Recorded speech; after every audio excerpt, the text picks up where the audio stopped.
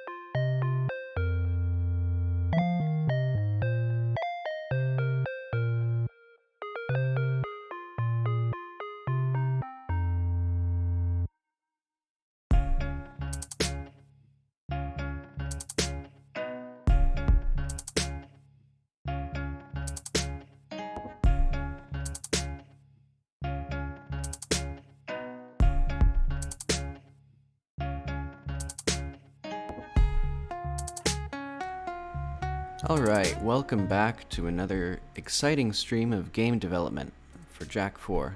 Actually, I'm going to lower this music on my end. Hang on, it'll get a bit loud. Okay. So, last time we were here, I was working on some dialogue. So I made this little text system where, like, I can write dialogue and there's like conditions, like if you've never talked to the character before, there's this stuff. I'm gonna lower that a little bit more. It's still a bit loud on my end.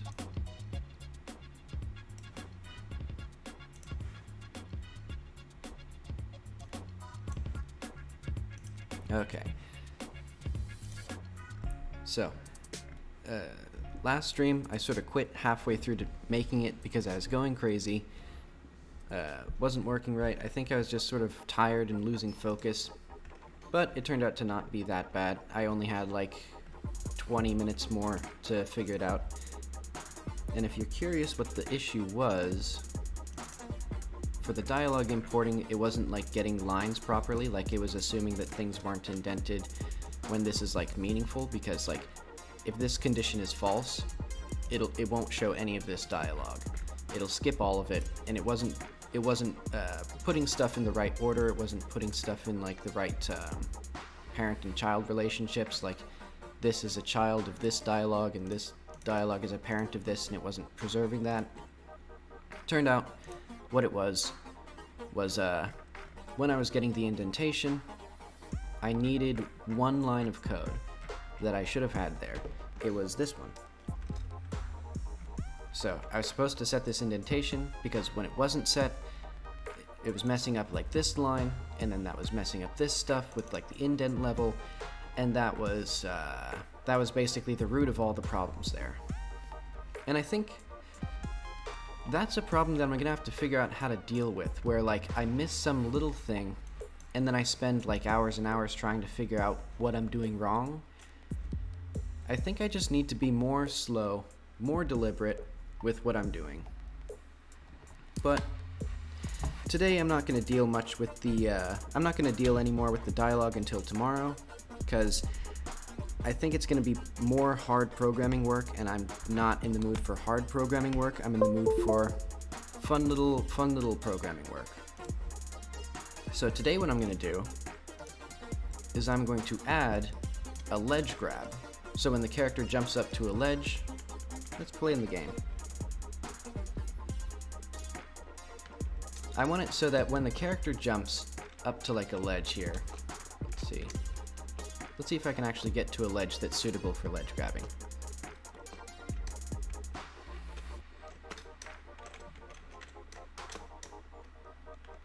So if I jump here, I want the player to be able to actually like grab onto this ledge. So I'm gonna have to figure out how exactly that's gonna work. And I'm gonna be a bit more deliberate about this. But I think first things first, I'm gonna make the animation, because that sounds like it'll be kind of fun.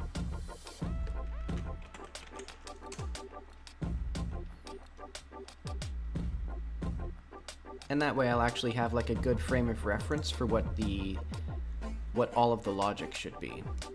Have a little character. Let's see. Where am I? Looking at the right thing.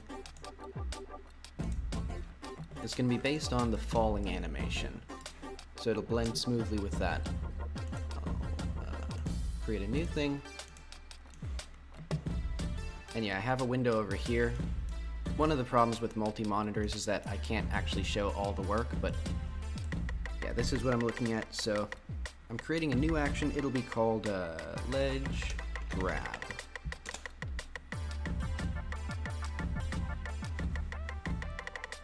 And it doesn't need to be perfectly smooth because it'll be a fast little thing. I think it'll be, so 30 frames. We're at 60 FPS for the animation, so it'll be half a second long, maybe less. Let's just get into it.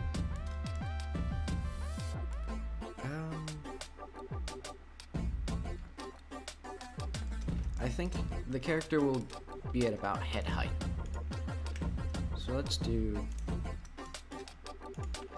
have her grab with her right hand.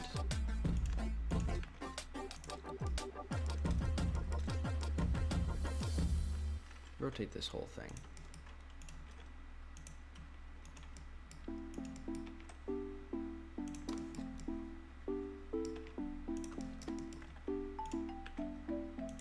And she'll be determined.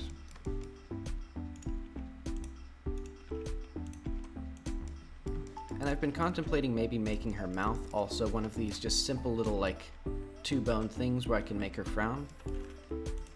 Because yeah, I've been thinking about this story and she might actually need to display emotions.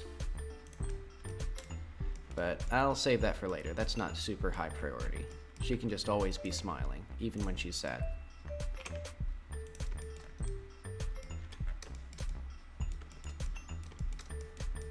So that's where she's gonna grab.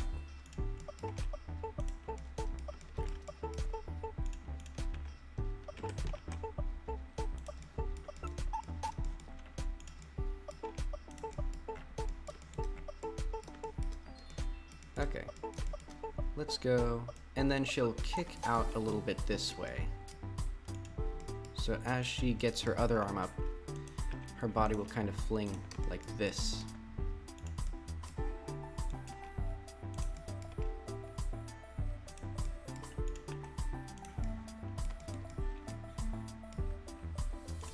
Let's move that down like that.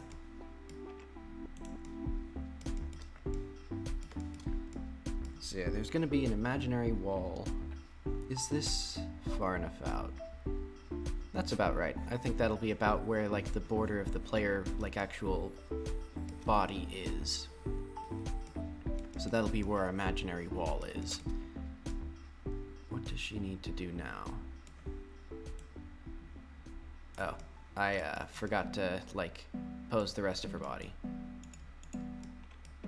Hang on. Where is...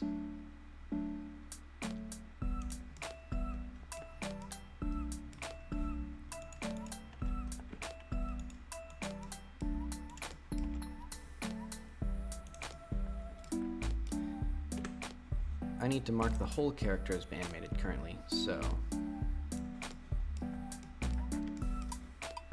Then I think her legs will come after that, so it'll be like that, I think.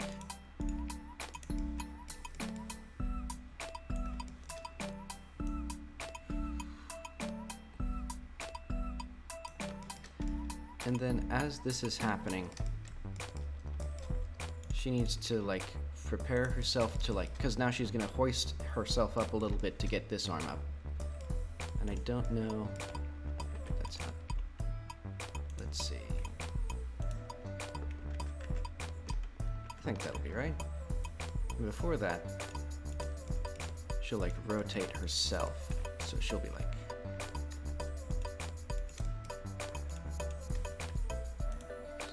individual origins.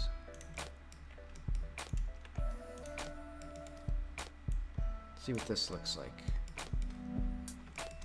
So she's grabbed on here, and she's gonna have like some continued momentum.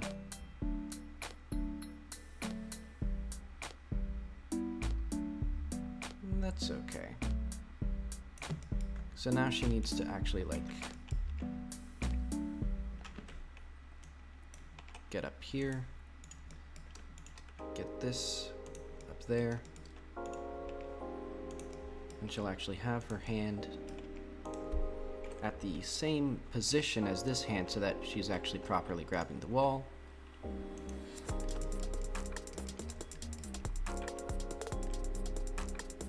Okay, that looks okay. Let's get her fingers opening.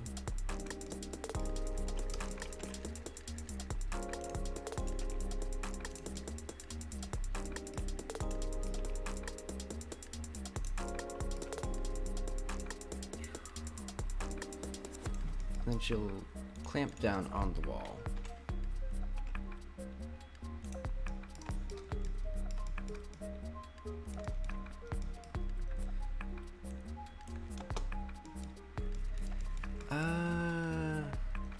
Not great so far, but oh well. Let's put her feet down.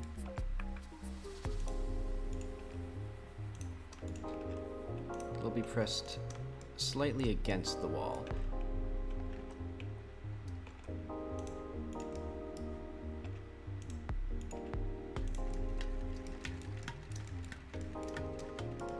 And her back won't be so crooked.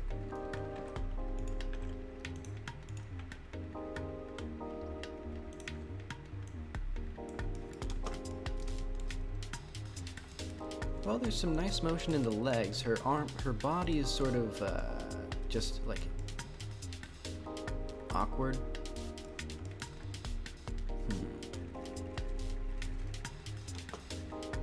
I think her shoulder comes up. I think I need her body to come back down so she settles into a more natural position.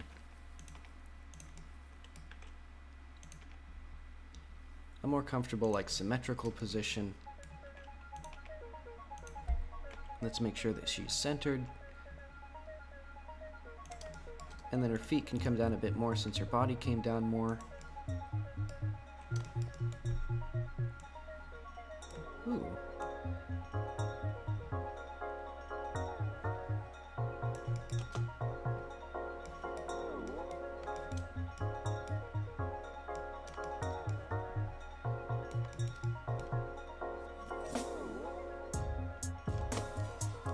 Let's extend this a little bit so it's not looping so much.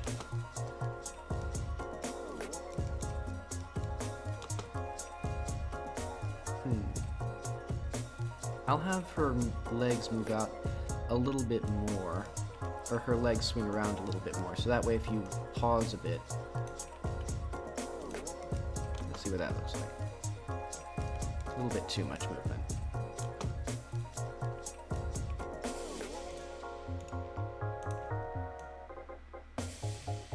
Let's have that move even less, actually. So that way it's not perfectly aligned.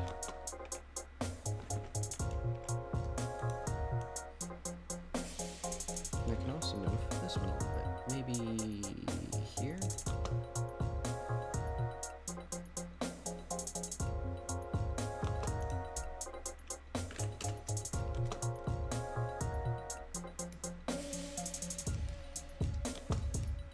And then I also need to have the body settle a little bit more, I think.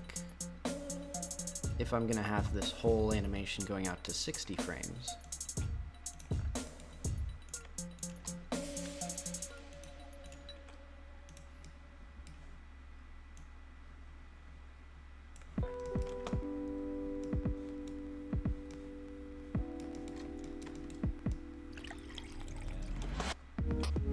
Actually,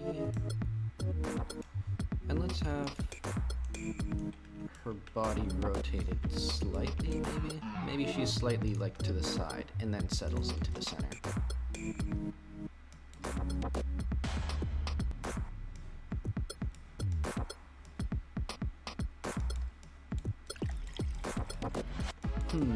I think it could be a bit more exaggerated. I think it could also have more, like, secondary motion. I'll actually add a bit of motion to the hair. That always turns out nicely, I think. Because her head's moving fast this direction. Is that just a little bit? How's her hair moving? Or how's her head moving now? So. And then it's a little too much.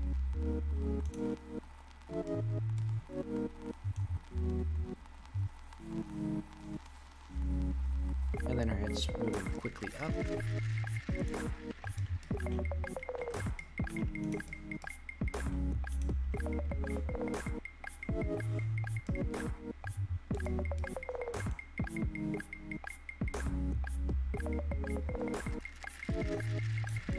And it's moving a little bit more like this. And then I think her hair can settle down.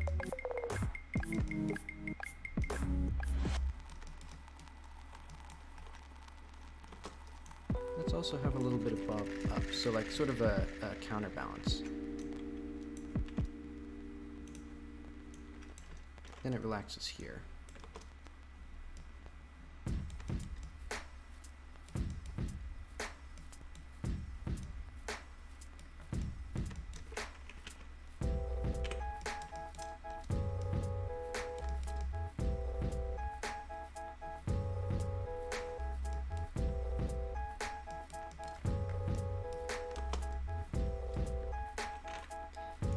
That's looking okay.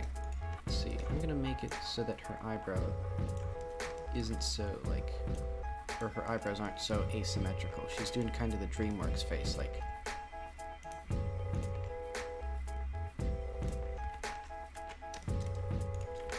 Alright.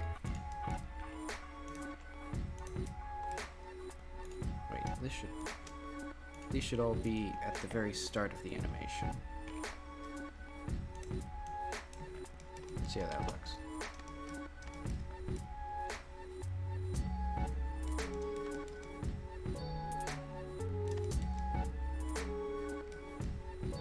That looks okay. There's certainly worse animations in here, like the crawl. Let's look at that crawl again. Oop. Wonderful. Just bad.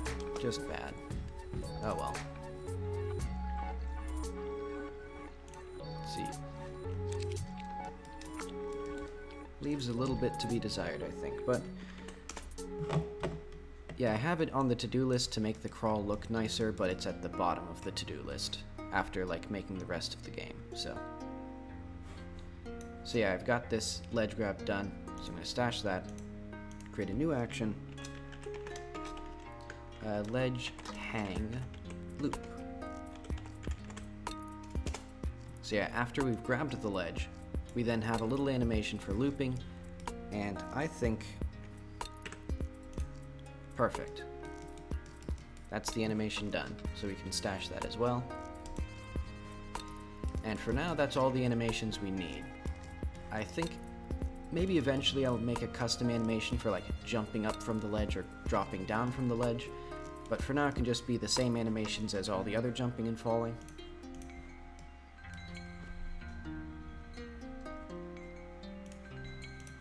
Actually, I need to export it.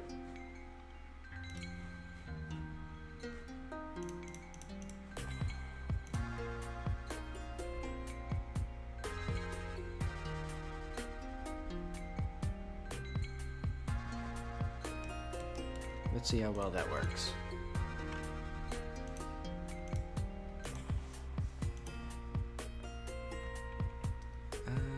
Jackie. So this is our mesh. See, we have our new ledge grab and ledge grab loop. So I'll add those to the state machine.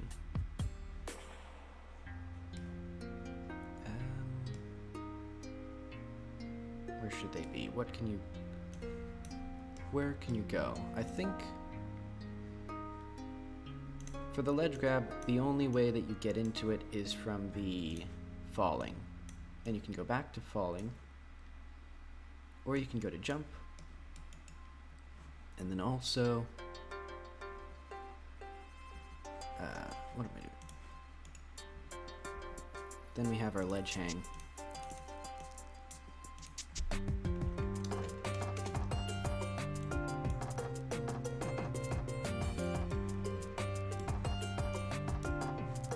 So we automatically go from the ledge grab animation to the ledge hang. Let's see that in action, maybe.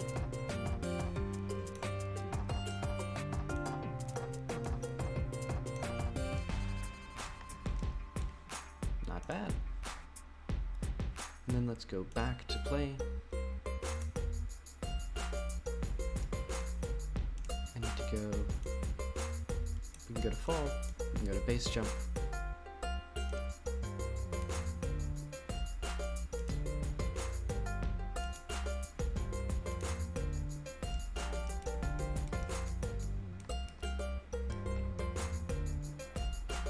Eventually I might need to push her feet a bit forward so that way she's like flush with the wall, because otherwise she's kind of just like jutting forward, but oh well. Okay, so we have the animations hooked in. Now what I need to do is figure out when you're actually going to ledge grab and like how to do the code.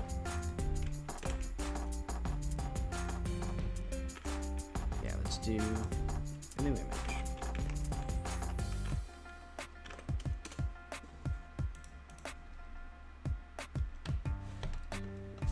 So there's basically two ways of doing this sort of ledge grabbing.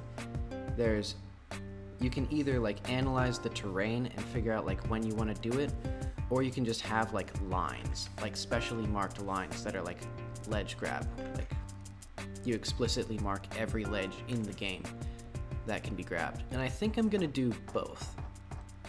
For places where I know I want the player to be able to ledge grab, but they might not necessarily like, it might be too complicated to figure out, like if there's like a little like crack in the wall or something, like maybe I want some little crack that you can hook into.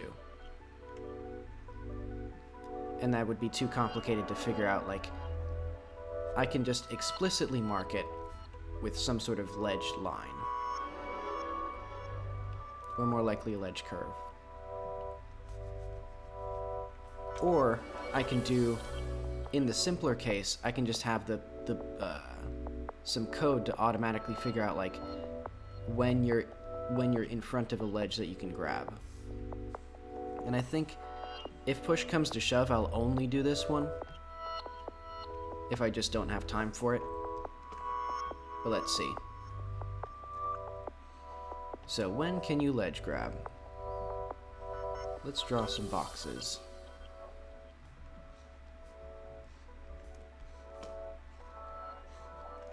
I know that it has to be a certain level of horizontal, like the ground has to be level.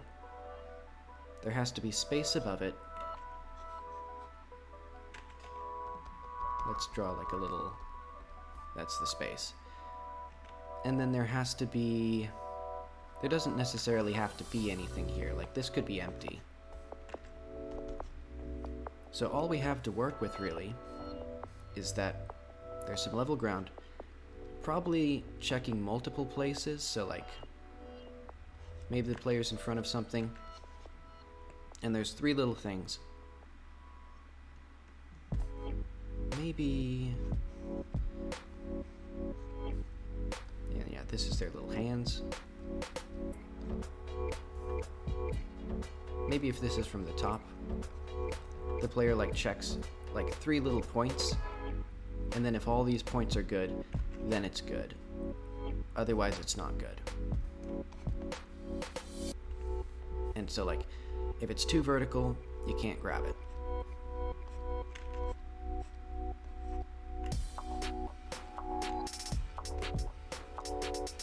And also, this is going to be based on what direction the player is holding. So like, the player has to be holding in a particular direction.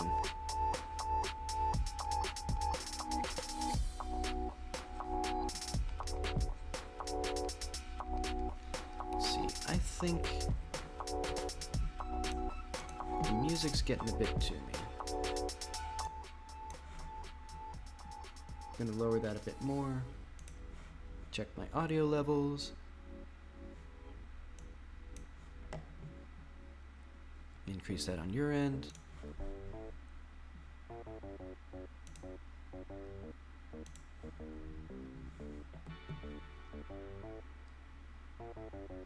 Okay, it's all looking good.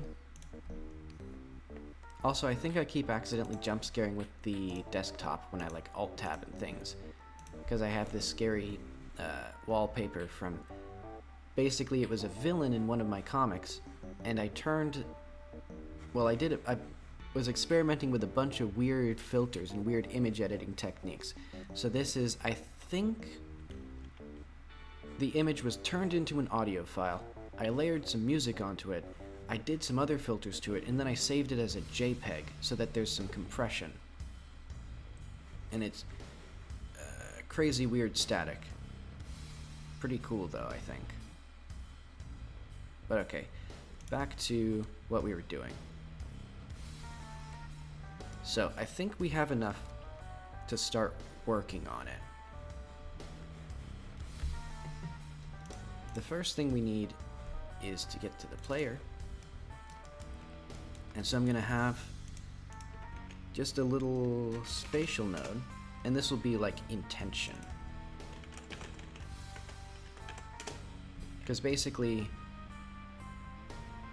the player themselves is rotated based on the actual velocity that the player is moving. So if you're holding this direction, but you're actually moving this direction, the player mesh is going to be rotated this way.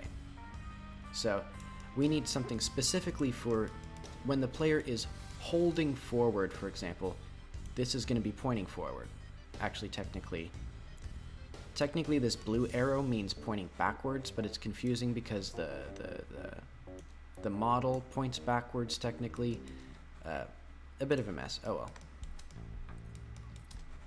Basically, I'm going to add a little mesh.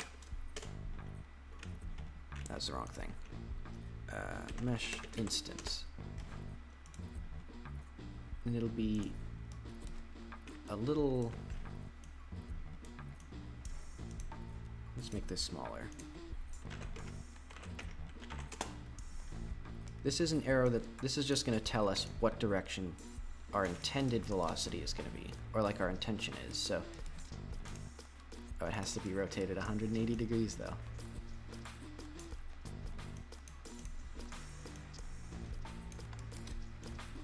Yeah, because basically, it's going to check in the direction the player wants to go where to ledge grab. So that way, if the player doesn't, like, the player's not going to hook onto a ledge that they don't want to actually get to, because that'd make them mad. They'd feel sticky or something. But alright, so... on ready, variable, intention is our intention node.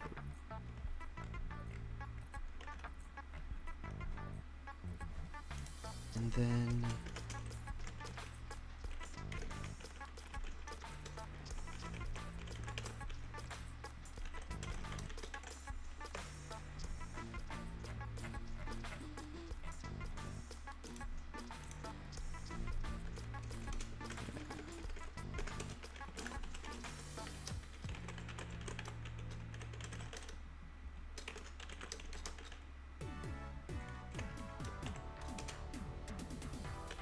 y equals 0, steer.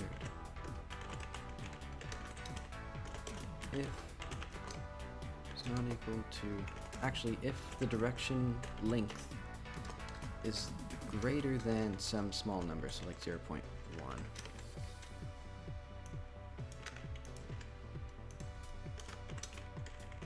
So if we're not really, if we're, nah, even if you're holding the analog stick just slightly, it'll rotate the intention to match you. So if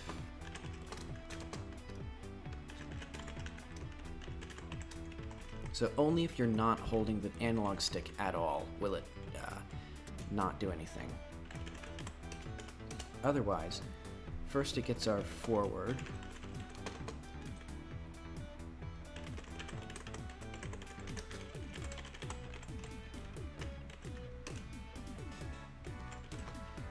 Axis equals forward cross. So this will be our axis of rotation. When we rotate this little thing, it'll be the y-axis, but we just got to make sure that we actually can get it.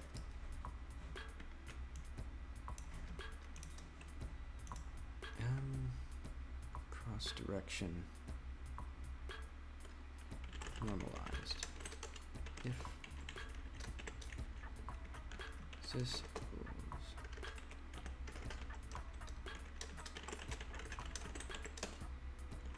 actually, to be more clear about this, the only way that the axis isn't normalized here is if it's equal to vector 3.0. Basically, that just means they're either exactly 180 degrees apart or they're exactly pointing in the same direction. Otherwise, this should be pointing either up or down. And then our angle equals forward angle to direction, intention, global rotate, axis angle.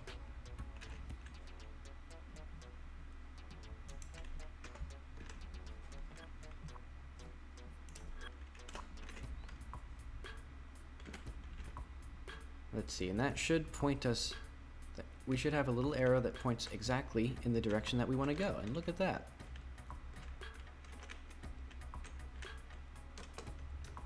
So now we have a thing that always points forward, even if the player is, even if you can see them, I'm holding forward so the little arrow's going that way, but the player isn't actually moving that way, so they're rotated. Perfect. And now we have the, we can figure out our raycasts. So to get the information about where the ground is, I'm gonna do casts to 3 different points. But first I'm gonna figure out where we actually want the, what is this? I'm trying to figure out what I'm doing. Okay. So we need to make it so that this, or the hands are going to be flush with the environment. I want to see the animation here, so that way I can actually see it.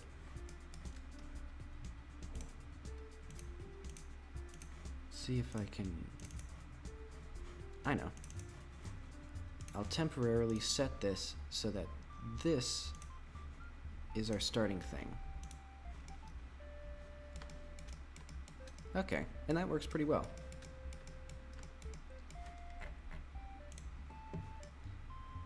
So, we need, let's say, hand cast.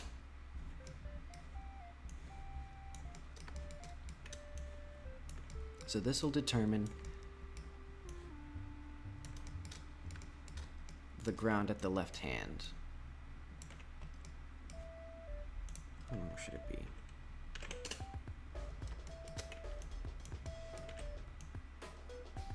Have a right hand cast, and then we'll have a forward cast or something like that.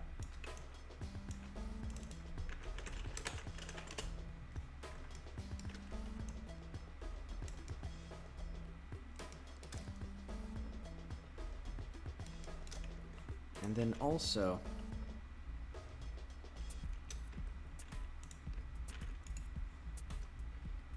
like a reference, so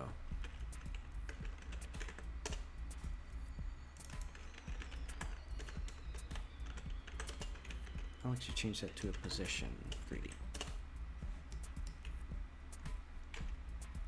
So this will be like to help us figure out where we should move the player.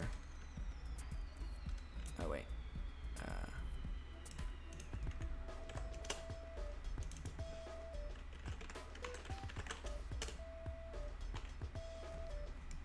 So yeah, how far up or down to move the player when we figure out where to grab the ledge. I'm going to move that a bit further in, because we don't actually need to be that far out.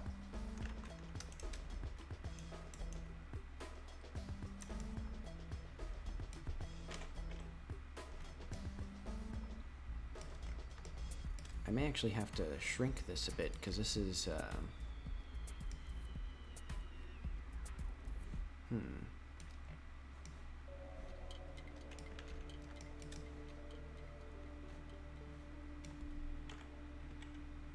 You know what? I'm gonna fix this by moving the player forward a little bit when they're ledge grabbing. Maybe. That'd actually be kind of a pain.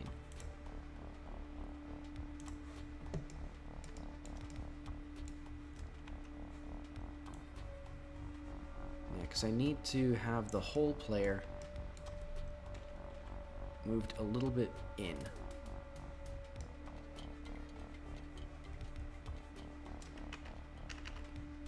Because otherwise they're going to hit the wall here and not going to be able to ledge grab.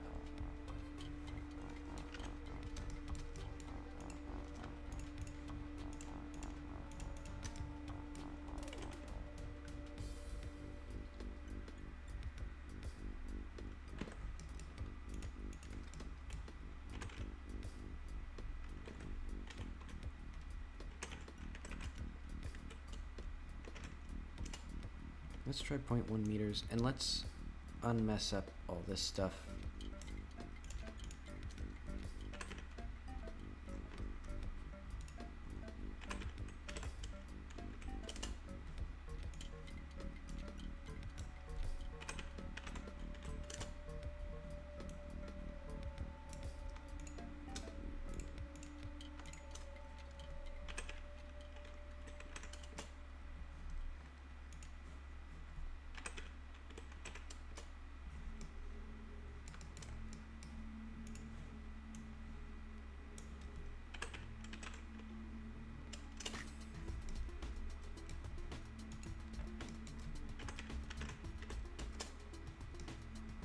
So yeah, I think that's okay. So basically,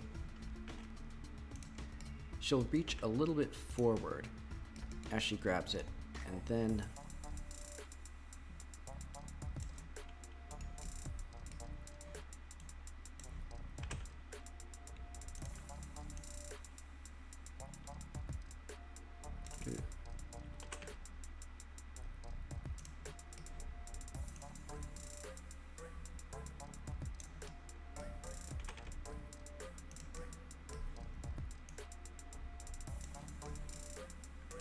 this one.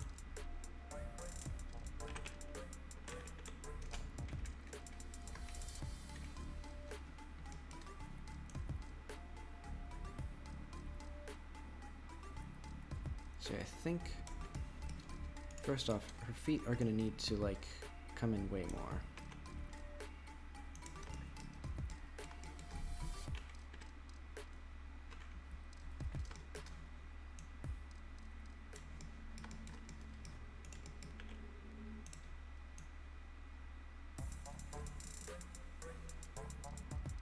Let's see how this looks.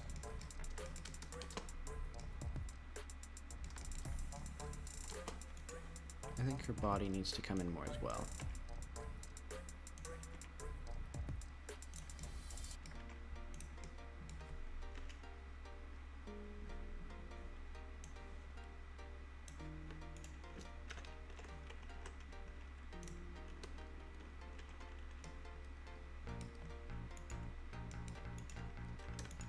And her back's gonna straighten out a bit. That's weird.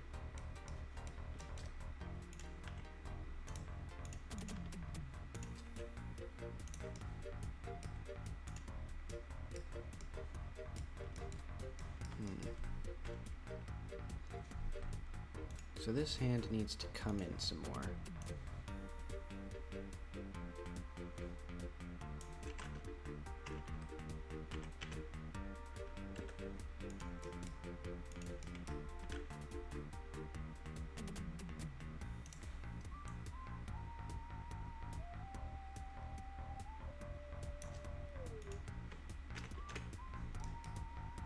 And this needs to be rotated so that way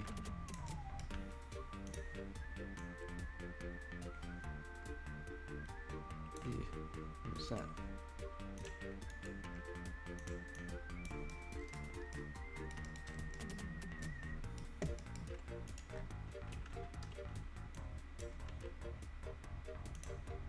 And the elbows will come down so that she's in a bit more of a comfortable position.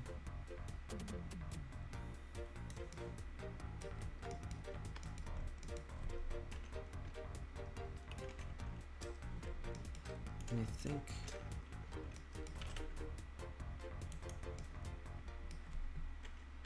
because I want her to be mostly symmetrical, so that way it's more of a comfortable position to be in, or a comfortable looking position, because you don't want to be resting at like a crooked angle.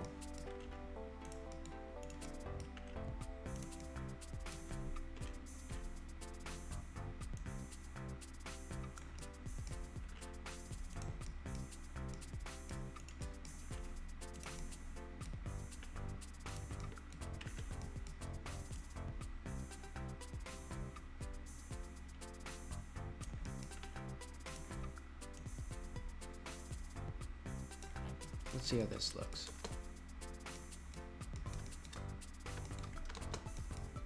I think her body needs to come way in when she's pulling in, so like she's out here, her body basically needs to be like slamming into the wall right here.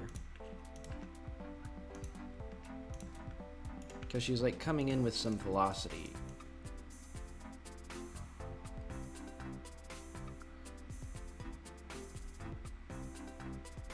Didn't really work like I wanted it to, but oh well.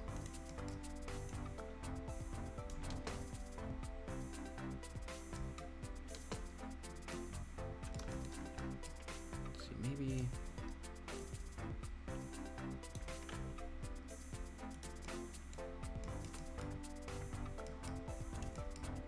her knees need to be see how this looks.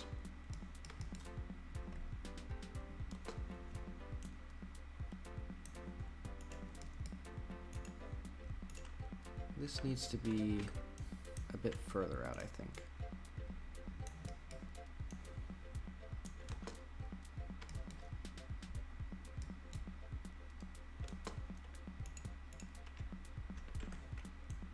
I think she needs to be like way further as well. So like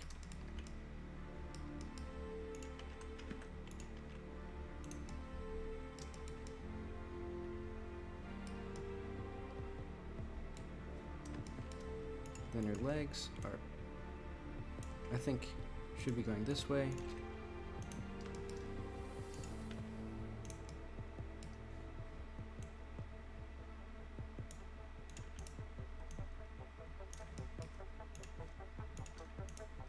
See what that looks like.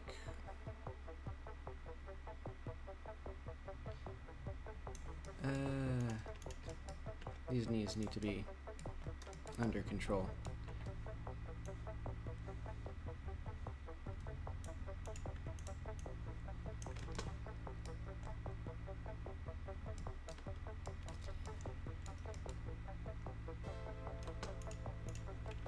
Let's have her other leg be like kicked out a bit more.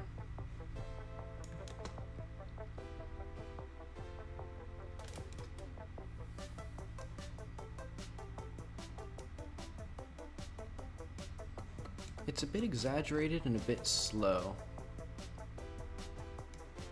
but it's in the right position, so it's good enough for now.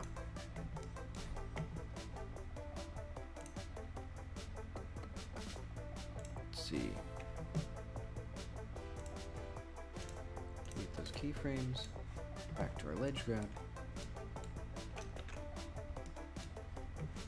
So I've copied the pose, and then in our ledge hang, paste that pose. So yeah, now we have our new ledge grab and our new ledge hang.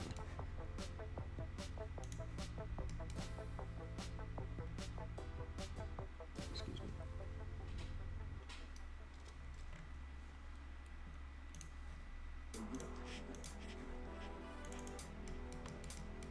Let's see what that looks like.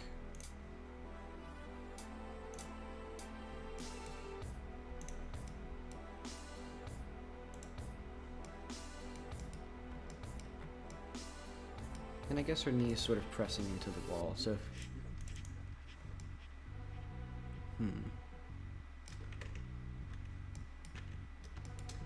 I changed... oh wait, I didn't export it.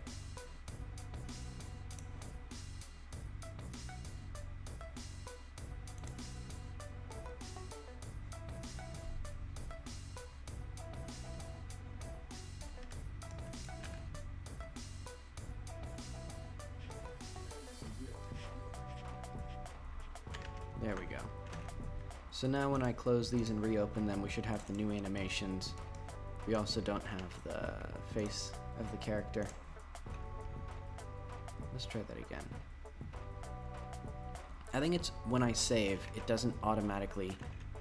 Like, I have a thing where when I save, it automatically does that export, but I don't think it does it right. Like, there's something wrong with it, which is very, not convenient for saving now.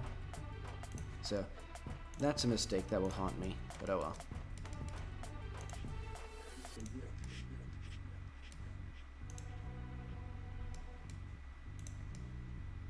I think there could be even more, like, swaying back and forth after.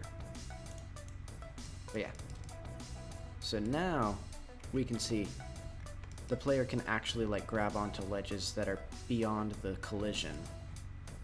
So let's move our hand cast and center cast and reference.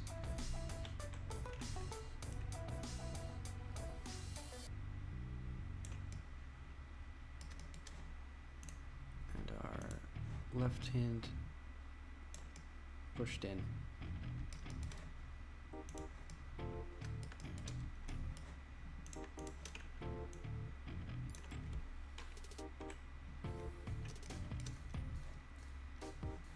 Where's our reference?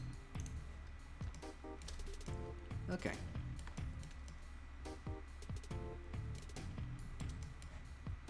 think this one can be more like half the size, because eventually this is going to decide.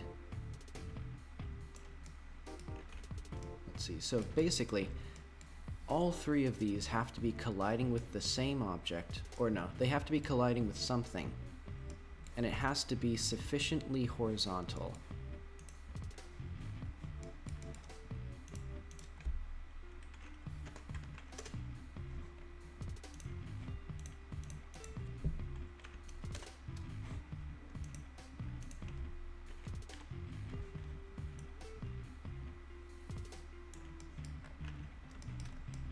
So yeah, we basically have our little things.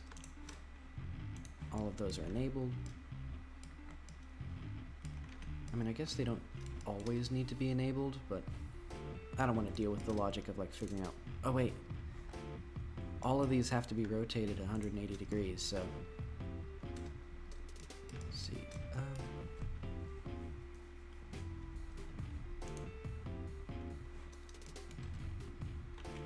How do I rotate about this?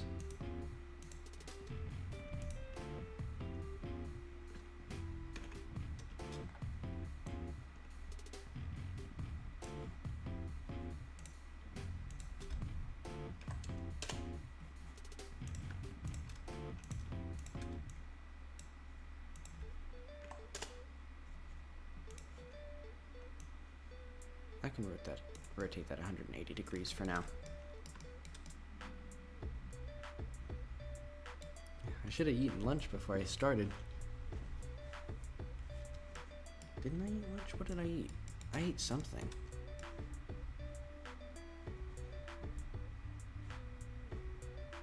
Okay, perfect. And we'll have our new ledge hang. So we'll have a new state for our state machine and a new transition. So when you're falling,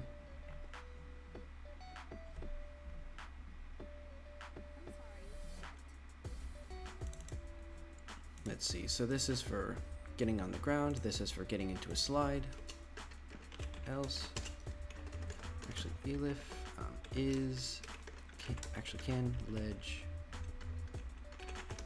grab. So I'll make a new function called can ledge grab. Next state equals state dot ledge hang.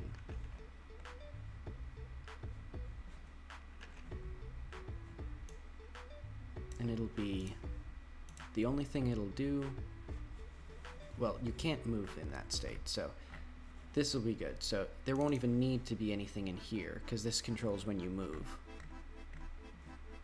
Can ledge grab.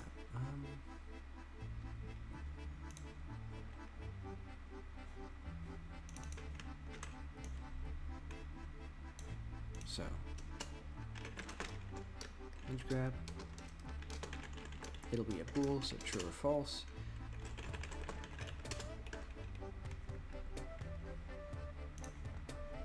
For now, set that to just do nothing. State, because I want to add the ledge hang stuff. Mesh transition to ledge grab.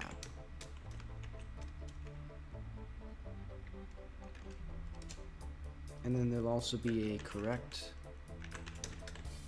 actually snap to ledge. And that'll be another function that you can, that I'll make, so it'll be snap to ledge. And for now it'll do nothing.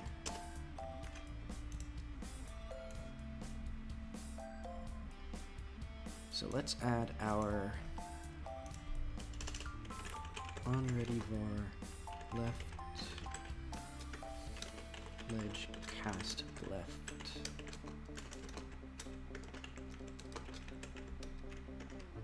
is intention left hand cast var ledge cast right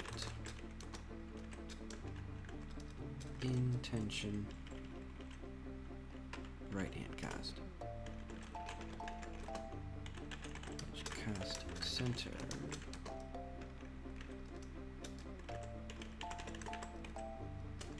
Center cast. Far ledge.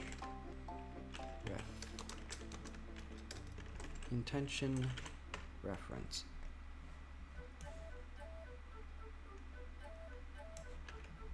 And then for now, to decide when you're in the ledge grab, we'll do return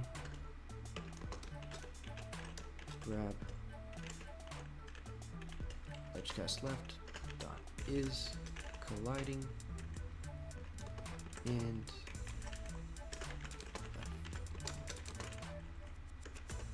far right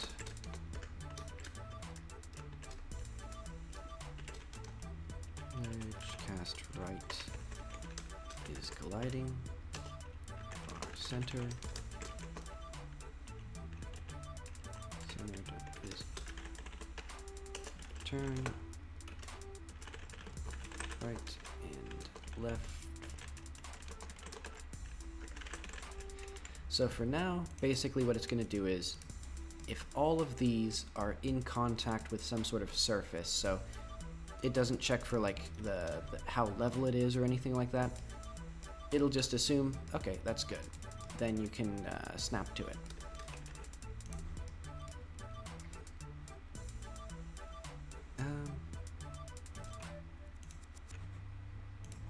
All right.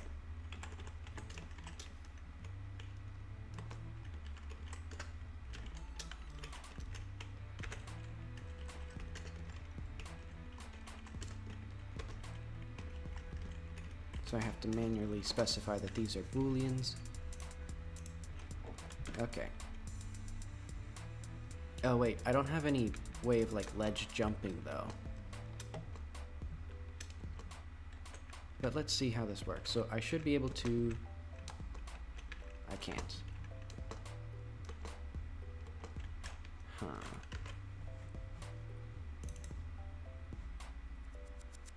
Right in center. Maybe I'm not... Okay, now I do it. So it's a bit finicky, so I'll have to probably make it... maybe center and left or right. So basically that would mean that this one has to be colliding with something, but then it can either be this one or this one. It doesn't have to be all three of them at the same time. Yeah, and I don't have any way of jumping out of that, so let's add the ledge jump now.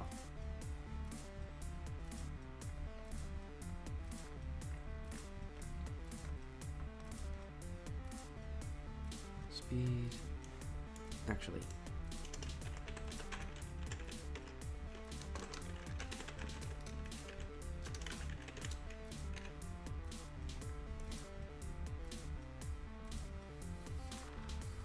Let's try it with just the crouch jump. So I won't even bother making a new state for it.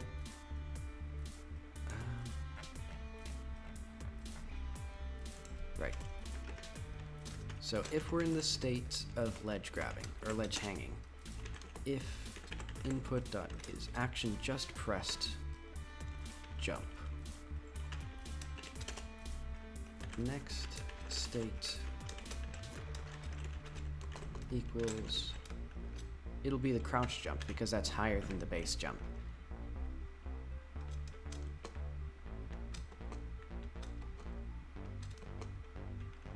Let's see how this looks. Okay. There we go, we have our ledge jump, but I just need to make it so that the visuals line up properly, so that way like the character actually rotates to look at it, and also yeah, so let's do that.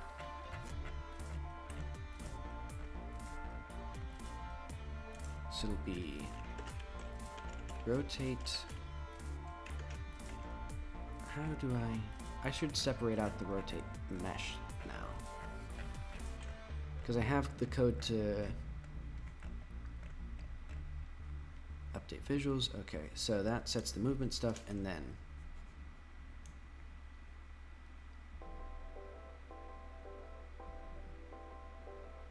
input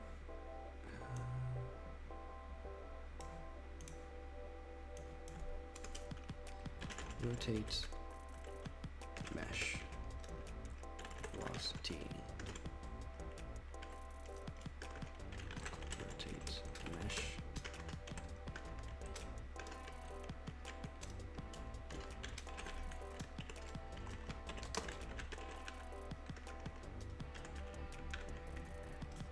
So yeah, splitting that out.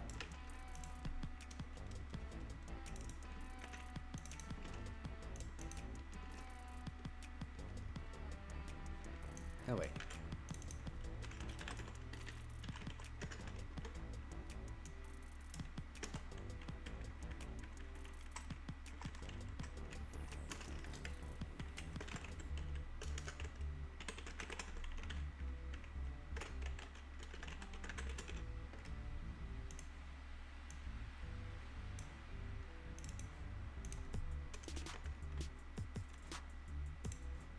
Alright, so we have that, and then I'm going to do rotate mesh negative tension global transform basis. Let's see. Is that, or maybe it should be the other way around. Yeah, because basically it's going to rotate the player. I think it has to be that. Let's see how that looks.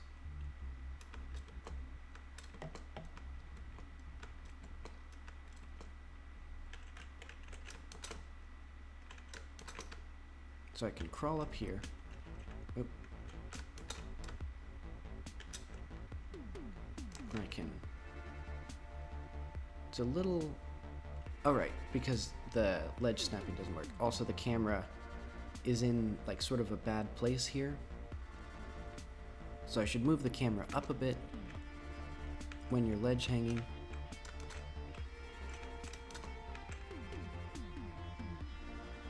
I'll do that soon. Actually, I'll do that now.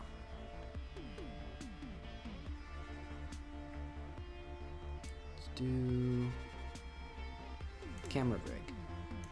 So, constant raise when ledge grab raise, and it'll just raise you by, let's say, 1 meter for now. Let's see how that looks.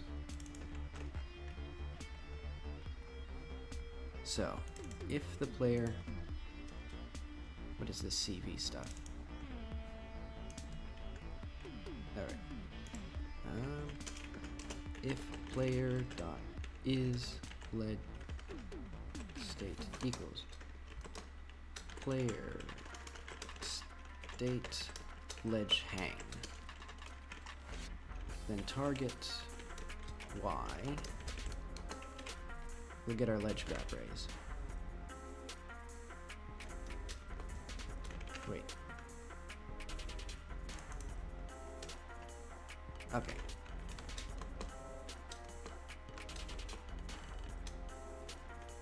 This is a nice coat. Yeah, so if you weren't here for one of the streams, I made it so that the character has a randomly generated coat. And this one's pretty cute. And then I can press F1 and generate new coats.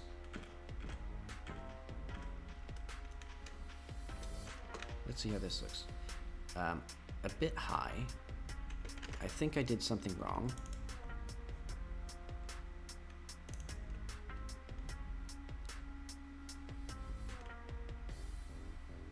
Why?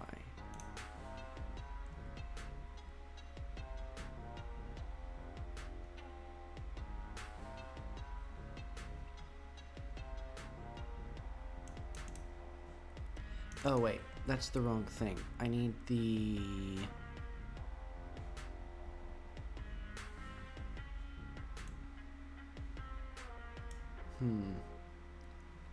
Because target Y is what's set for the player.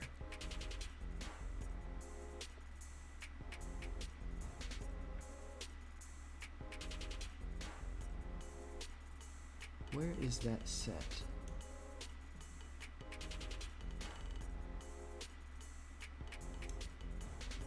Equals max forehead target Y.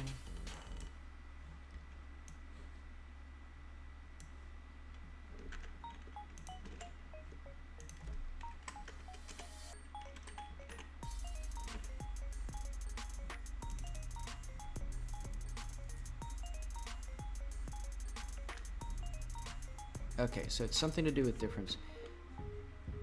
I think I'm putting that in the right place now. Because it should just raise the camera up a little bit. It shouldn't shoot it up in the sky like that. I think I might be doing... I was doing something wrong.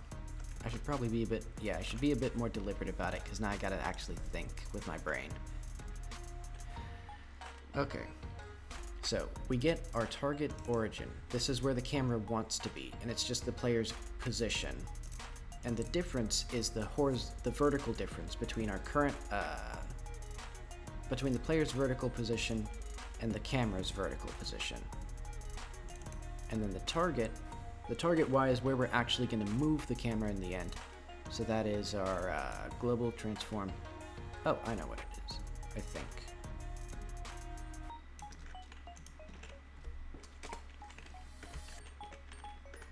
This should be difference. So basically,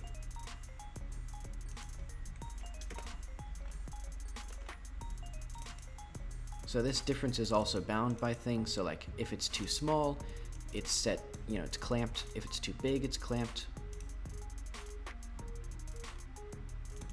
Let's see.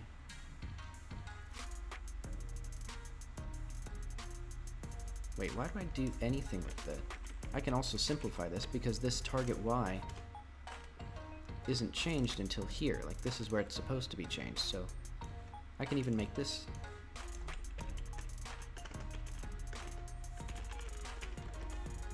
So it equals the clamp. Min camera diff max camera diff. And yeah, if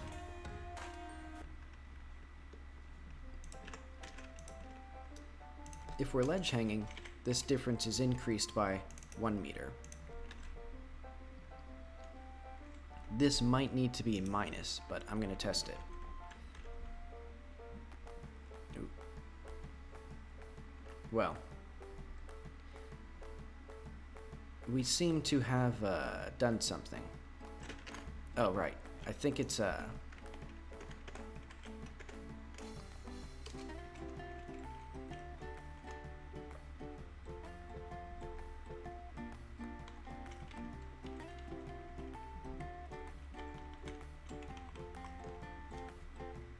going to change this to the player. So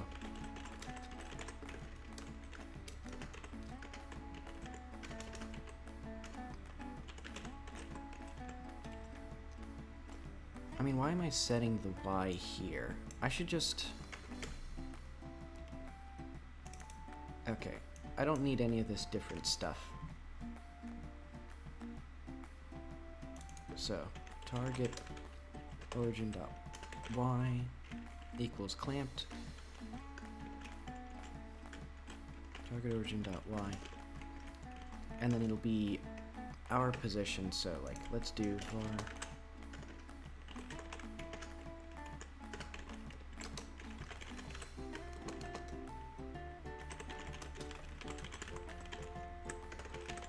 so, pos is our current position of the camera thing. I don't need that target Y, and I don't need.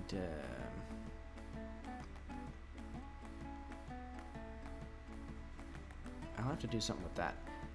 So this will be. Eventually, I'm gonna have to fix that. So. Target origin. So yeah, our target origin will be higher up.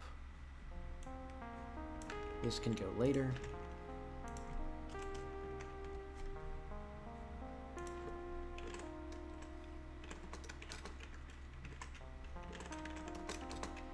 So yeah, our target height can never be more than this height away from above us, or more than this distance 1 meter below us, or more than 0.8 meters above us. I think those can be swapped now.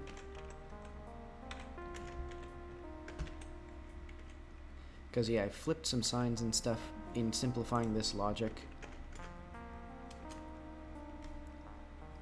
So I'm also going to reduce that slightly so that there's not so much like visual complexity here.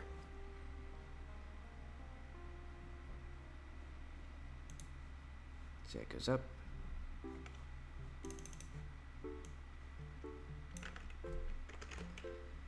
And then if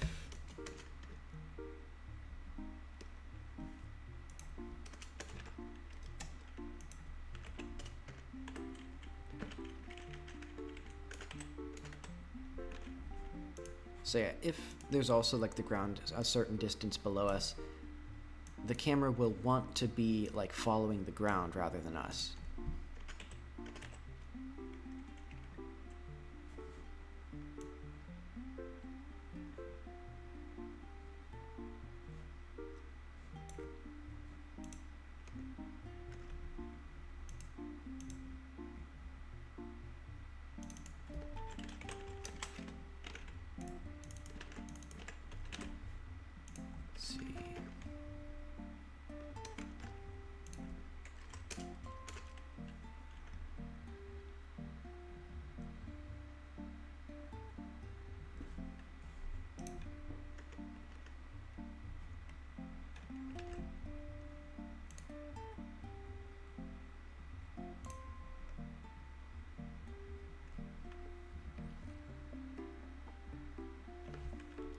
Alright, let's see what that does for now.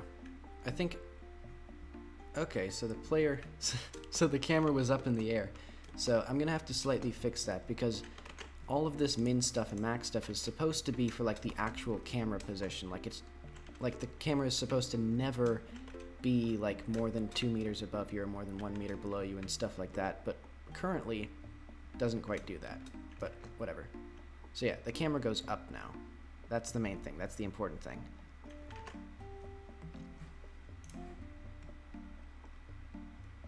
So now I need to fix all of this stuff.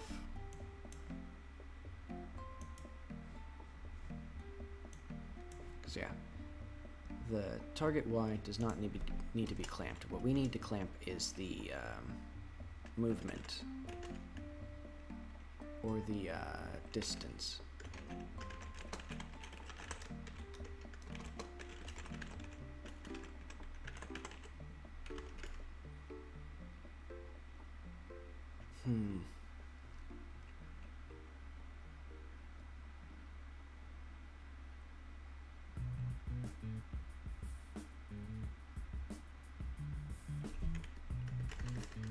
Let's do like V movement.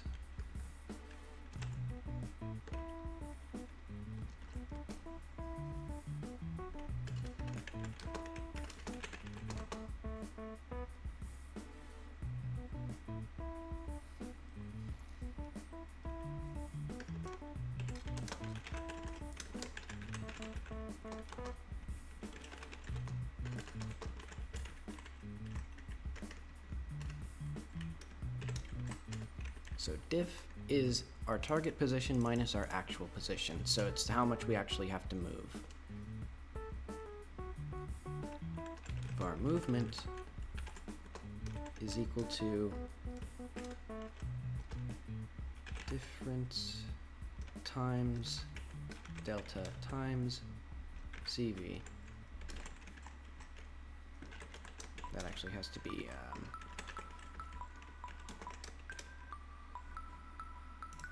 okay. So let's see what that does, because this should be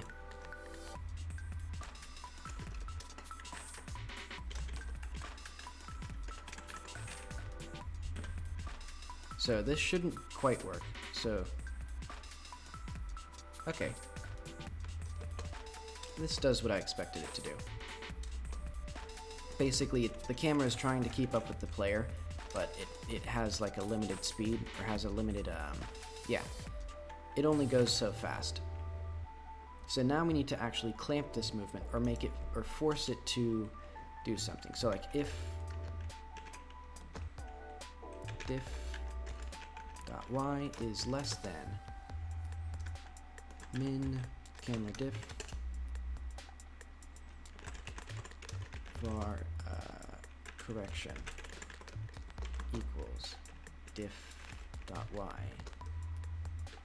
minus min-cam diff.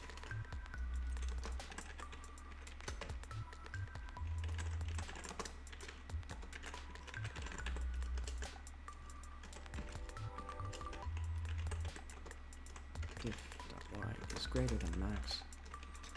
And so this should fix the vertical component. And let's add a horizontal camera diff.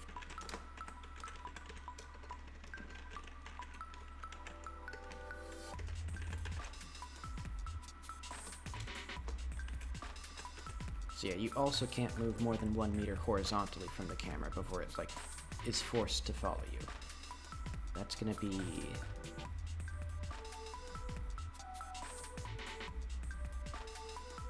where was I? I've completely lost my position. Okay.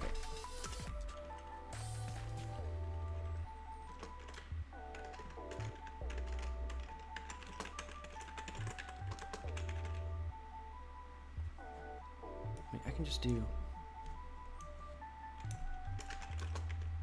2 equals clamp diff.y min camera diff max camera diff far correction equals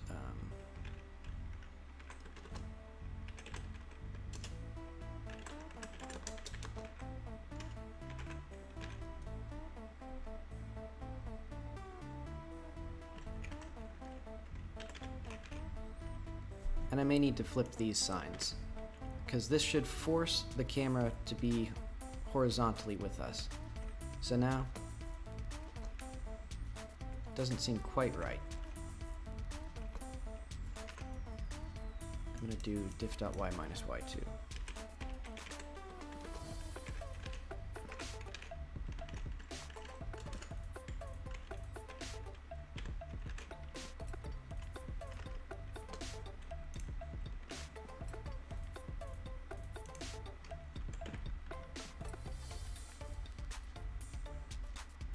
Basically, I want it so that I don't think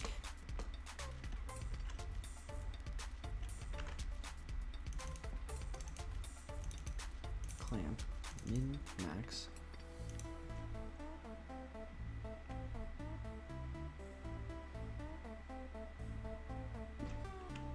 no, the correction was right. Y2 minus diff dot y. Because basically, let's see if I can paint with the mouse. I don't need to. So, let's say the player is here. The camera is like here.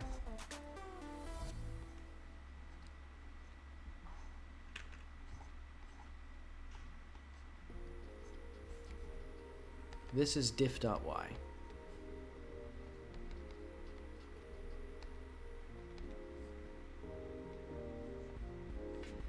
And then, let's say that the camera is only supposed to be within this range. So this is y2, because it's the difference clamped between min camera diff and max camera diff.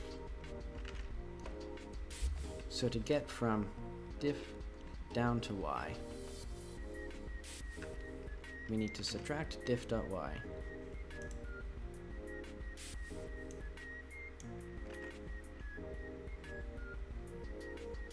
Yeah, because this needs to be negative to move down, so if diff.y is greater than it, this needs to be negative, so it is y2 minus diff.y. And then the movement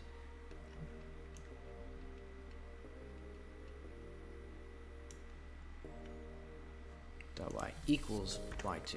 It'll just equal it. It won't actually do anything else.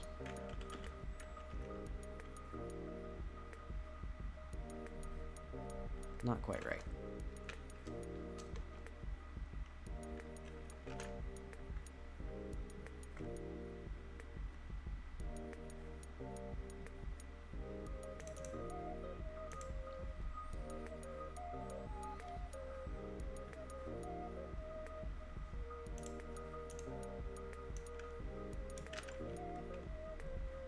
and also this CV. Wait, what is this CV? Because that needs to be here.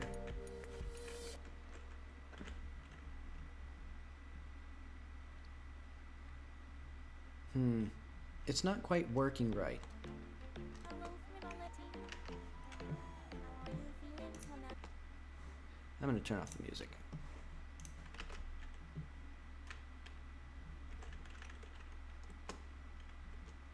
Yeah, because now it's following the player exactly.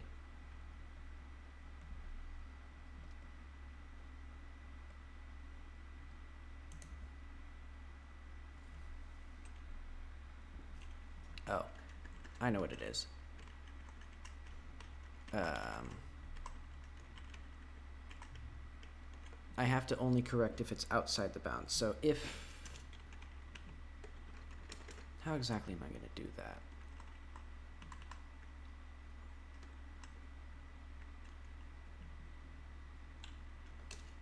If y2 is not equal to diff.y.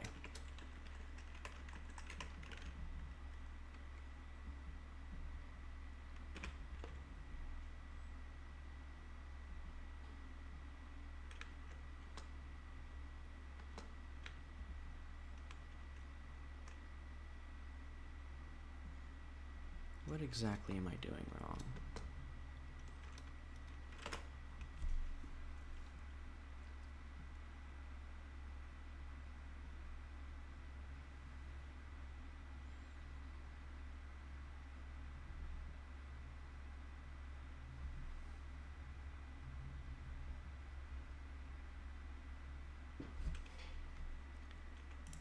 I think...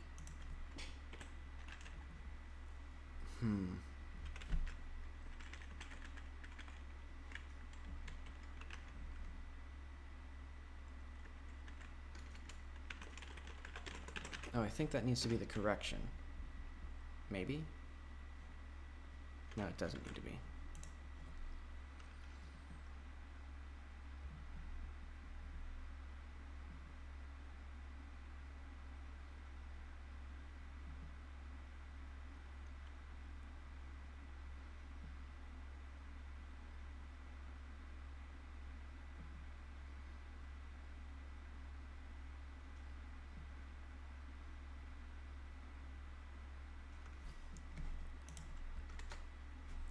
What if I just do all the clamping after? So like, we have this. Let's do the position. Position.y.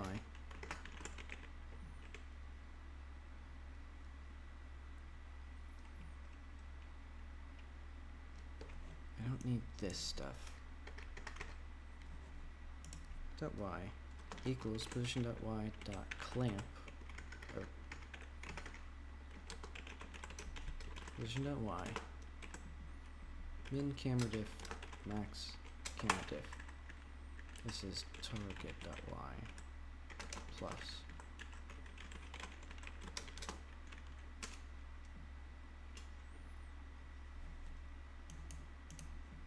and then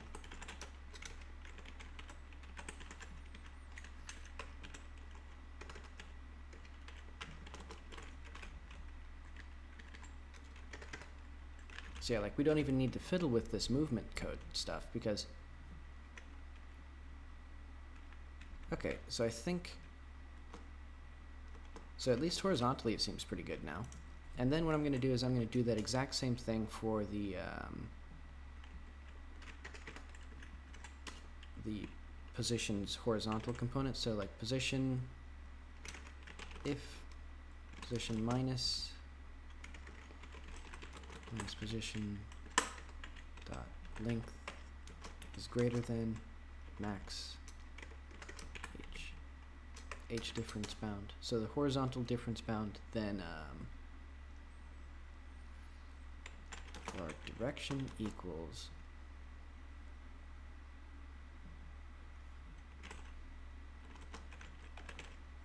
so I need to get the line from like, so if position is here and then target is here,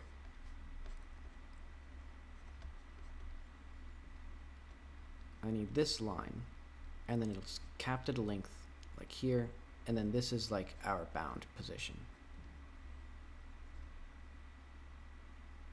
So yeah, it's position minus target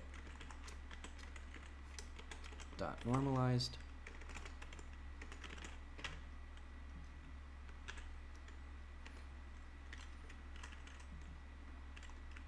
actually, let's do var h target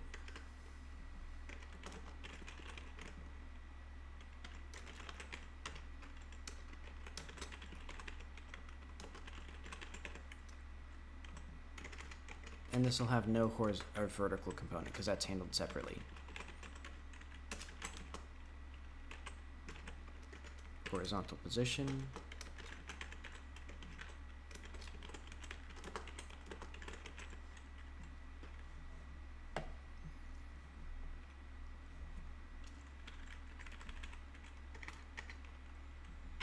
horizontal target minus horizontal position, direction equals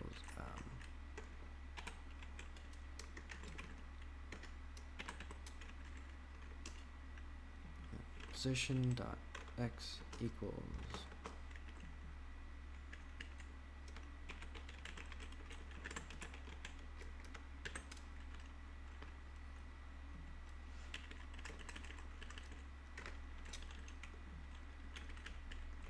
ht dot length not equals horizontal target plus dir.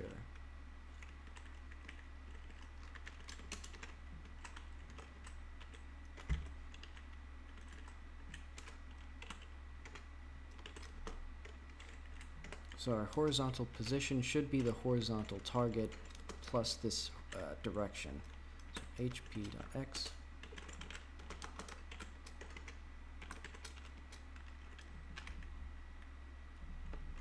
all right, let's see what that looks like.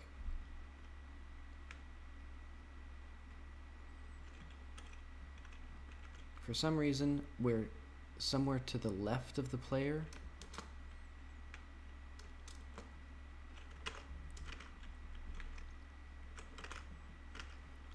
Or we're like at this certain offset rather than with the player, and it's the same offset.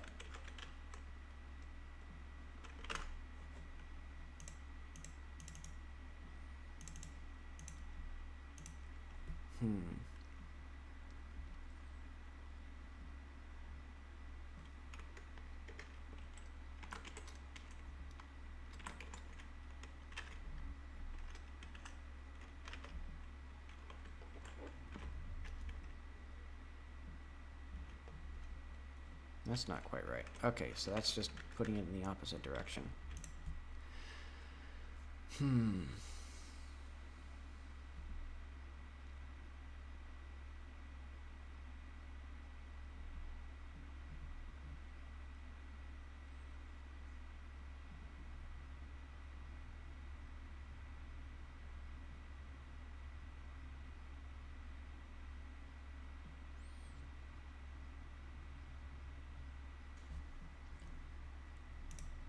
So if they're too far apart, this is the thing in question. So for some reason, this direction is not right.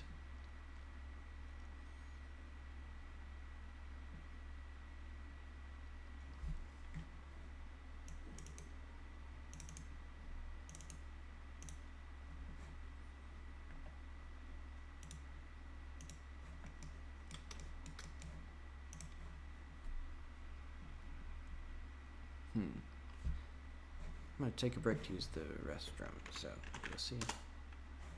I'll play some music.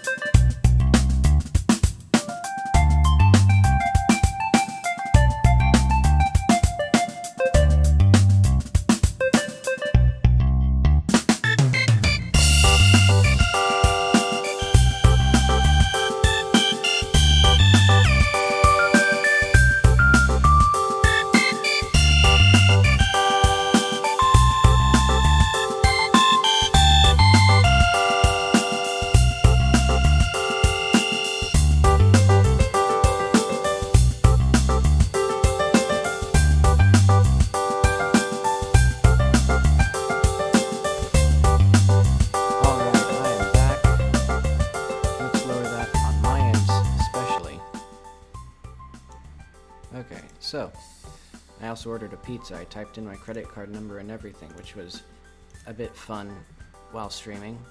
Probably not a smart tactic. Okay, so that's good. That animation's good. We can,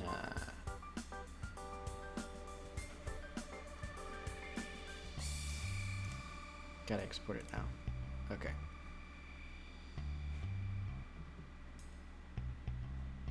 I think it's taking its sweet time. I'm gonna remove that. Save one more time. Close that. Okay, so I gotta think this over with my brain. This direction should be flipped, because it's the direction. It's getting from the target to the position, but only with some distance.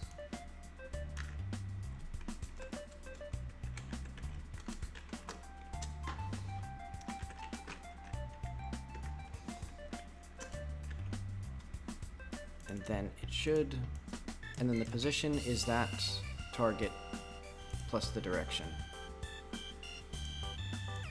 And we have all this.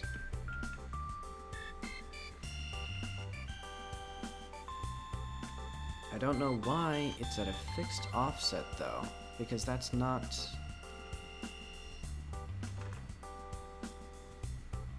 I think it's moving further away or something.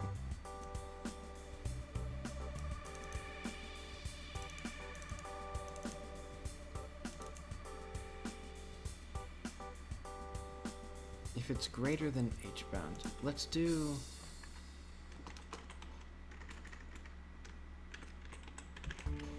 Maybe it's like forced to be at the edges? No? Alright, let's try...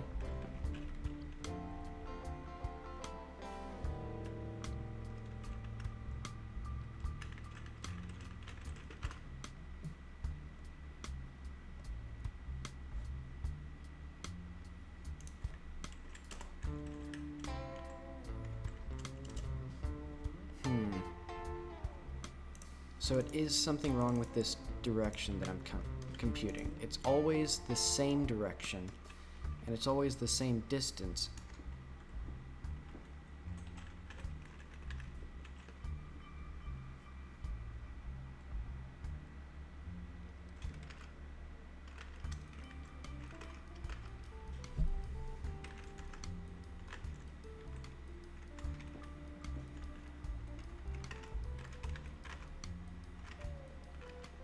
So yeah, we can see...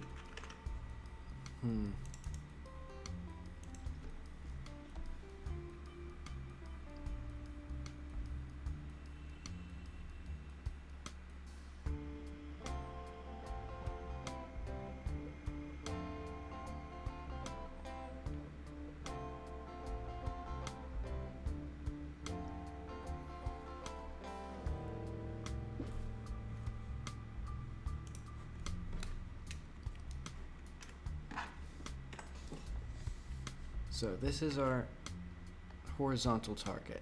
So this is like viewing it from above. Actually, I'm going to move that to the center. So around it is some circle with a distance of our HDiff bound.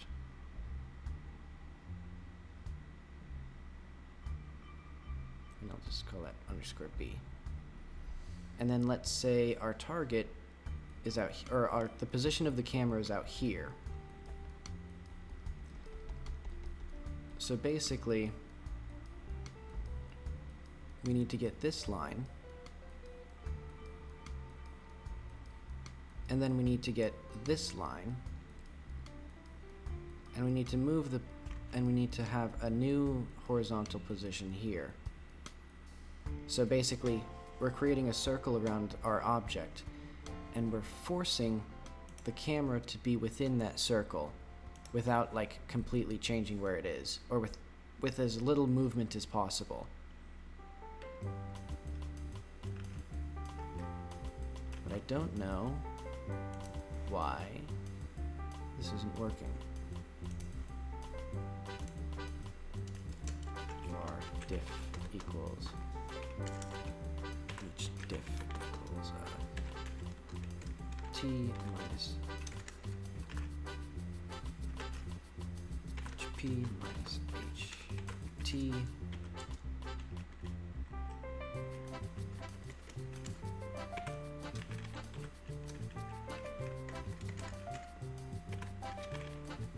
normalized.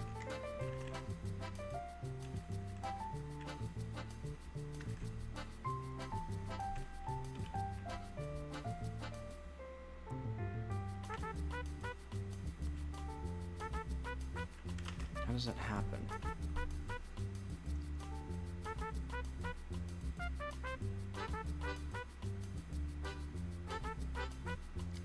So for some reason I'm moving further out. Maybe it needs to be minus the direction, but that doesn't make any sense. Yeah, it's just a constant direction. But this should be based on the position. Like this is actually, like this position is actually, like it should be changing every frame.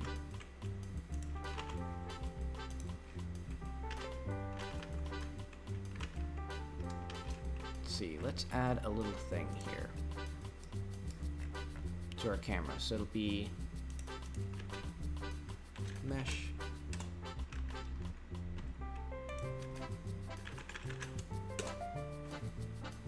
So this will be where the camera is.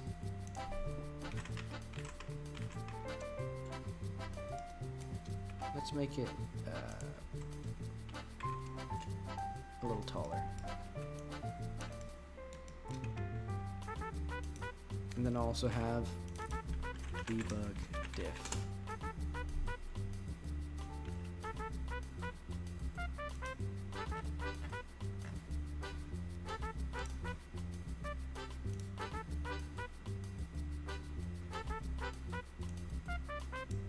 Actually, that can just be out here. No, that's the wrong thing.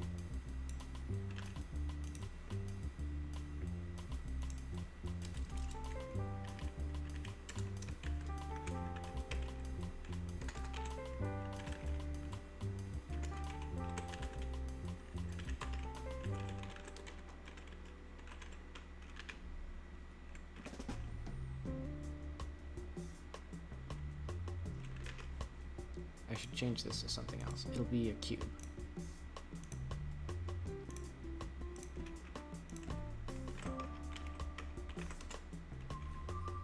And it'll have its own little material.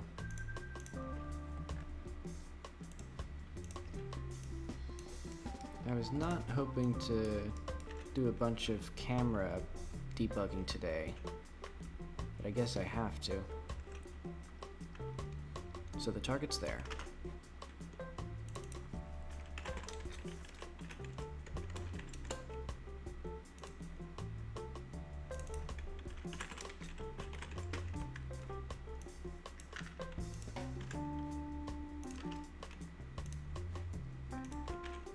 Let's make a new material for another little cube.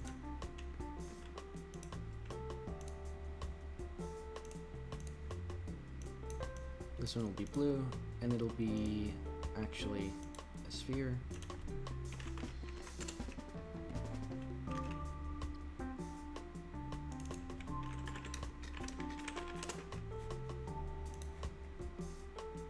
And this will be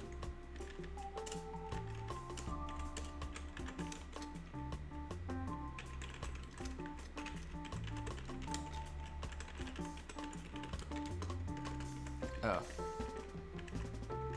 I'm an idiot. It's Z. I had Y and I should have had Z. Okay, so that's basically this, all done. I probably don't even need to do this, but, well, target. There.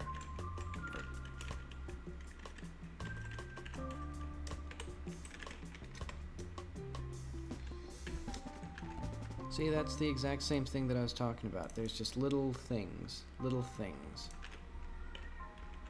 where I'll get stuck for a while. Yeah, see. Now we can see exactly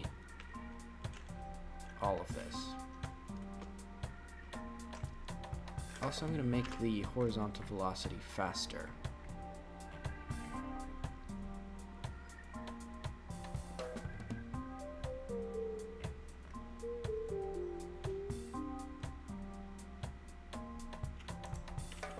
Or maybe const h.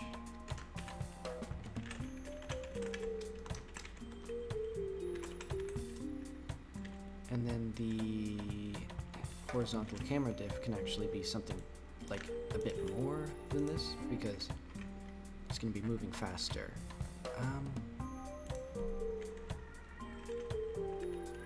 Equals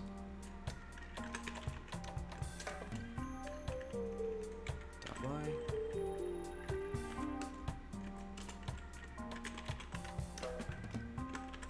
diff dot x times min delta times h correction 1.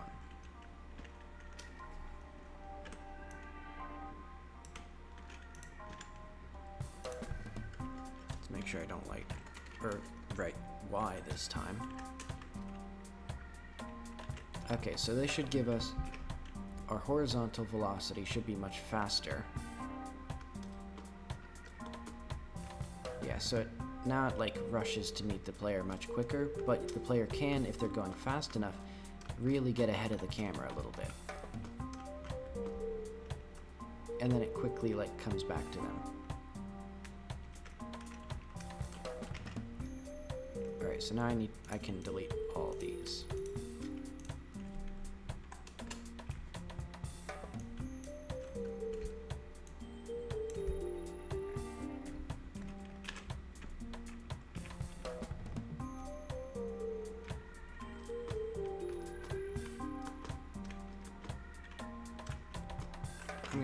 I'm gonna constrain that a little bit actually.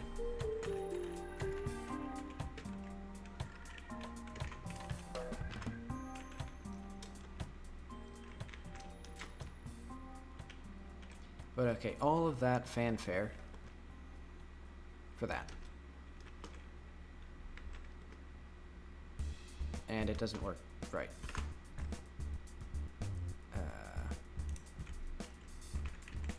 Let's just raise that to 2, see how that works for us. Okay, so now it's going reasonably.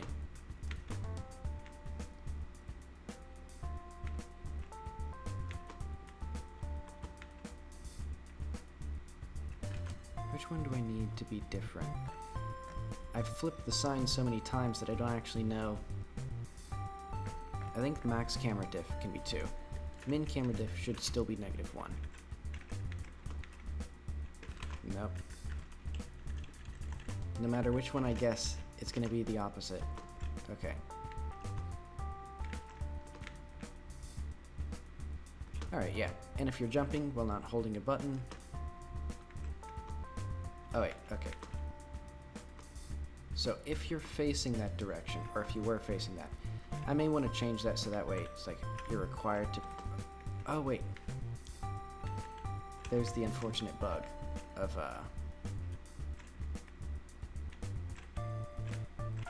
if I move exactly backwards and forwards, the arrow doesn't change. I'm gonna actually fix that right now. And I know how to do that.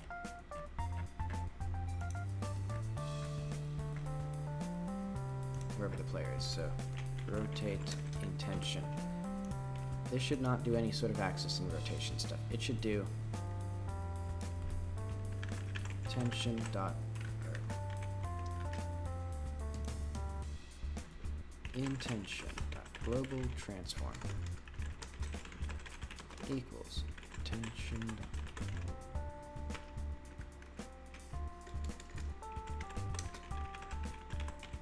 looking at intention global dot origin plus dir.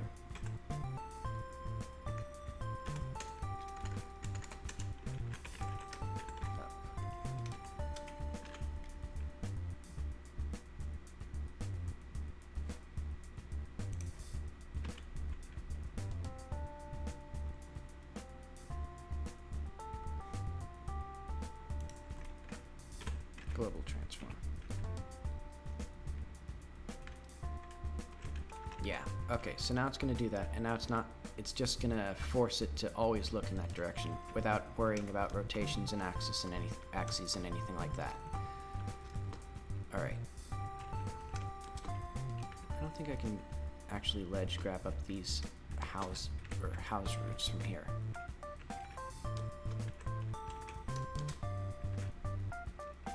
Okay, but I can ledge grab up to here.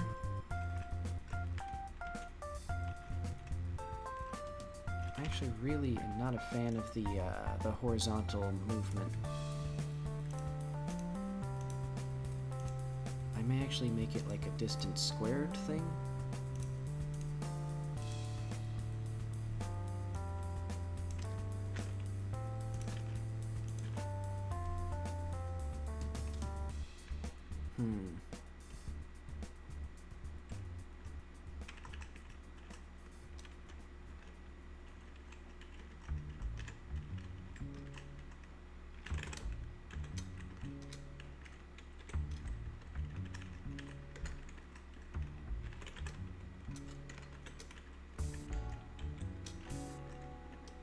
I should stop copy and pasting things because I'm going to keep mixing up X's and Y's and Z's.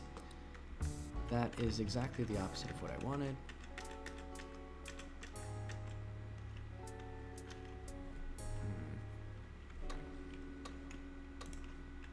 Let's just increase the speed to like 24.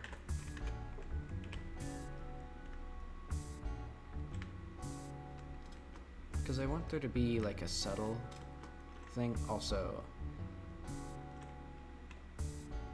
yuck, you can like really dig into the ground sometimes, it seems. Yeah, yuck. Where is that done?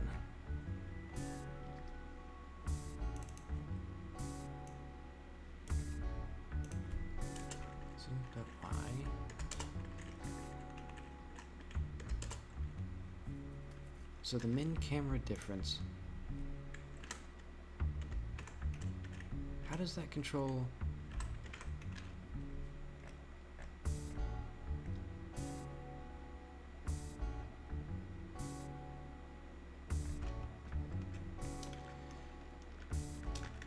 Okay, I see what it is.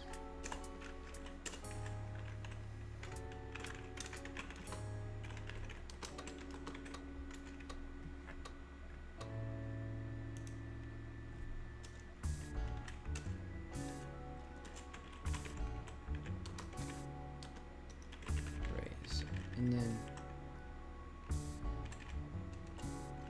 raise equals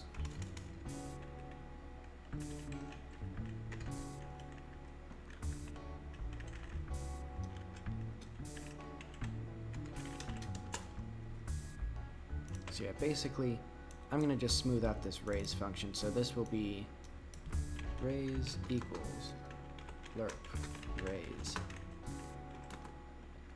0.05.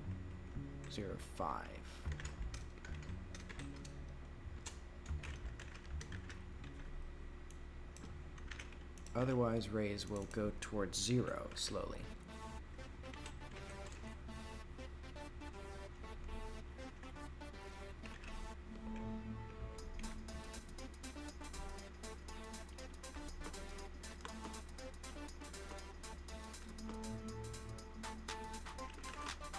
So we should be,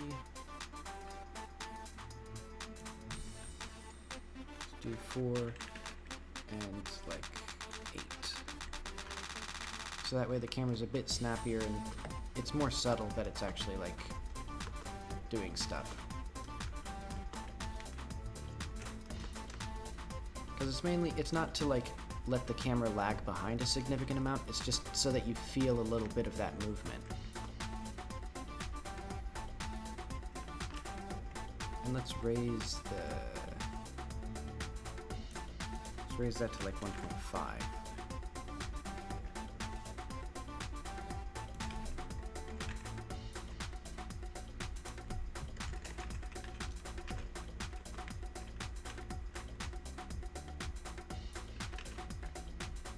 I don't see that changing anything, so.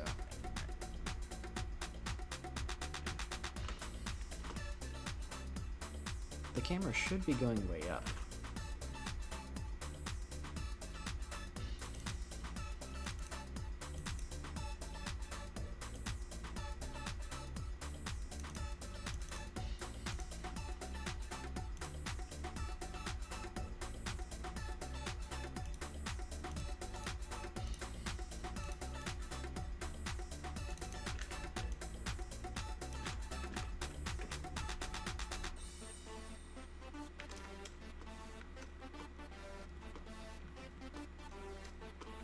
I think I can ledge grab here.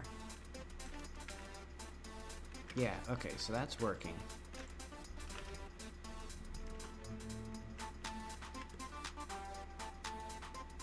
I don't know why it's not... This lerp isn't working.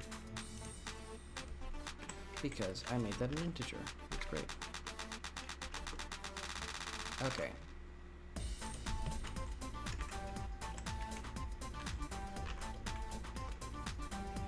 So now when you grab a ledge, the camera goes up a little bit. Okay, finally have all of that up and sorted. I'll hide this. I'll keep it handy for later.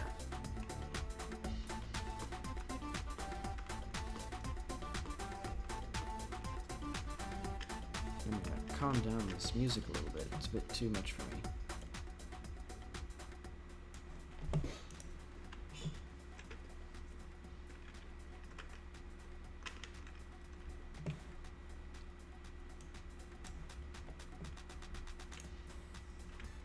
Okay, but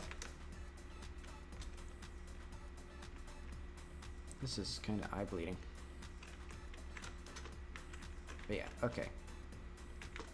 So we see that it works decently. I'm also going to add another code with some code so that you can drop down from ledges. That'll be back to here. If we're ledge hanging, input is action just pressed, crouch. Next state equals state dot fall. And let's see. Okay, so that was what I was worried about. Let's see. Let's do a ledge fall, which will be exactly the same as fall, except you can't go to the ledge hang for a little bit.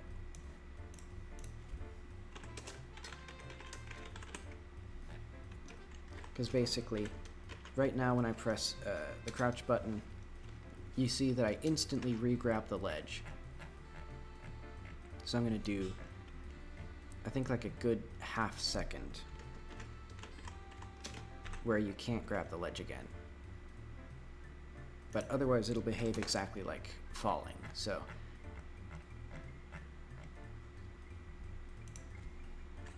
Visually there.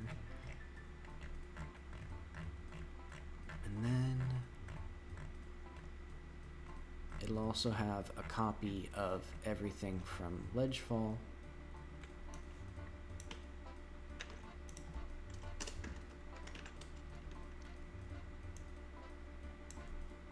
Except for that. Var.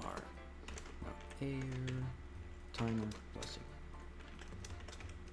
Delta. If air timer is greater than or equal to time fall. Fall. Next state. And after a little bit of time, you can actually grab the ledges again.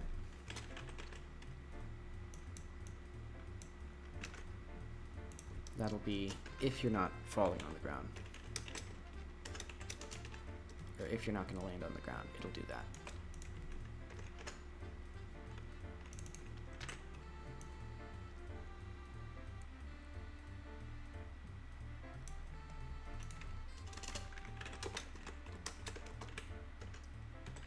And it'll be just a little bit of time, let's say half a second, before you can grab the ledge again.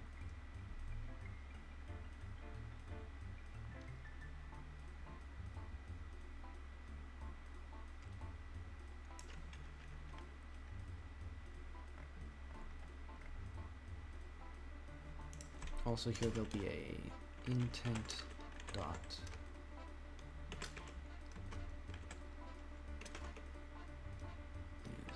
mesh transform.basis z dot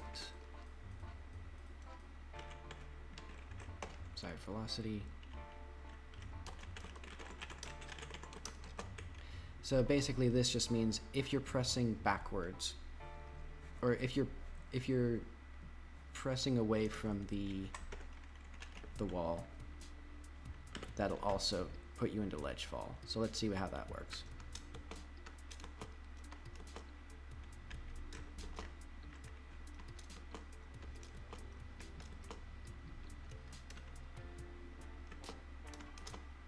I wonder if I can ledge grab there. Okay. I don't know if I want to keep that. That'd be a bit too, I think, clunky. Okay. Alright, and then when I... Ooh. That was funky. Okay, so now when I press the crouch button, I drop. No fancy... And I'll make it a bit smoother by adding a interpolation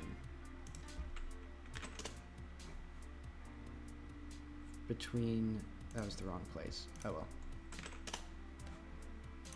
Make that 1.1. Also, this should be the auto start.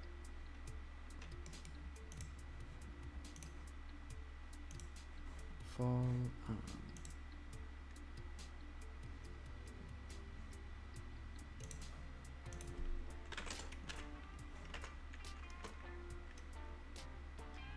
Yeah, so now you don't instantly snap to that position, you drop down. And let's just yeah, and if you press the buttons to move away, you just move away. And eventually I might add like ledge crawling, or I guess ledge, like whatever it's called when you actually move along a ledge. Because right now you can just either jump up or go down, and you can't do anything else, which is okay, but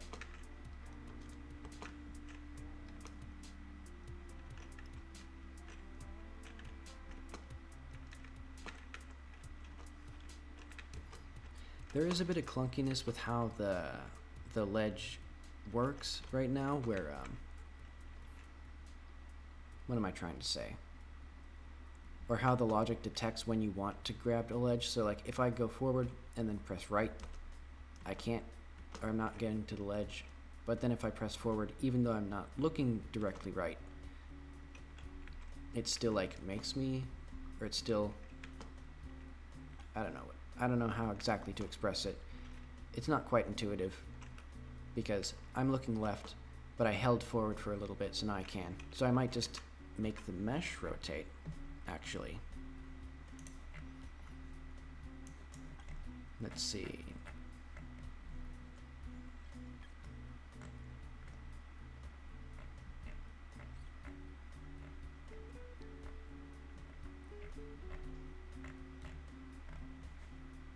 Oh wait, there's something weird going on here. Equals P target. If they're not equals vector 3, 0.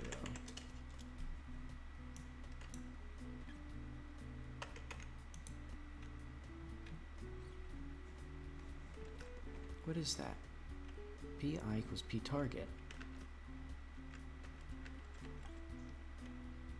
No, it doesn't. This is always... Well, maybe I'll just put that there.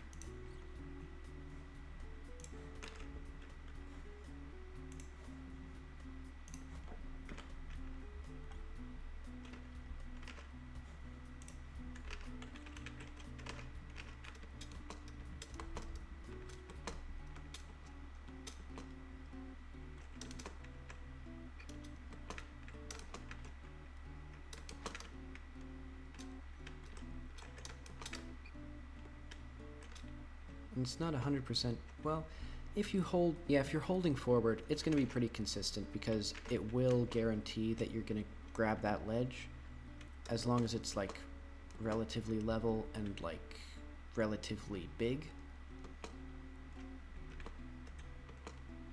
So yeah, for these really narrow ledges, well, do I want, yeah, you know what? If that looks okay. This looks neat. So if the player wants to grab a ledge that's this steep, they can do that. I don't want to add the logic for horizontality yet. But okay, so that is about 2 hours of work down. What else did I have on the schedule? Ledge grab and ledge drop. Bonking when roll jumping into a wall. I'm not going to do the dialogue today. I'm going to do this. Maybe I'll do the intro area stuff. Actually, I'm going to do the melee combat.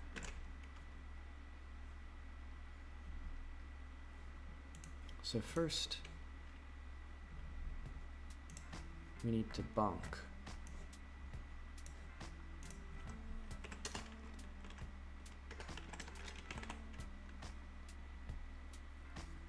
See.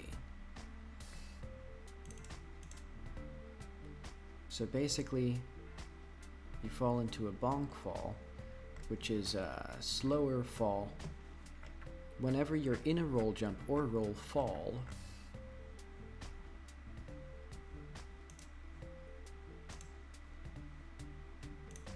so roll jump if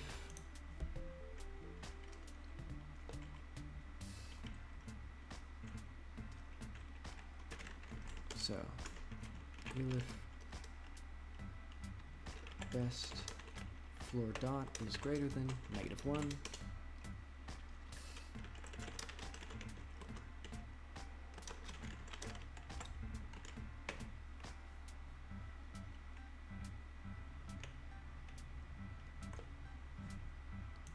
fall state dot bonk fall, and it'll have exactly the same transition logic as falling. Well, actually, you'll have the same transition logic as ledge falling, but you'll move slower. So that'll be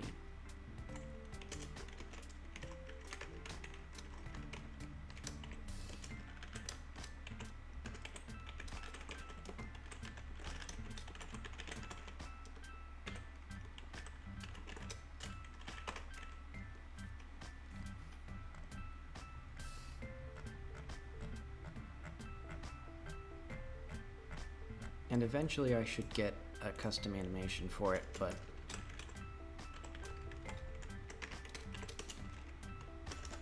it'll just use the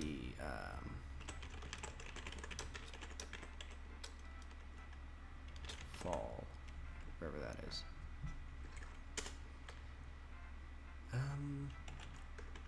Velocity.y equals 0. So to reset your y velocity and also floor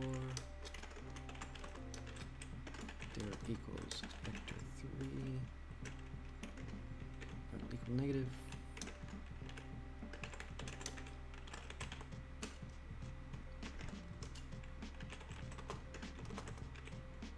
Zero.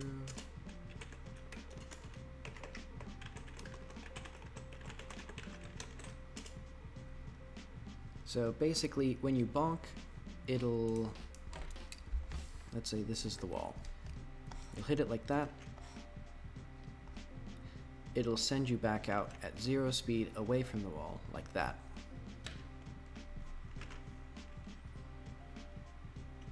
Velocity equals vector times bonk speed.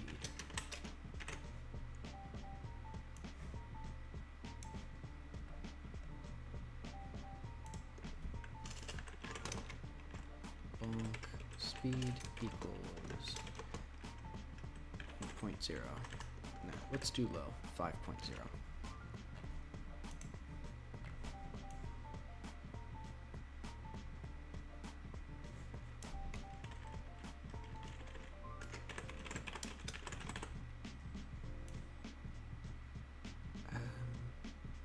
Ground normal equals best normal.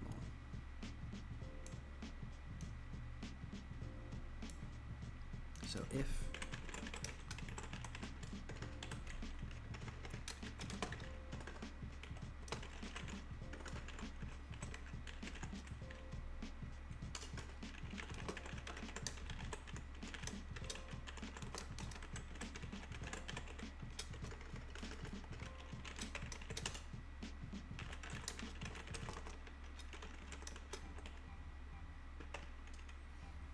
so yeah, you can also slide from a roll jump. Otherwise, if there is some valid best normal.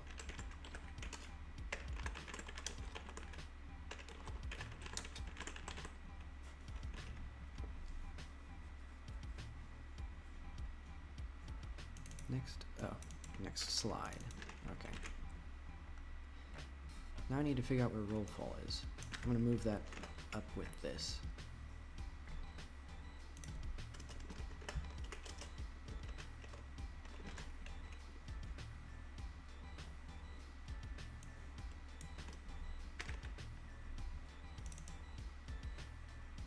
Okay, so this has the same logic as that, unless we actually did hit something, it's just not steep enough to slide or be grounded on.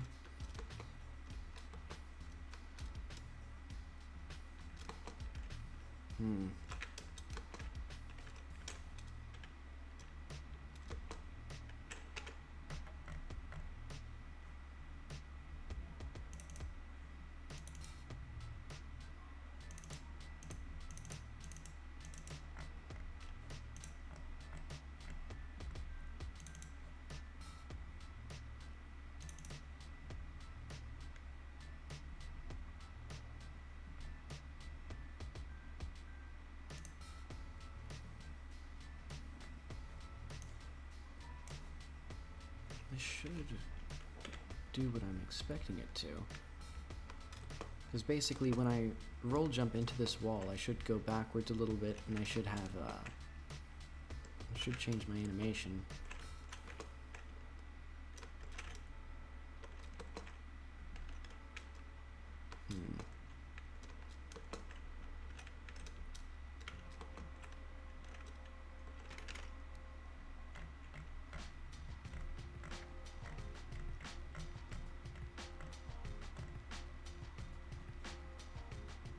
Also, what it's going to do here is it's going to flip the desired velocity, so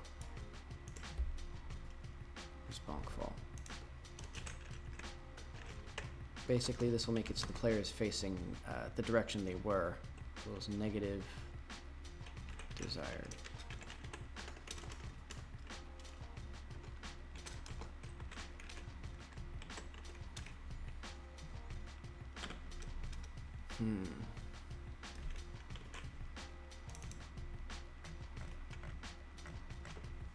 Okay. Alright, this should be changed. So I don't need it to be in there. I need it to be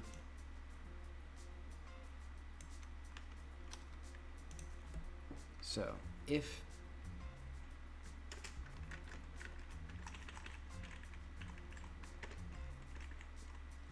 next state equals state dot roll jump and so basically if there was no transition, this is kind of complicated.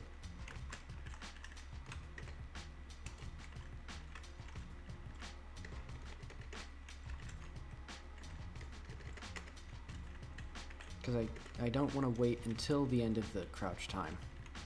I want to wait for and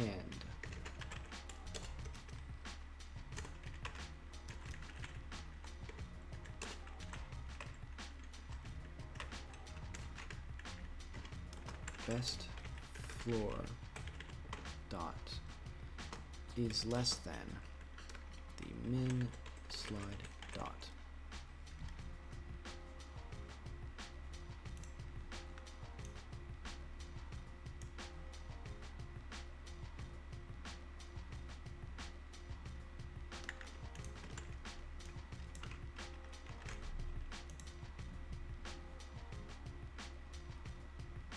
Okay, so for these, it'll automatically transition after the state, or after the time runs out. Otherwise, if you've collided with something, which is what this means, because the best normal is set to 0 if you're not colliding with anything, and it's a wall, which is what this means,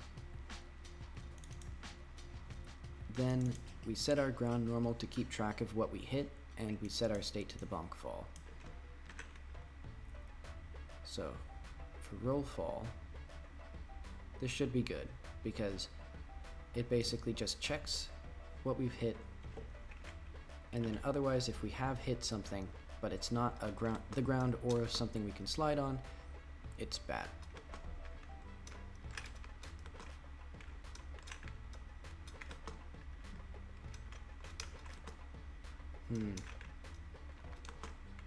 Okay, so we do have the bonk fall.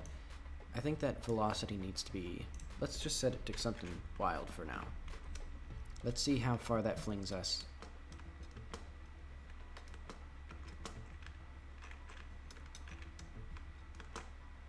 It doesn't fling us at all.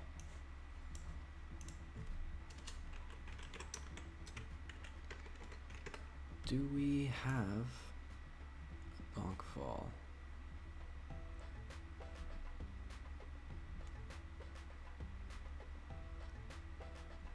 In our state movement. So desired velocity times crouch speed, acceleration will be 0.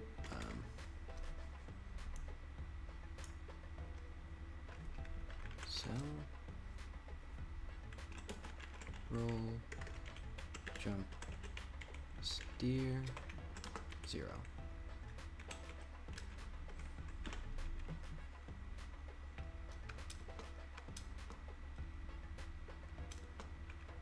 Okay, now we're getting flung.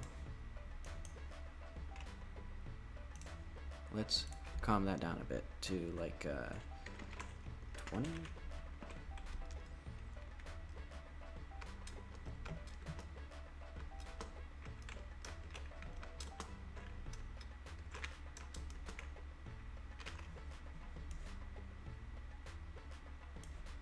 Let's actually add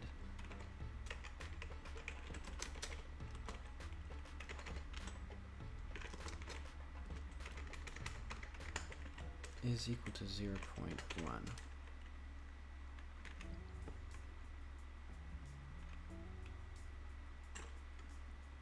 Let's make it so that we go a little bit up.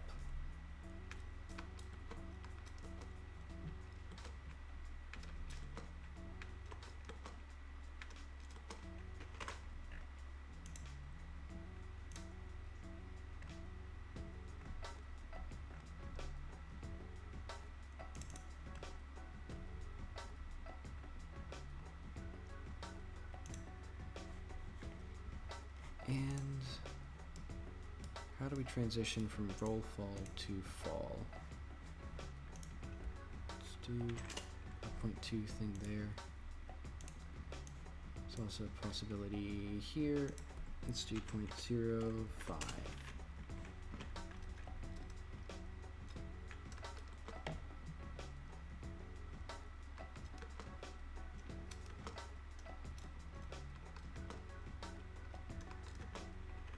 Okay.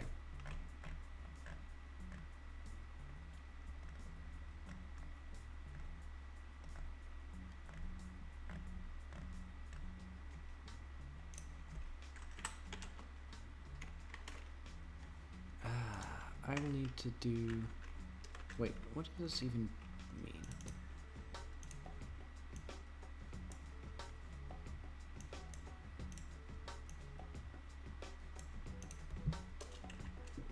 I'm going to set the player's rotation so that it actually slightly indicates like what they want. So like for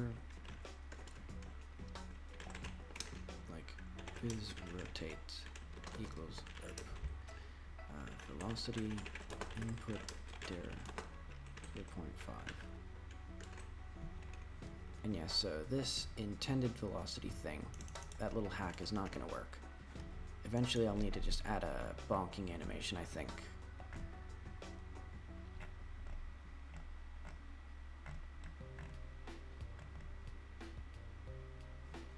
Or put this in every state separately. And that'll be unfortunate.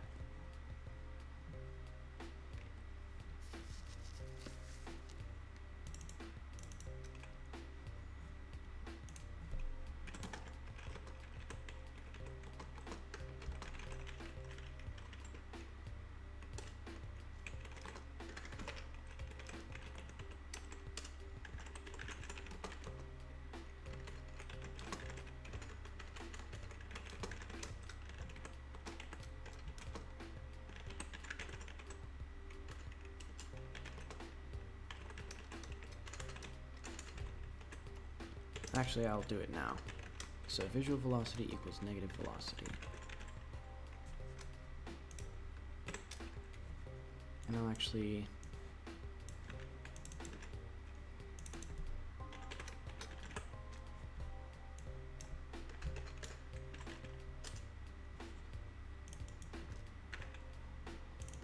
this velocity.length.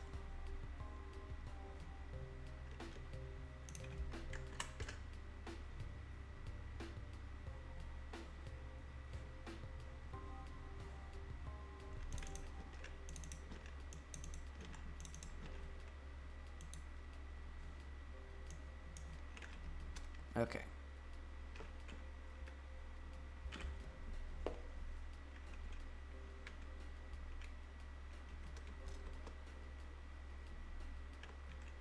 Not quite right.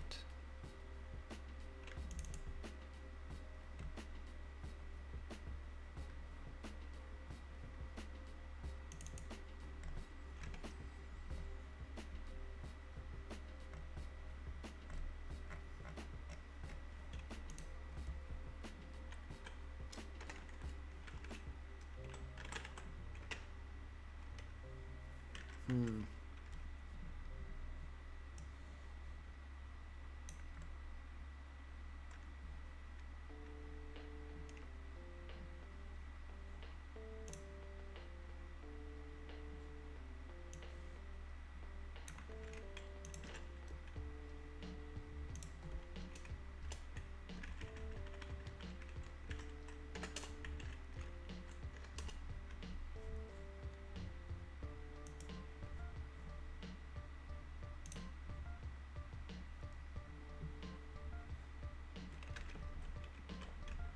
let's see how that works. Okay, so we're running at the right speed. We can see that the player snaps a little bit to the intended position, and also we can see there. So that's, I'd like to make it so that the player looks in the right direction, but doesn't actually, let's do velocity.length.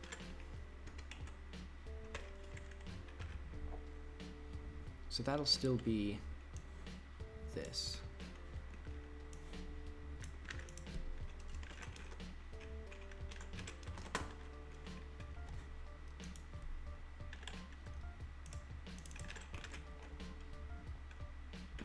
So if we're not moving, so now the rotation will actually be the direction that the player is pushing, or at least influenced by it, but still the motion, like, so if you're hitting a wall, you're not actually gonna like run or keep running. And that should make it more obvious, like, ooh, I should lower that bonk velocity a bit. Make it 10.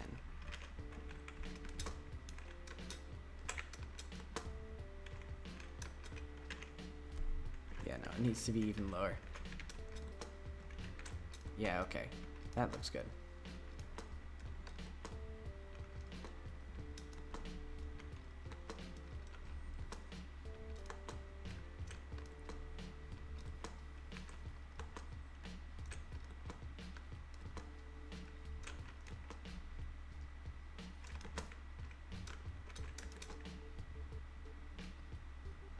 And the ledge grab looks pretty good.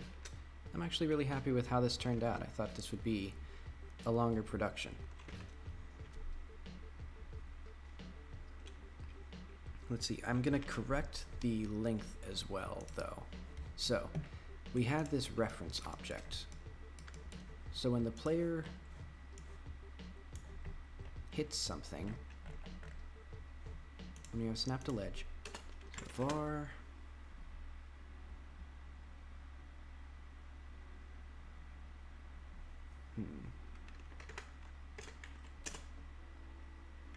for change equals, all right, so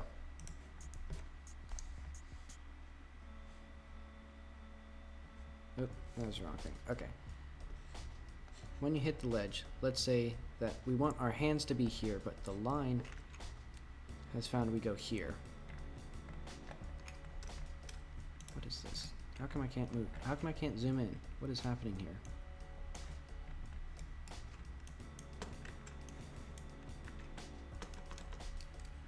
My keyboard died. I'm pretty sure.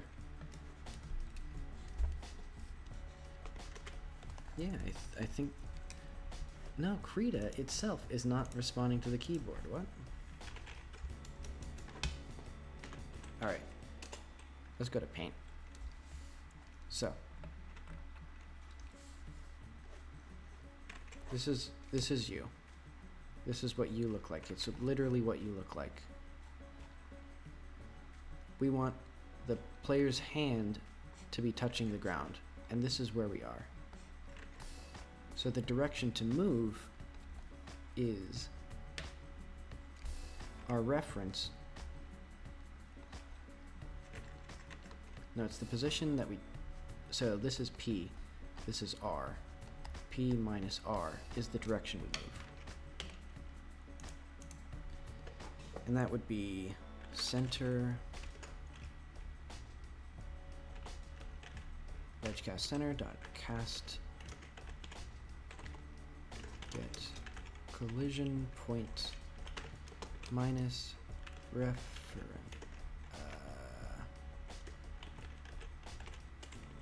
ledge ref dot global transform dot origin global translate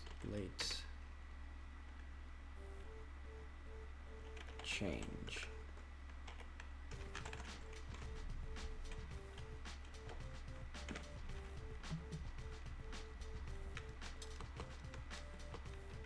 So if I did it right,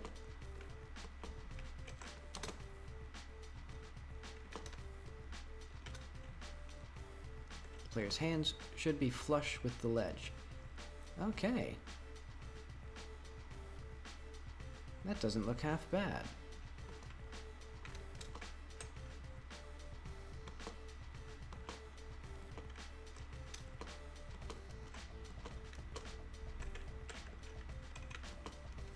What is that? But when I run into the wall, base jump. So yeah, when I'm holding forward now, I fall super fast when I'm colliding with the wall, and I don't know what that means. I mean, I guess I can just not slam into the wall, but Oh, okay. I see what it is. Yeah. This wall is slightly angled inward. So when I was holding forward, I was pressing down. I was pressed downward into it. Not a good thing. I'll have to keep that in mind when I build levels out to make sure that there's like that walls aren't like angled inward, because what was happening was the wall was slightly like this. So when I ran into it, if I was moving forward, it would send me downward.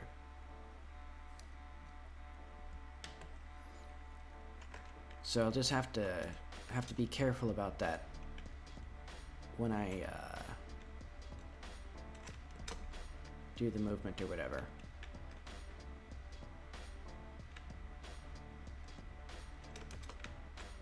Or maybe, no, I can fix that. I can fix that right now.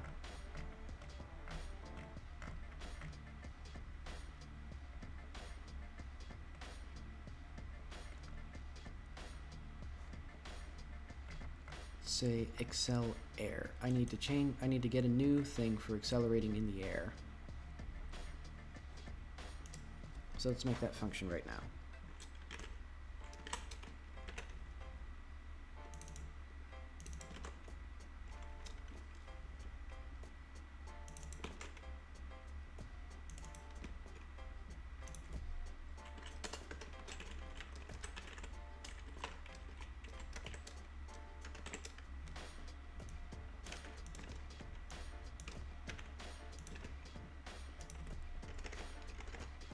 And a lot of the logic for the ground anyway isn't really relevant, so.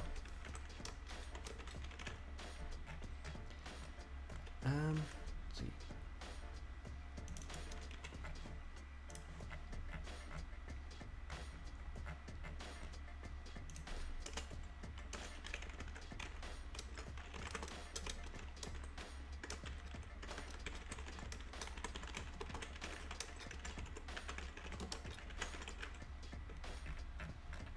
What else do I need here?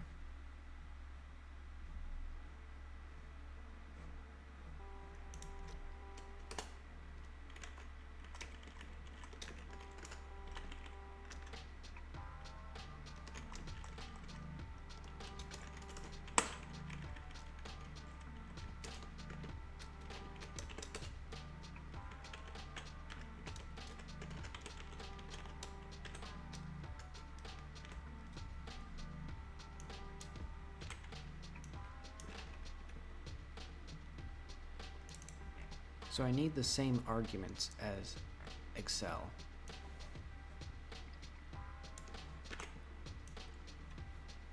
Do I?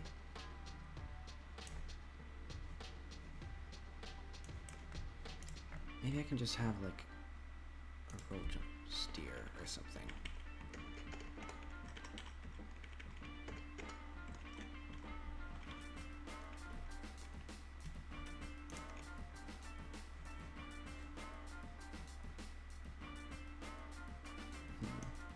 Because yeah, I think it'll be much simpler. Instead of having all this logic for like steering and charging that the regular Excel function has, it'll just have the very basic like move toward. So it'll be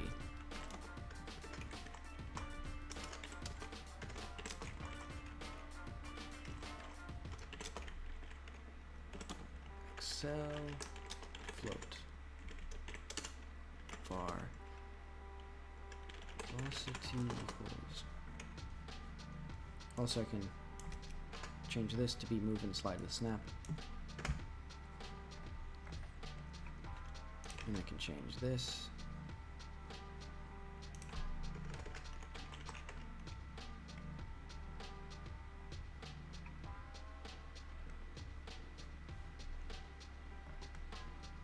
If velocity roll fell equals velocity equals velocity dot move toward desired. Right now.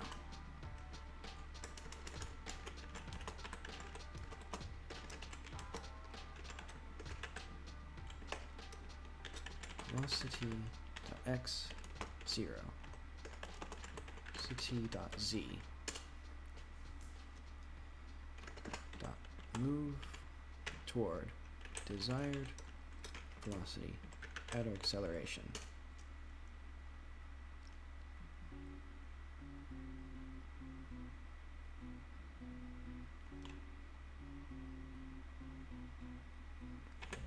Velocity dot x equals h vel x y no, z equals h vel dot z t plus equals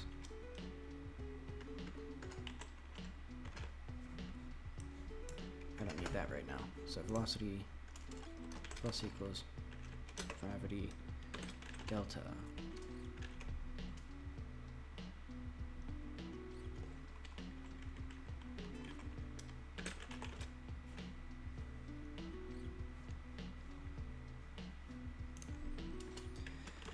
Pre-slide vel velocity. Velocity equals slide. Move and slide. T. I don't need to worry about up. And then velocity dot y equals the max of slide vel dot y. Okay, so basically what I did is it'll completely ignore this velocity. So like you hit the wall, you won't be able to go through it or anything, and you won't go up or anything, but it'll just disregard whatever happens. So that also applies for the opposite. Like if you hit a wall and you hit and it wants you to go up, it won't care. At least for accelerating in the air, and that's the difference.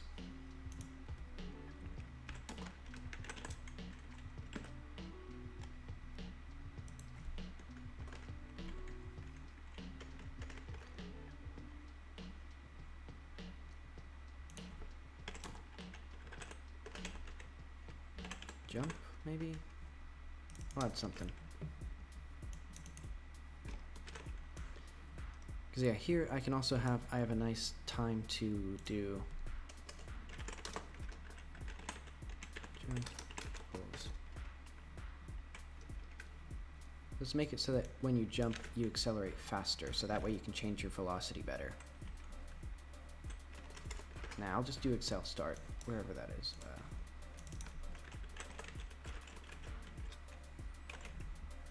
So basically that allows you to jump and quickly steer. And then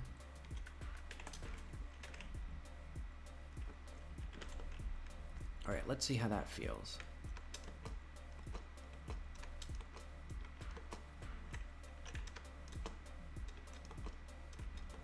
I may need to make it so that I'm going to reduce this roll jump steer. I'll change it to a roll jump roll is equal to like 0.5, so it's very slight.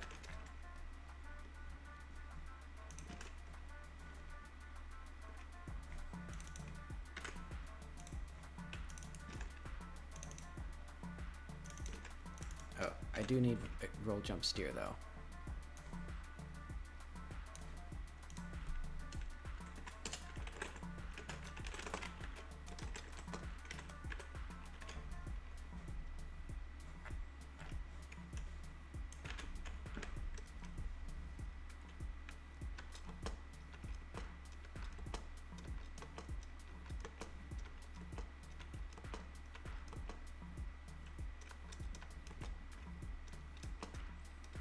Now for the moment of truth to see if it actually solved the thing that I wanted to solve.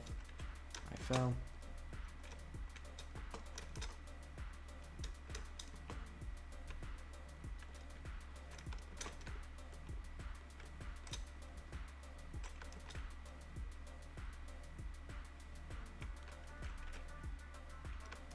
Which of these is pointed inward? This one. Yeah, so now you can see when I slide into it, it doesn't push me downward. So that way I can just jump like a fool and I'll be completely fine. See, I steer too much with I have too much control over where I'm moving when I roll jump now. I want it to be like 0. I may actually just make it 0. So yeah, you just can't control. When you roll jump, you are fully committed to the direction you're going, I think. Where's roll fall?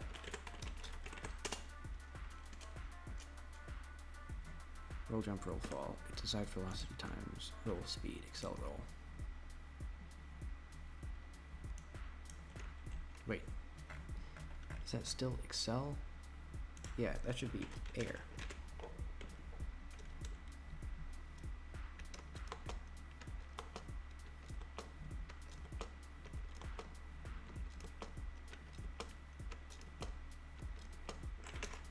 And I may be able to change that to something better.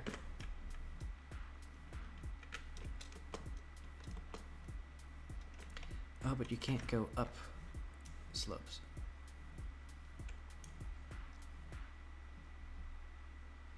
What is that? I may have to have something completely different for accelerating.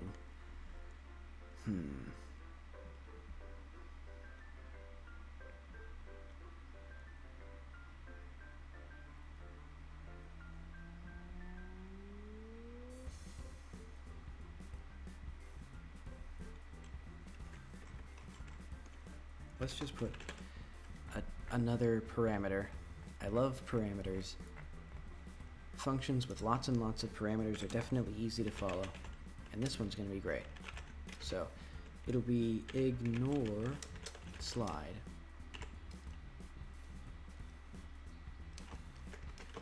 False.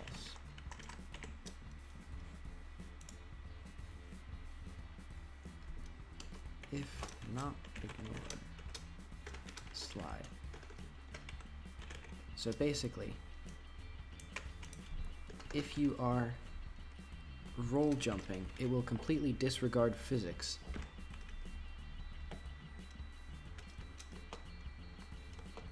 That's not quite right.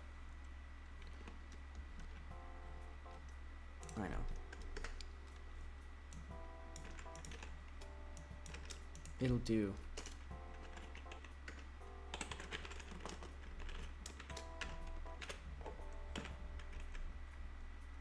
So yeah, it'll just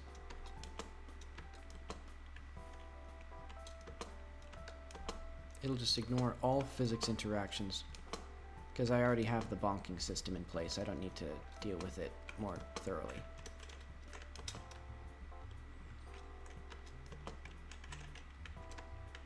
And yeah, that just basically means that now you can just perfectly slide up floors when you roll jump.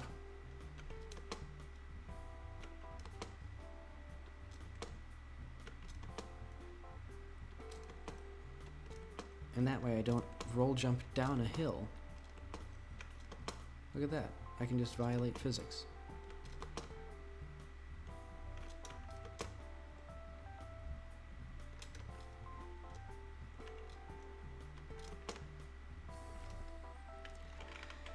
Okay, so that's some fun movement stuff. I'm going to commit that to Git.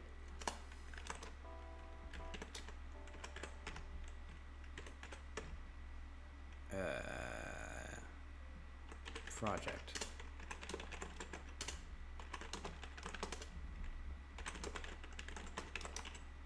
Fun movement stuff.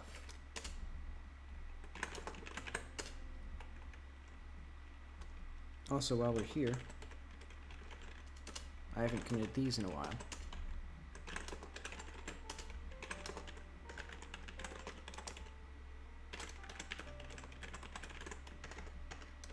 Ledge animation.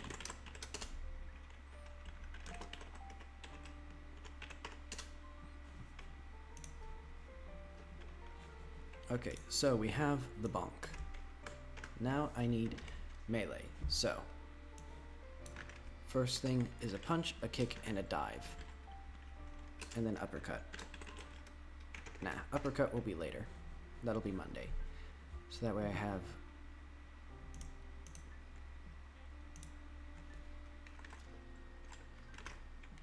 So... I'm actually super happy with how the movement is now. This is pretty decent.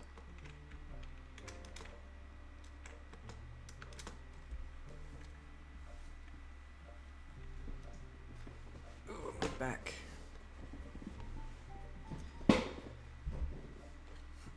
I'm always so tempted to like lean into the microphone, but I think I just have to lean further back and check the sound to make sure that I'm still not super quiet or anything. But I think I'm okay. I might I'll turn up the gain a little bit. I'm gonna mute for that.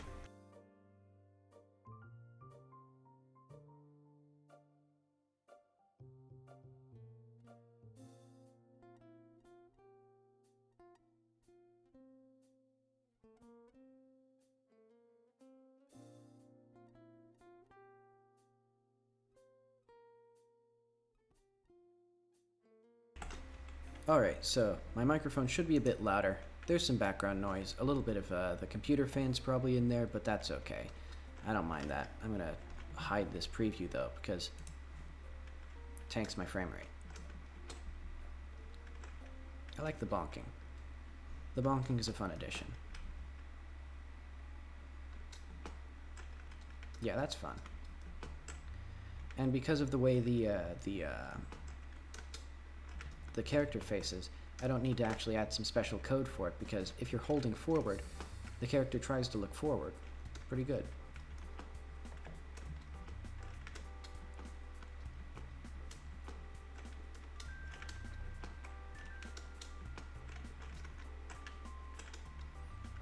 Maybe I should put the character in bonk fall even when they hit the wall from bonking, or hit the wall while rolling.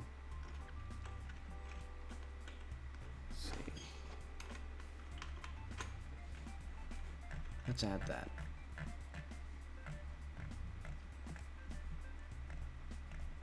So that is roll.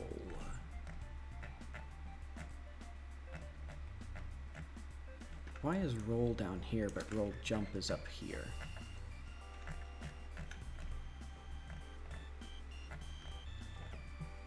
Crouch jump. Roll jump. And I should put crouch up above crouch jump. Like, what am I doing?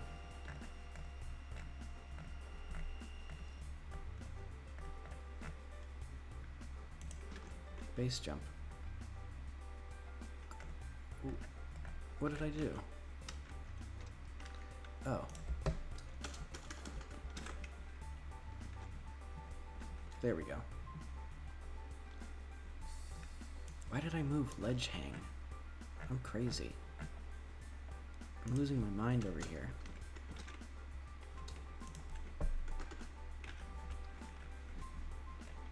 So yeah, now it's in a responsible order. Sort of. I probably put fall. Oh well. Roll jump, and roll fall are all in the same place. Alright,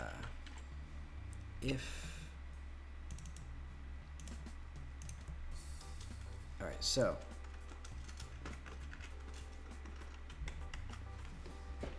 elif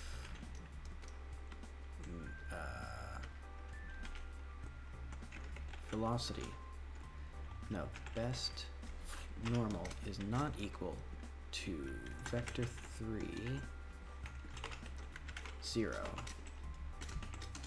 So if we are colliding with something, but it's not something that we can slide on,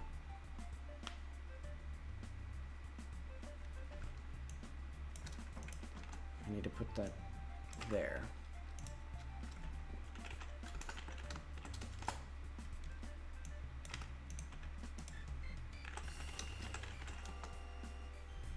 Next state equals state.bonk fall.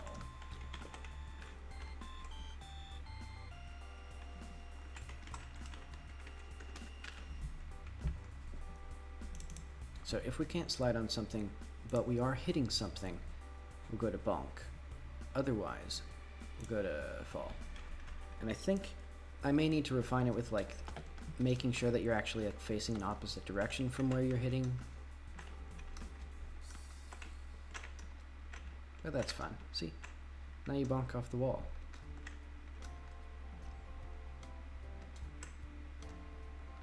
And I may add a little like, I'll probably add a sound effect and I'll add like little visual effects. Maybe you won't go through all the work of animating another slight variation on hitting the, or on falling. I think though a ledge jump animation would be good. But where, yeah. I think I am gonna change the way to go from fall to ledge grab. No, there is no crossfade. So this, it's just a little bit too subtle, I think.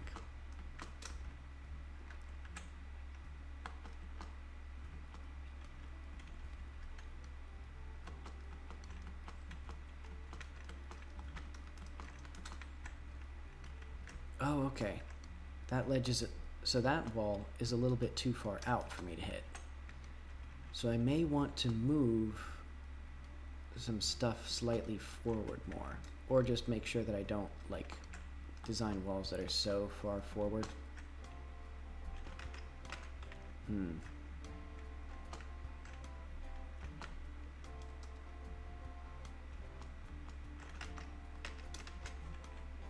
Let's see what I can do about that. I can move the center a bit more forward.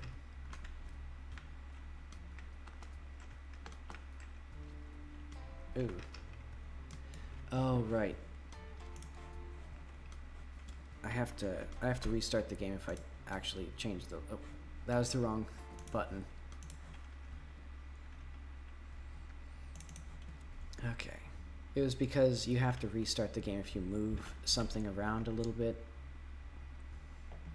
Because it like remembers like the position in the entire world, not just relative to the character.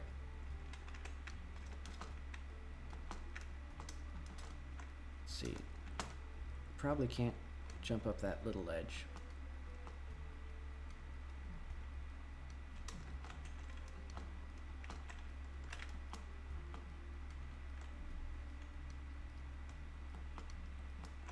I think I might need, maybe I need to add a crossfade between falling and the animation to make it look right. So yeah, like going from fall to ledge grab, maybe I need to add like 3 frames.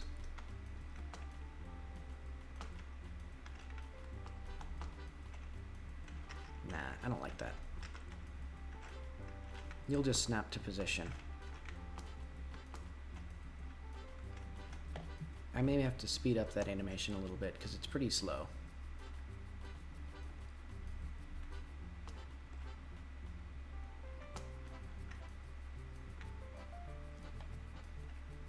And maybe make it just the base jump. I'm gonna change this here. Because right now you go into crouch jump, and that seems a bit too high. Where am I? Ledge hang, crouch jump. Let's change that to base jump. I may just have to make a custom ledge jump state.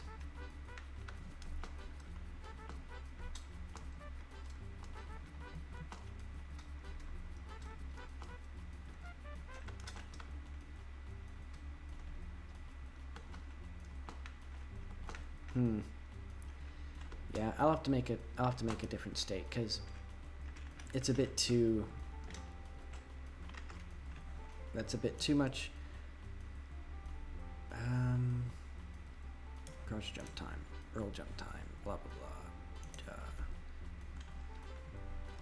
You know what? Let's move all these jump velocities to the same place, and then the times can be there, and then the lurch can be there. Const ledge jump time, velocity. So if the base jump is 8, the crouch jump is 12.5. The ledge jump will be 10. And otherwise it's identical to the other jumps. So dot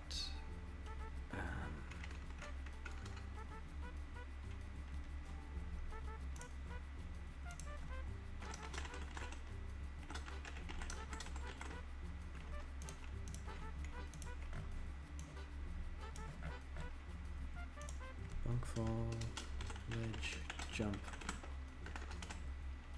whole bunch of state. Then I need roll jump state dot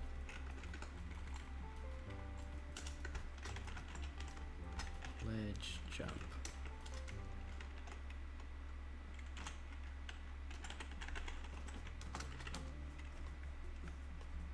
Where is... Okay, so I don't need to do anything fancy. I could just transition to the jump animation and then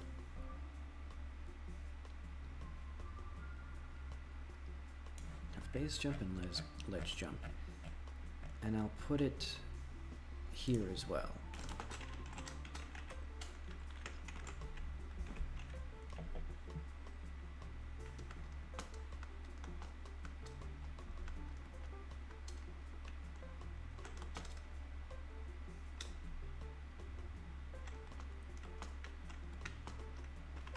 Okay, not quite enough.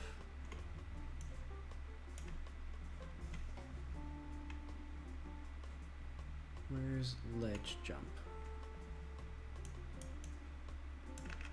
Ledge hang, ledge jump, crouch jump.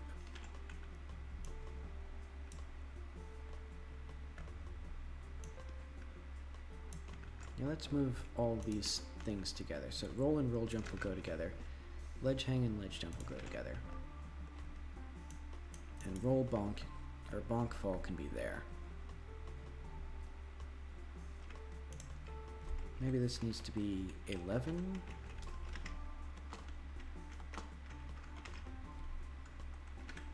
Let's just see if it's working. No, I go, oh, I forgot to change it in the state logic. So yeah, when you press jump, it still goes to the base jump. Ledge hang, state dot ledge jump. Okay. So I want it to be just enough that you can like jump clear the ledge pretty easily. So maybe that's a bit too much. And also I think I'll move it to crouch jump. So that way you move slower. So it'll just ride along with there. And where... Let's make it 9. Oh.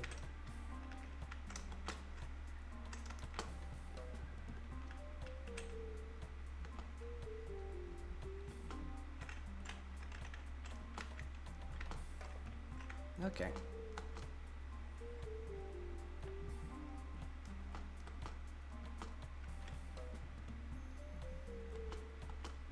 So yeah, we can, let's jump up. Let's see if we can get, so we don't have the like reach. Maybe if I,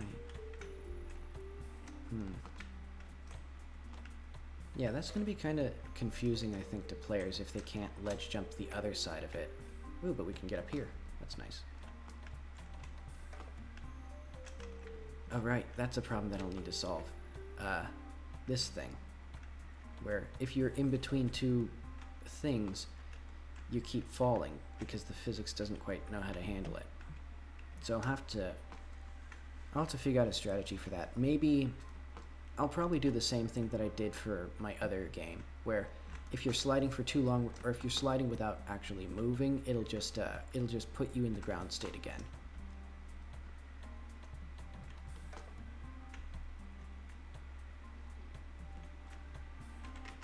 All right, let's do. So I have.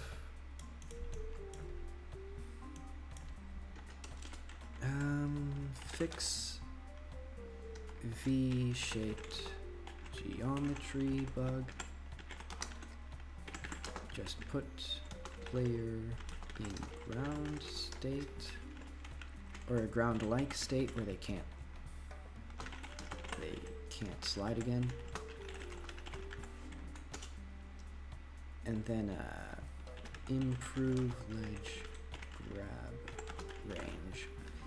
Maybe I'll just, you know what, I can do that now. I'll make the ledge grab a bit more generous. Or, yeah. And I'll do that by just pushing around some stuff. Because we can just push this out. No, that won't help. Will this help?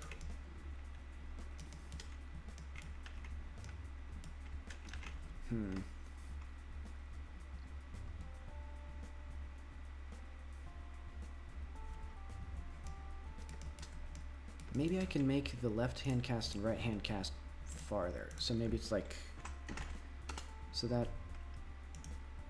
I could make them really far actually. So we can see what this does. Though there should probably be like a suitable.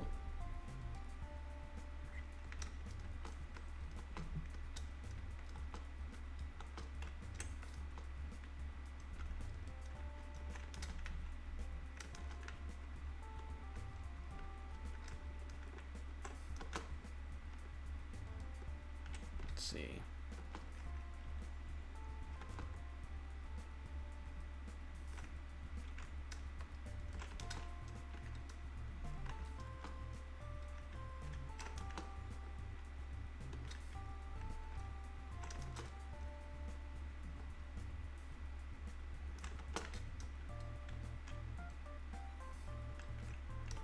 So this is one that points downward. So if I can't ledge grab here, yeah, it's because it reaches out really far. Maybe I need to rotate these? I could always rotate them. Like that. I don't mind that actually. I'm gonna check with the ledge hang. I'm making it auto start or something. So let's make that the default. And so this way, I'm gonna check. Let's change these back to 0.25. Let's make this one 0.35 and like move it up a little bit so it's a bit more generous. And then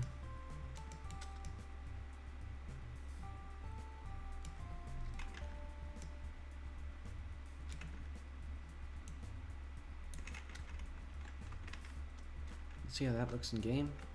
I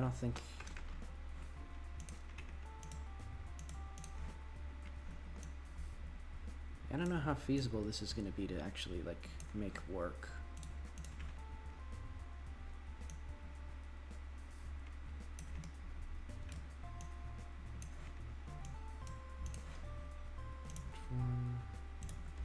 Zero.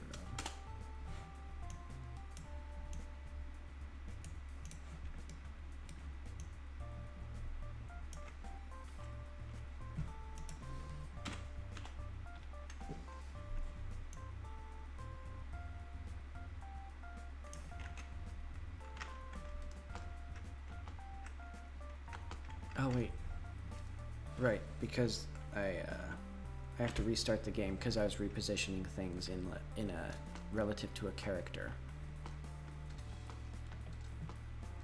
Let's see, and this might... Okay, and I can now ledge grab that again.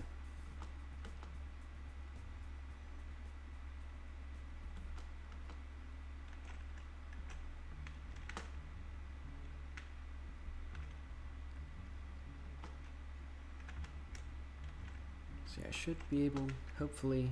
Okay. And yeah, that's slightly pointing upward or downward or whatever.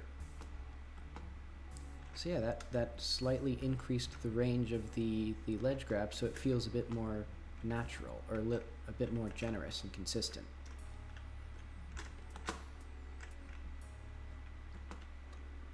And I like that you can grab like really steep ledges. I think that's kind of fun, actually.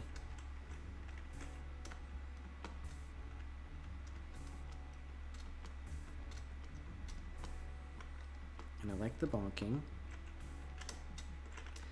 I think maybe you move too fast with the roll jump still. Maybe I should change that, because right now you go like interstate speeds with it. But who knows, maybe that's the fun part.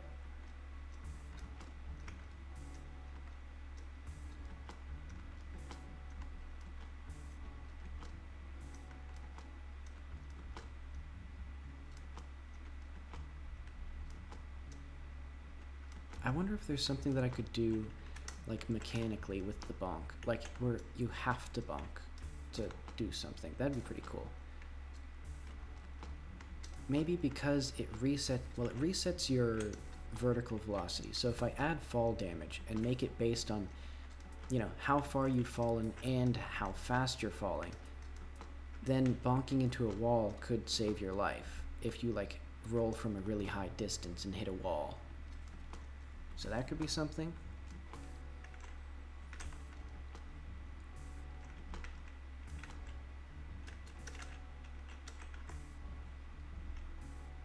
Okay, and I can... Oh, wait.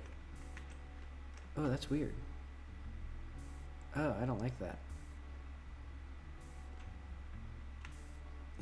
you rotate relative to the... Okay, I don't like that at all.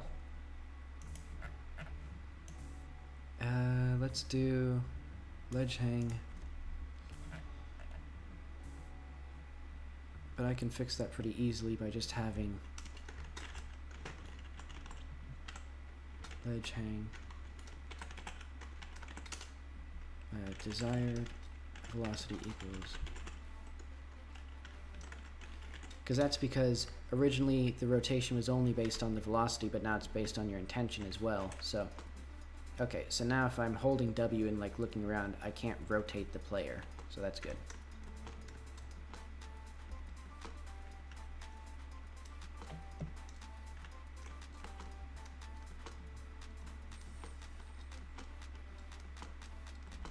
Alright, so now I'm kind of just putting off the combat stuff because I don't want to do it. I've never actually animated a punch before, I don't think. Yeah, if you can't tell, I am not I'm not a world-class experienced animator. I'm just sort of a guy who does run cycles occasionally. But oh well. I just want to... Okay. Okay, I've been playing around enough. Let's add our stuff.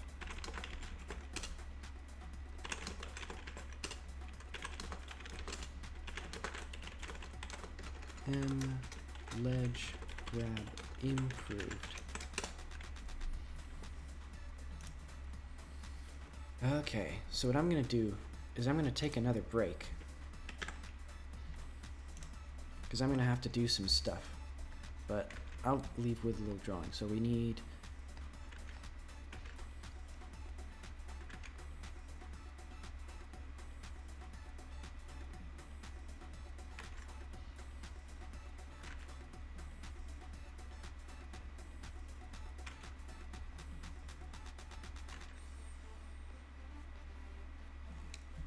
Which side does her hair face? I've already forgotten. To her left. Okay.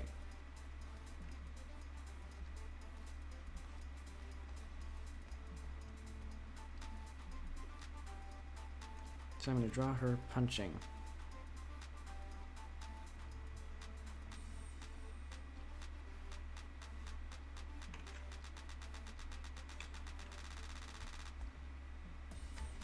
Just going to punch a little man.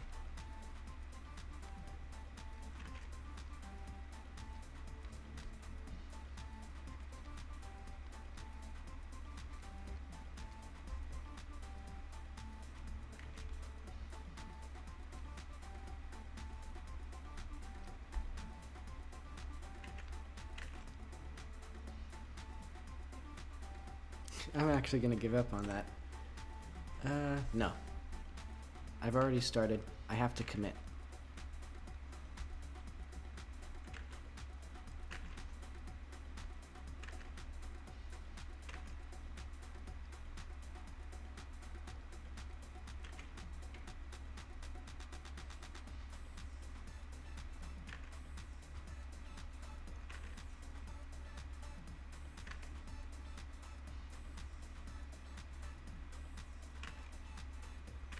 Let's do like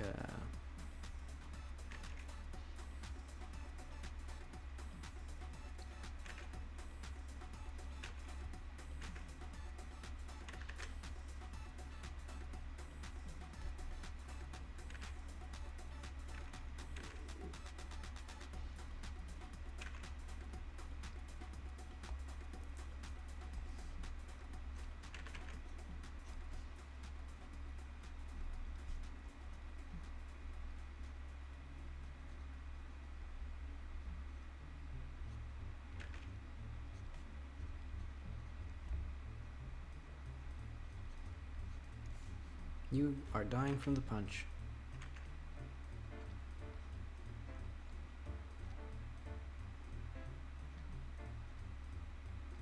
She has her iconic jacket.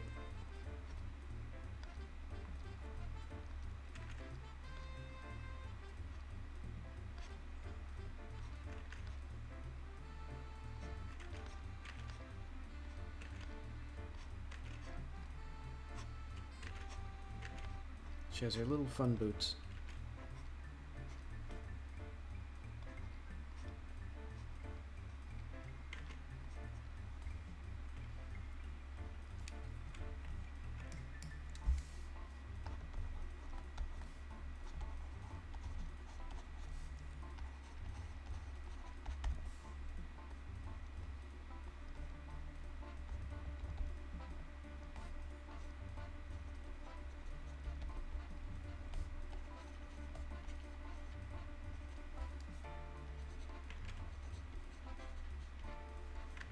I don't know. Okay, so I'm gonna be back soon because I realized I ordered a pizza like 3 hours ago.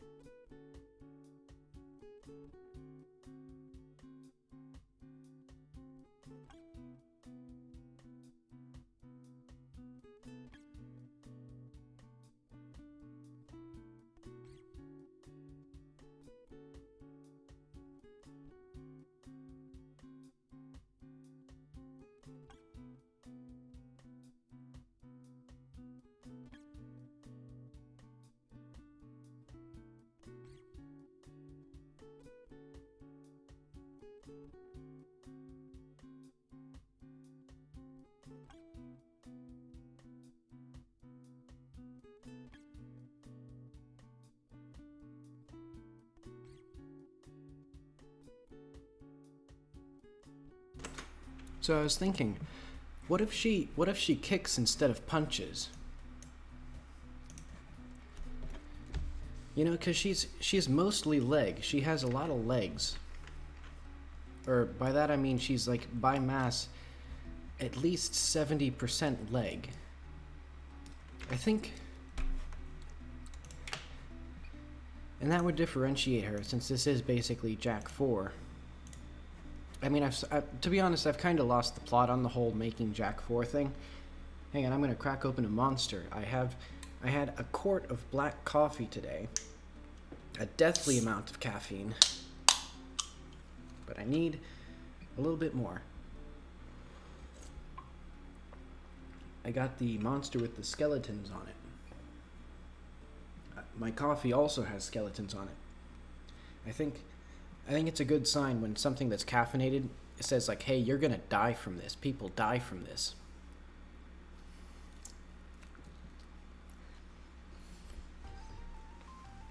I should mute when I eat.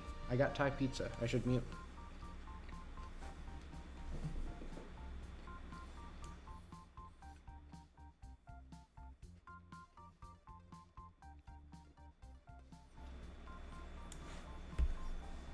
Okay, I should figure out... I should, like, do, like, little storyboard animations or something, because...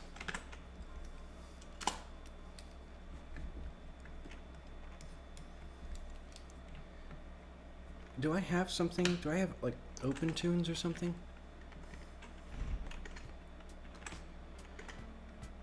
A flipbook, maybe?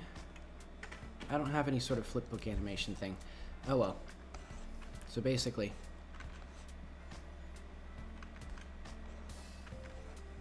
So we have Jackie. So let's say she starts from a resting position.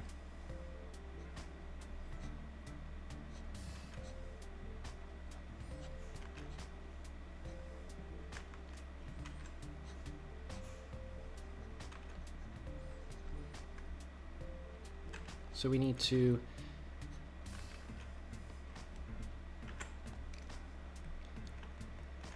from that position, we need to immediately strike a pose. I think I could go for a kick would be pretty cool. So like maybe she like... So yeah, maybe she has two kicks, like a direct like... So like there's her foot.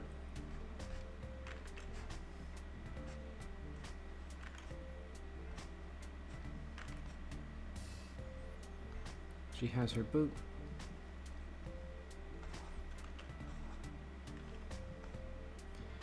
She's like crouching down to do the kick.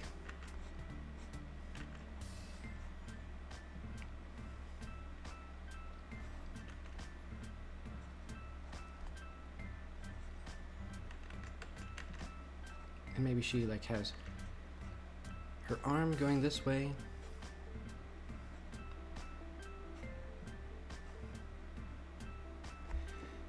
See, I think her arm should be going the opposite way.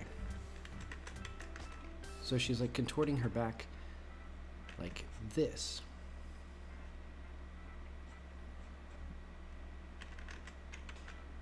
Let's draw a little red line for her spine. So her spine is like in the center here. And she's contorting. And her shoulder is like here.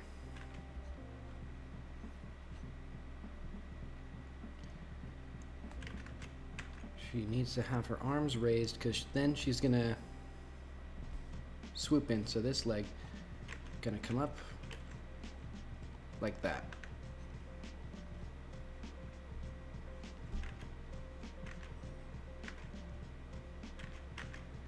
I had to practice kicks extensively for a comic that I was doing.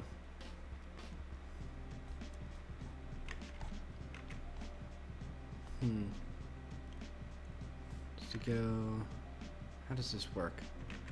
So this foot is now here.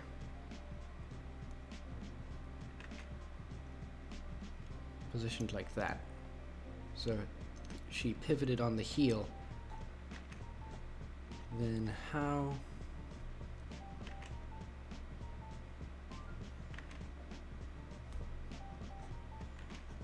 exactly does this work out? I think I made her bigger.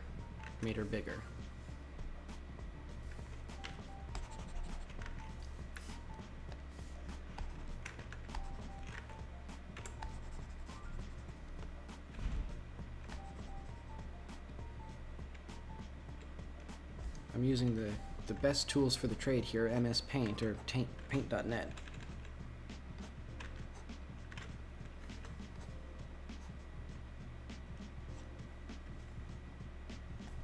So yeah, because basically she's putting energy into her spine to rotate it. And so she'll be like this once it's done. I've made her like 5 times bigger in this one.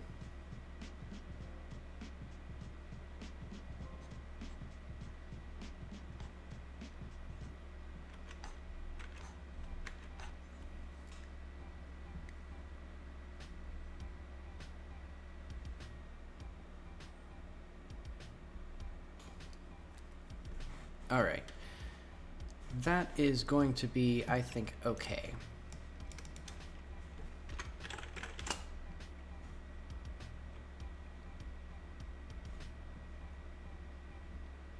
So the windup is going to need to be very small because she also needs to be able to run, or like transition from running into a kick as well. So let's stash that. Create our new little action. Forward, maybe lunging kick or lunge kick. So yeah, A, Alt R, Alt G. So we'll completely reset her position. And let's say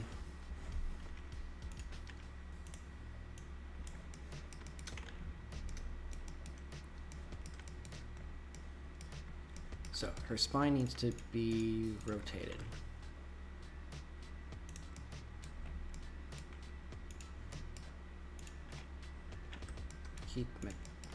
Okay. Her hips need to do something other than what they're doing right now.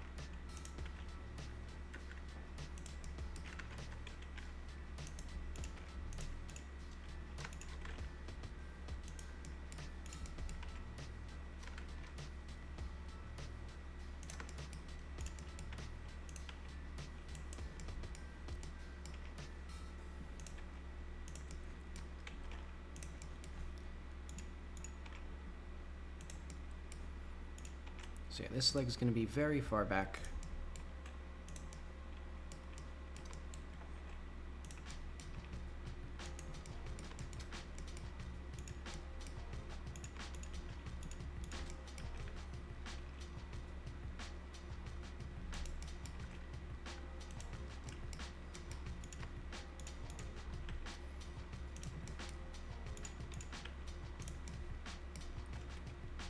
And she needs to maintain some semblance of balance here.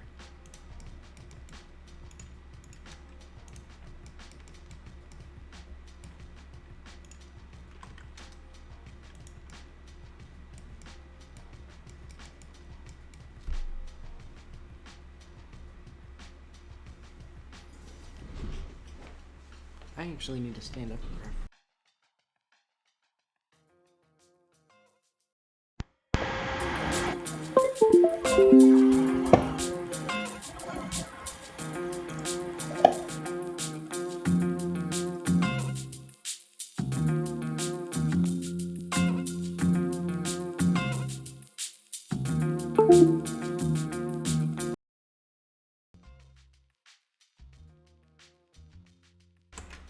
Sorry about that. My microphone has some weird bug where sometimes it just doesn't, or it just conks out like that.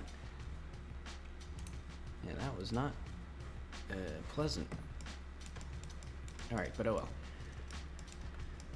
Let's see. I think...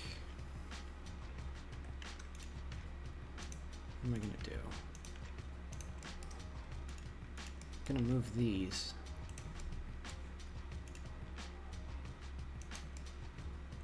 So maybe her arm is here. This is here. Her coattails are as best as they can, not clipping through everything.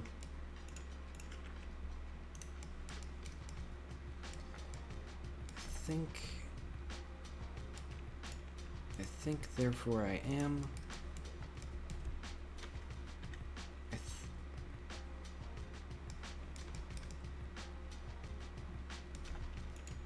Let's make that a bit more powerful.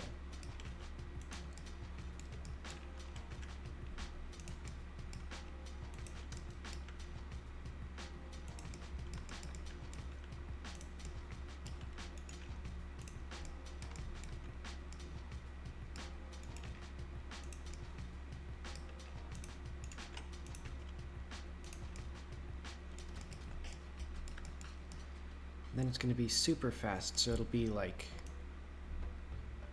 6 frames. So at 60 FPS, 1/10 of 1 second later, this leg is going to be right in somebody's face. Her entire body has moved here.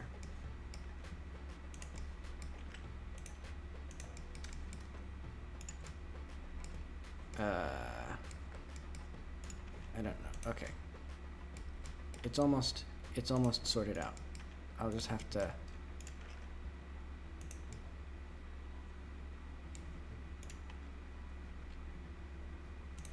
I'll probably have to move the whole body back a bit, and that'll make it a bit harder to figure out what's gonna look good.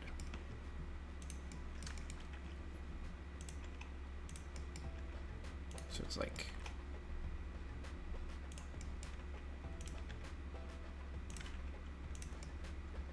So all of this tension in her body has been relieved.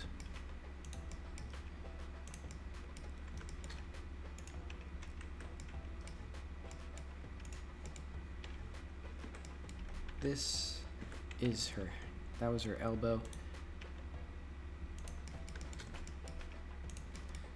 Have to figure out how to control her head.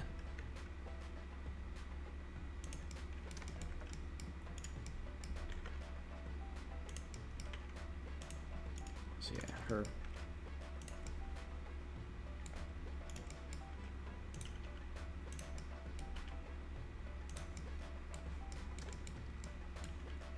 And I think that's going to be up.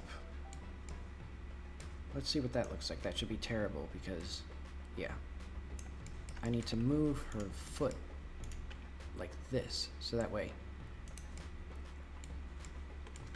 Ooh, wow. That's crazy. Yeah, so that needs to be there. And I think her spine needs to be more untwisted.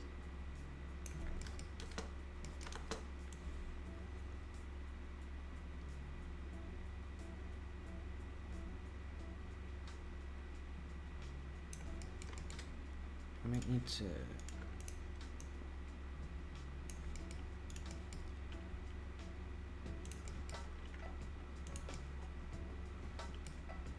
Yeah, so she's going to pivot on her toe rather than on her heel there. And I think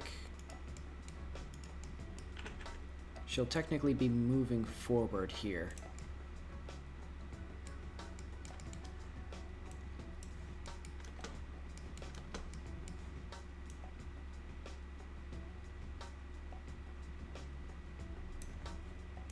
And then, yeah, all sorts of complicated things here.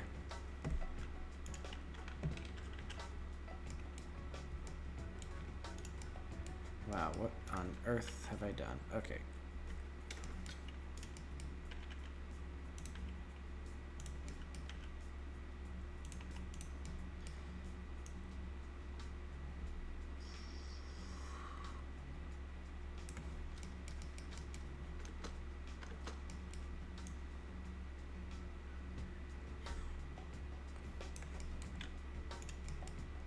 I think...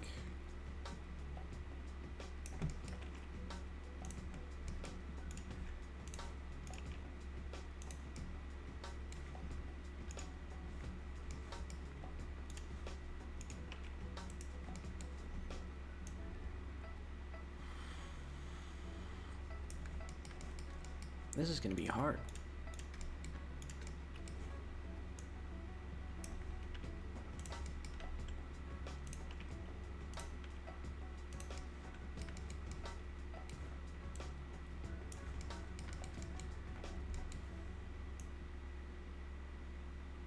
That's not looking great. Because her foot needs to be all the way extended for all of this. First of all.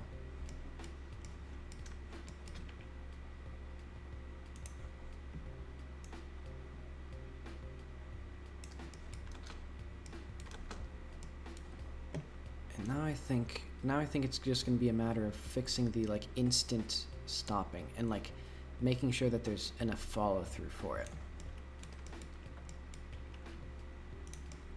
Like, where's her leg going now? I think it's starting to decompress or relax a bit, so it's like overshoot. And this, at this point, her foot is up because she's going like,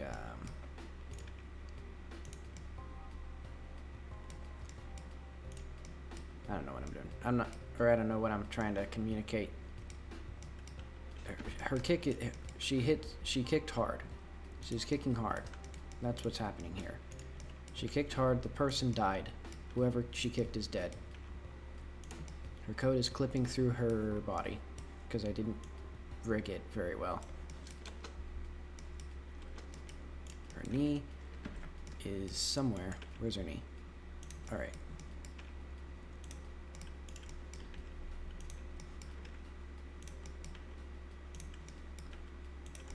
That needs to be in a better place.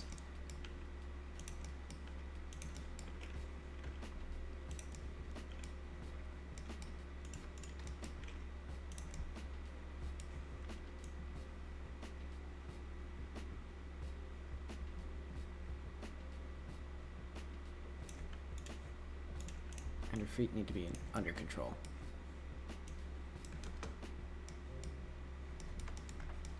So yeah, I'm gonna need tons of motion here.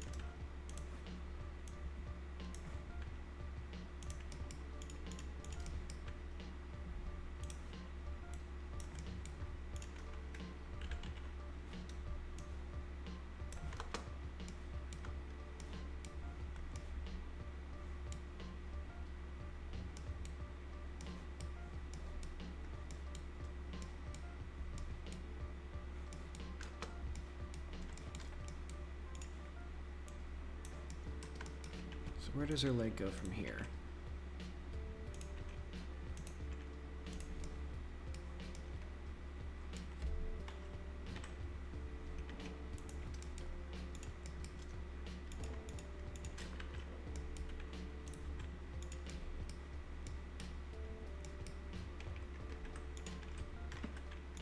Need to do something with the sleeves soon. That'll be okay.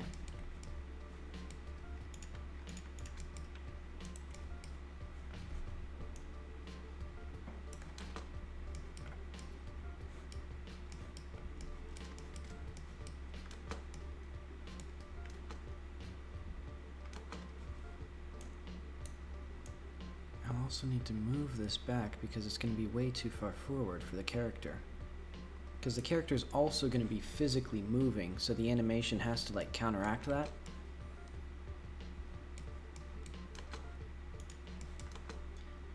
It's not a bad kick though. I think Well, I need to move that to maintain a better center of balance.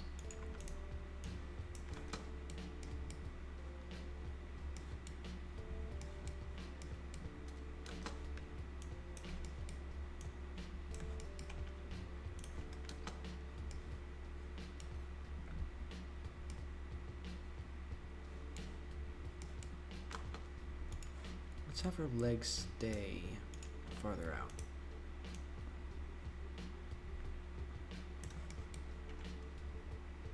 So like it stays in that position for a little while.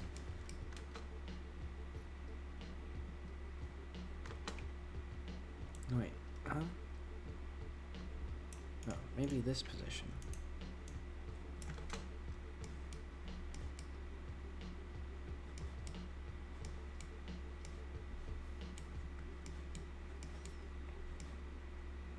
It's actually a pretty cool pose, though. So she needs to be all the way back here when that settles down.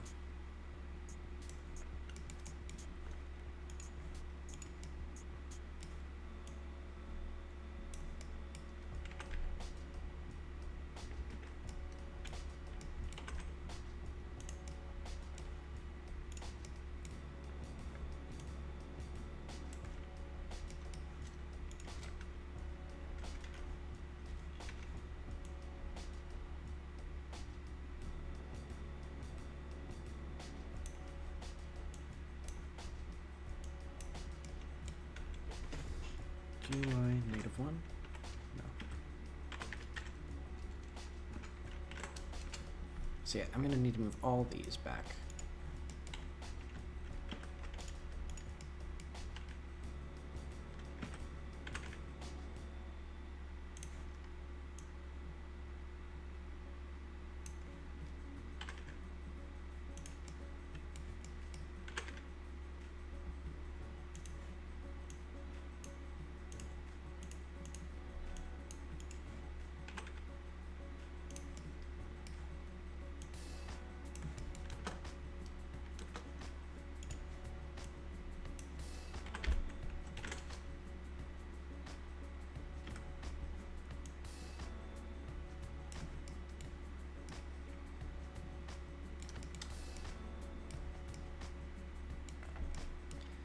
I think this needs to be... Yeah, she needs to be like completely doing the splits here basically to like, so she's like already 180 degrees rotated because all this spine energy needs to be already dealt with.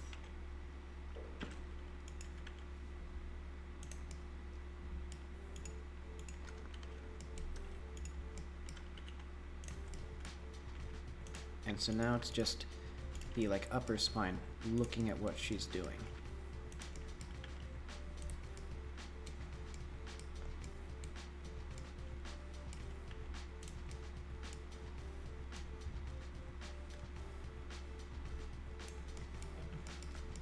Actually, I'm gonna move these so that they're actually rotating this way already from a presumed movement of like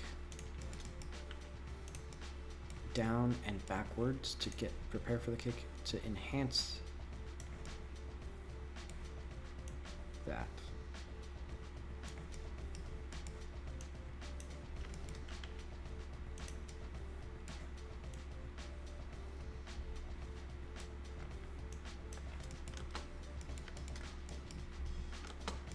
And I'll need to calm this down a bit.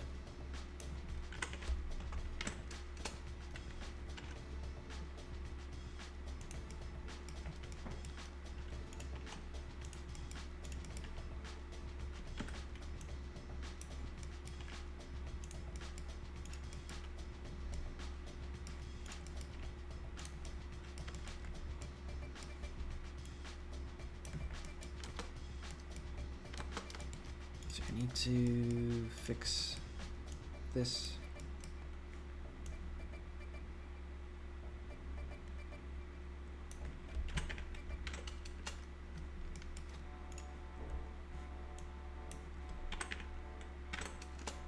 I need all this moved like half a meter back.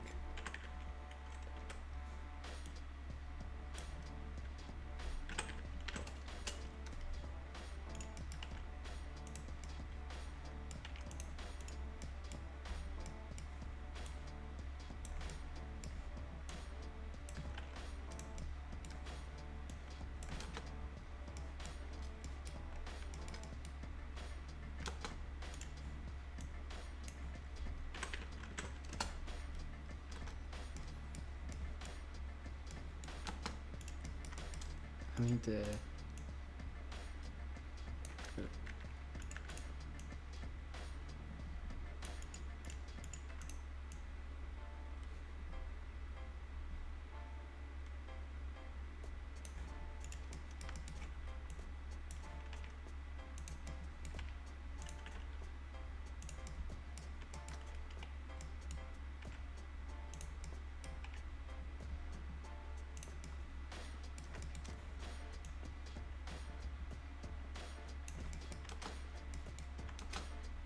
Now I just need to unbackwards the legs.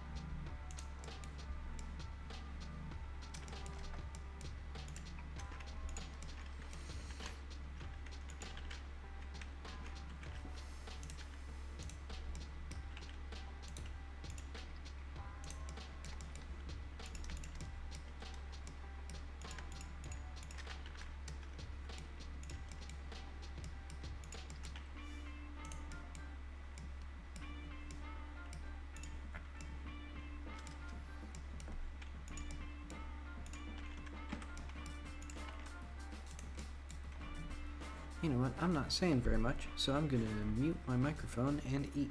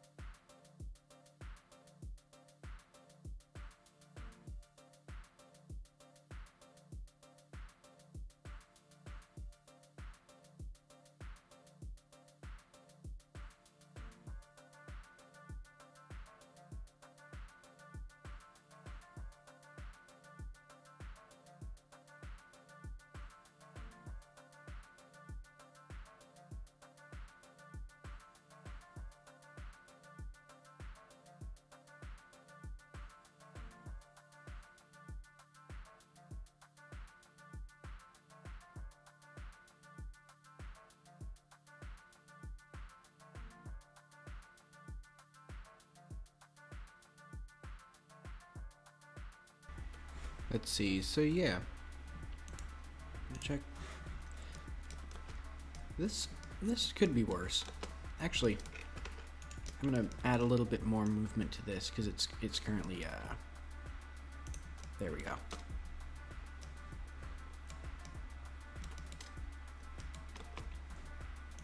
Actually, a little bit better movement so that way.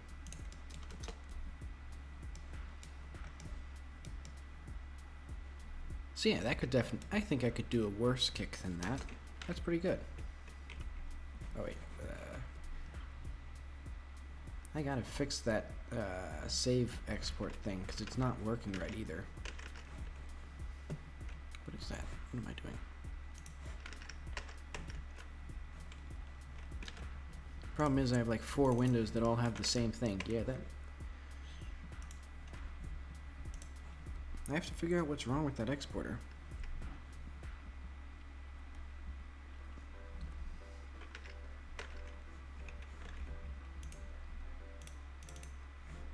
But okay, so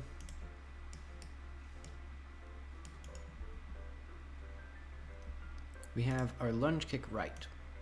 So I decided it'll be pretty easy to add a left version of that because I can just copy and paste it. So let's have 2. And it'll have an add end, and it'll be auto advance.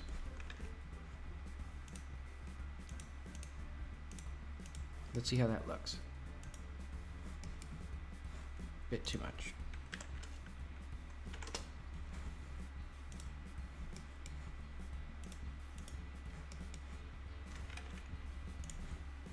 I may have to add more cool, like, movement to that, because it is a bit. It's a little weak.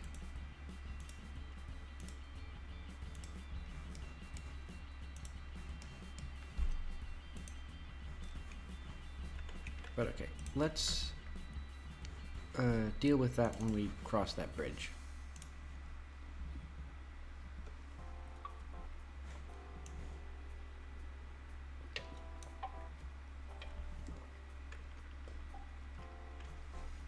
So I essentially need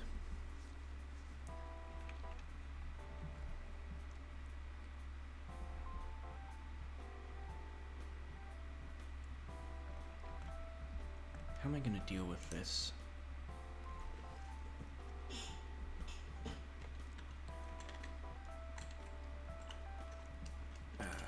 Constant lunge, kick, velocity 10.0. And it'll be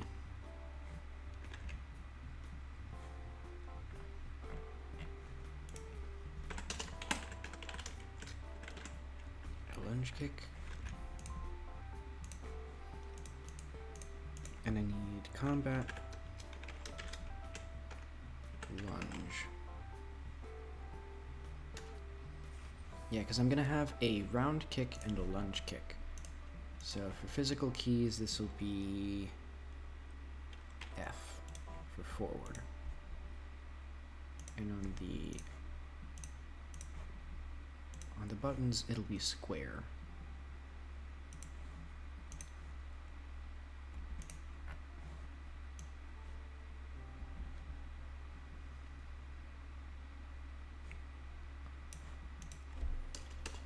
Const lunge kick time 0.5 or something like that.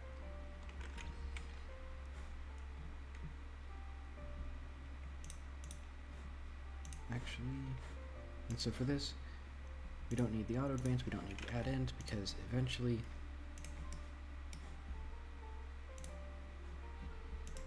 yeah, so you'll be in that pose for a small amount of time, and then you'll come back to here. And it'll be something like 7.5. Lunge kick time.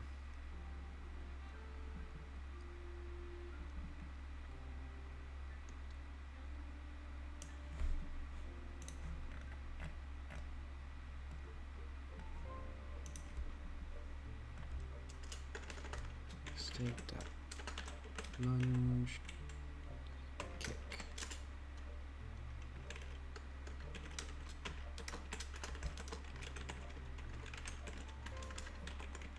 You know, I'm going to change this from airtime to just a state timer. So it's true for everything. So it's just how long you've been in the current state. So I can even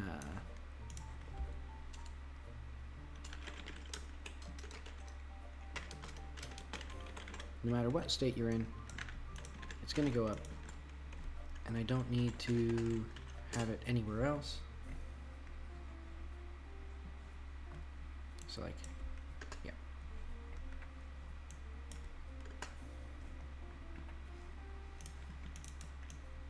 Don't need roll timer, I'll use state timer.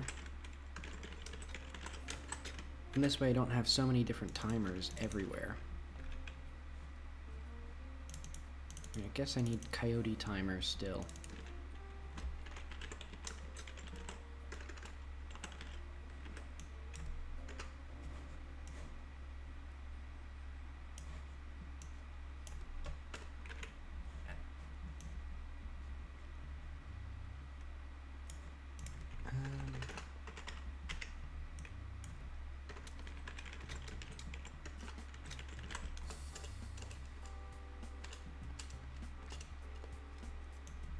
That.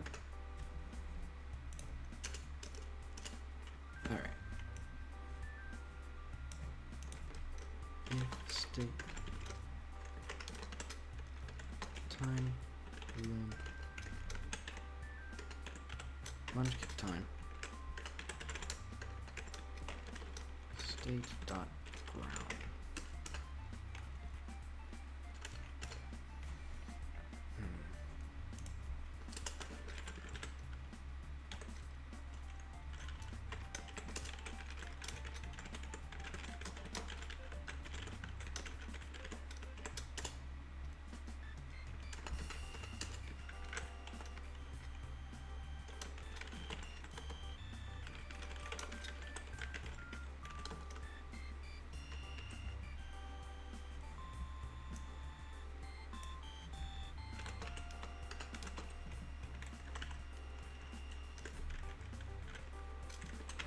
So let's see.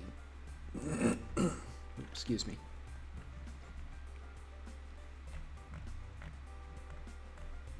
Where is... So when you're on the ground, if input dot is action just pressed. Oh. Should that... I guess that... Okay, that's supposed to be pressed. Combat lunge. State equals state dot lunge kick.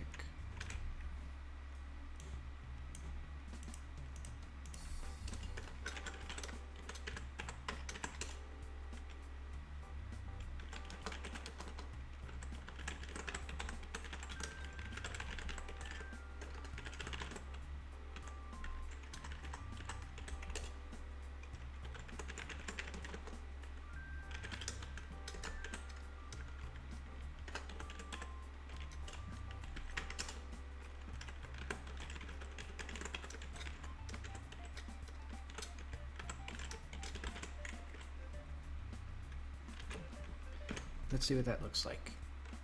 So I should jump forward. I did not.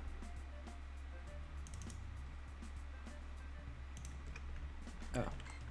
Basis. Okay.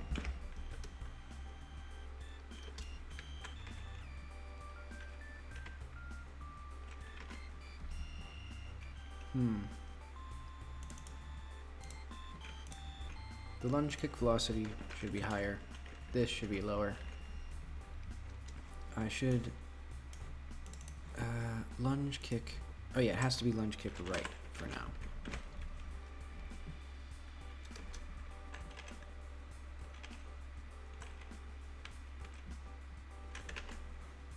Okay, and I have to change the acceleration, I think, a little bit to const decel run kick 25 or something like that. Cell with 1. Maybe decel width.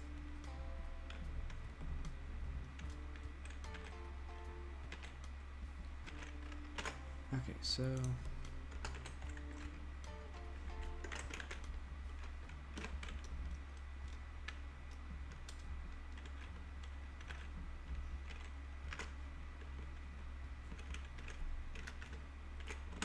lunge velocity time. So I think that's right.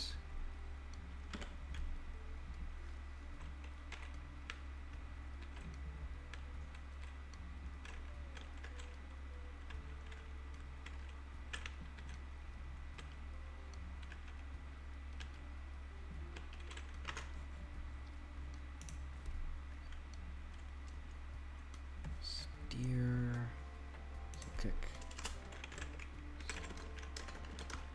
steer, kick, 5.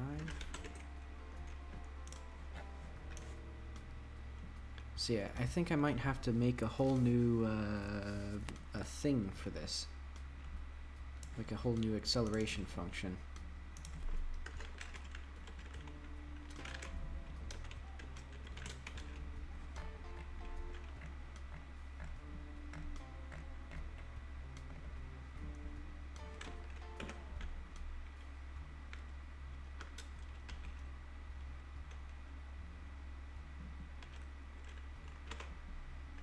I wonder what happens if I remove this.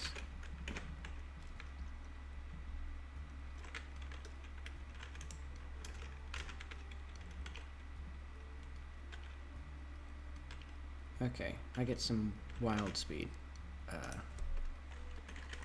The times crouch speed, cell width,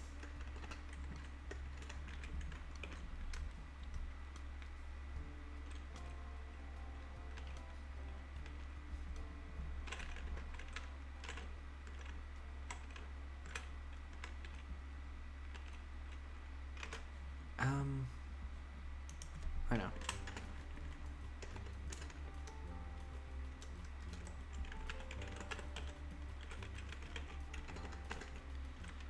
Desired velocity is intention dot.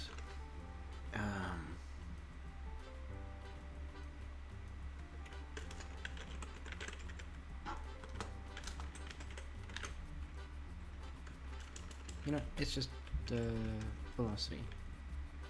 Oh wait, but that's gonna, yeah.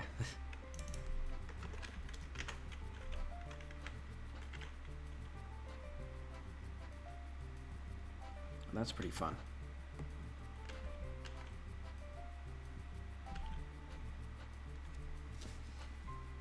So that's probably not what I want.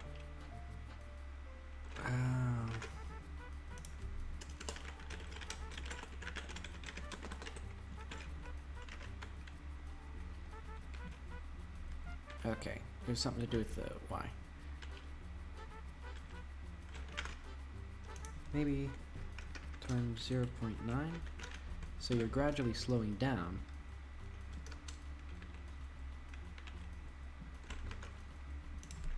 Point 2.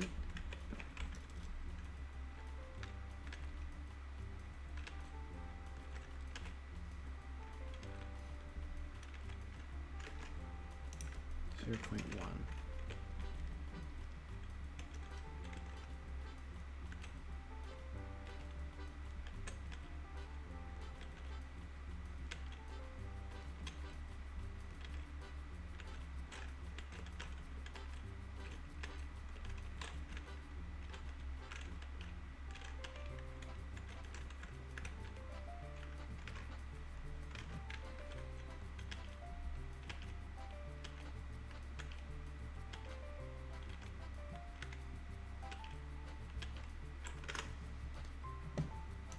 Maybe I will make this at end.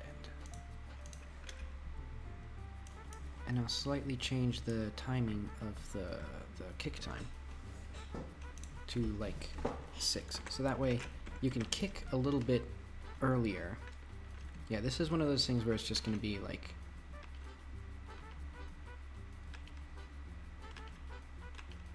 I don't know, a bunch of tweaking. So I have what I wanted partially, which is the player can go in a certain velocity, or go in a certain, look, my brain is too small for words right now. They go in a line, and they stay in that line, and they can't control it, is the thing. And so, our desired velocity, let's do lerp, desired velocity dot normalized times 0.1. So it's halfway between where you want to go and where you're already going, but less.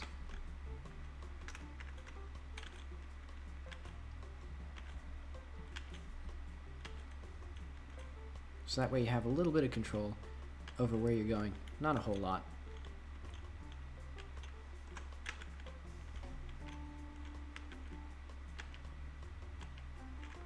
And also, I'm going to make the camera a little bit different, so that way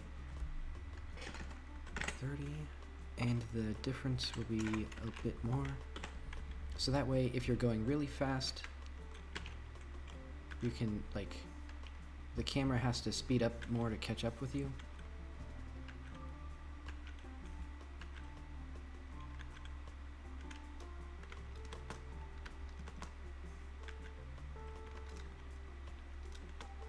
And actually, while I'm here, I'm gonna change the roll jump velocity code to instead of be plus equal,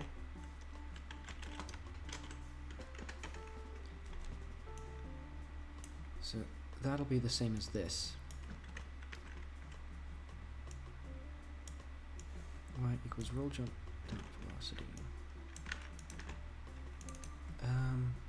Roll jump lurch.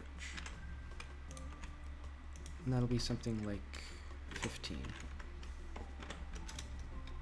Because I wanted to change that slightly to control the velocity a bit more. Velocity will be 12.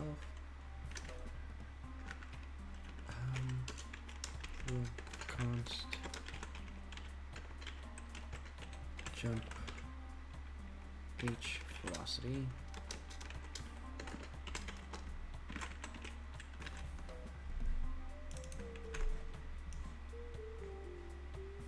Actually, let's see what it looks like at 25.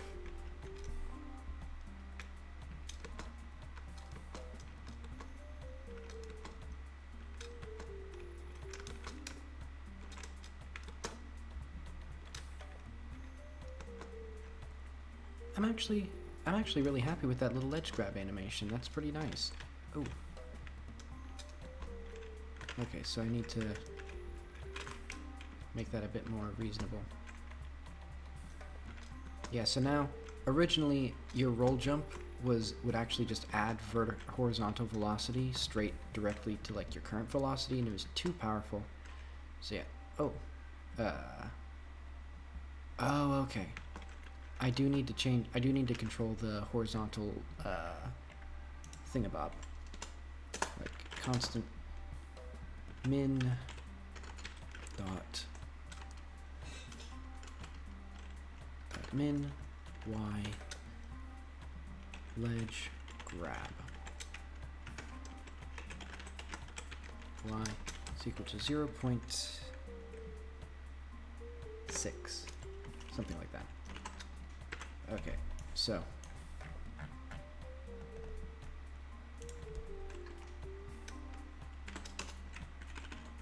and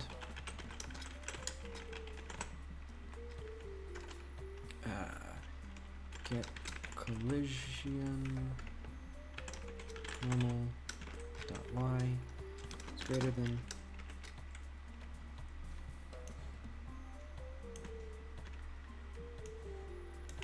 Okay, so I'll do something similar for all.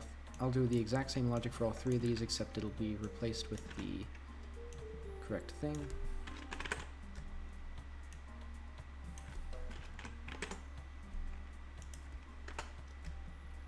Edge cast. Center.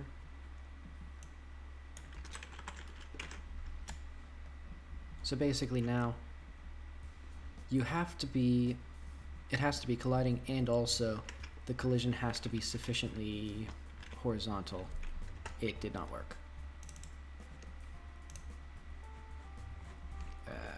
F1 cast get collision normal.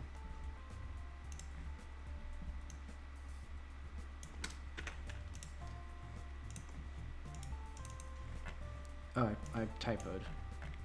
I typed collision normal.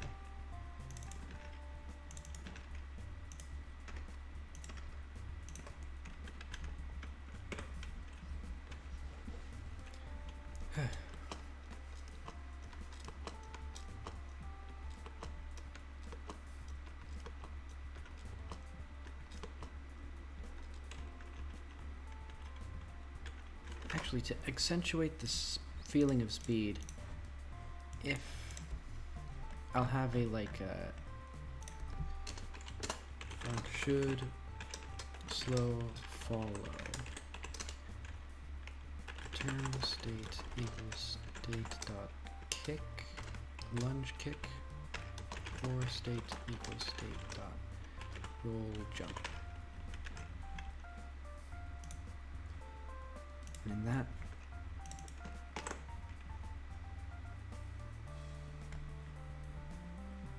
so this will be, it'll have a slow follow, so there'll be like H correction and then there'll be const H slow correction. So basically what this will do is it'll reduce the speed at which the character will actually or at which the camera follows the player when they're doing those moves, to make it feel more powerful and faster, even though I don't want it to be that much faster because then it'd be hard to control or whatever. If player should slow follow bar HV equals H correction HV equals H slow correction.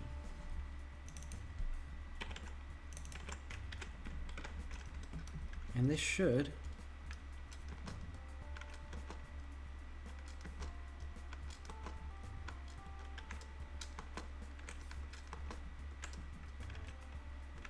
yeah, so you can see the character now really flies ahead of the camera.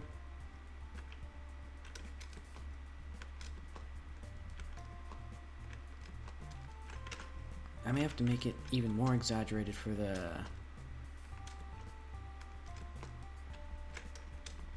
yeah, I may have to just do custom logic for each state. Like maybe there's a even slower follow for that, because now the player moves a bit too far ahead of the camera when they punch or kick.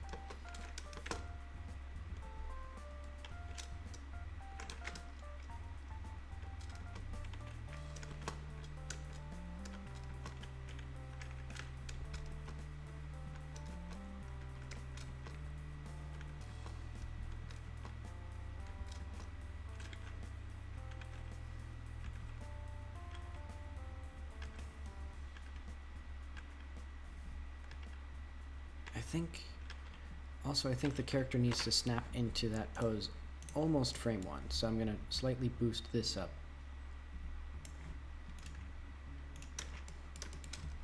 Let's make it so the character actually puts their foot there at like frame 4.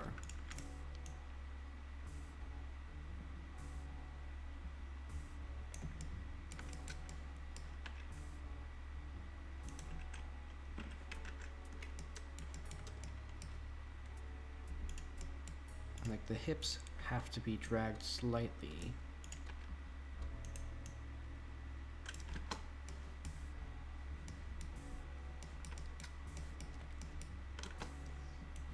there we go.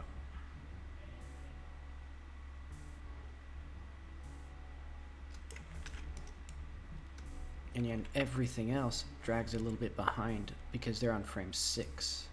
So that means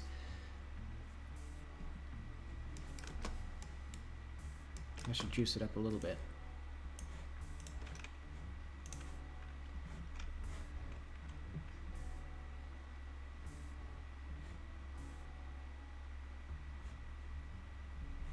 Then I'll remove that and save.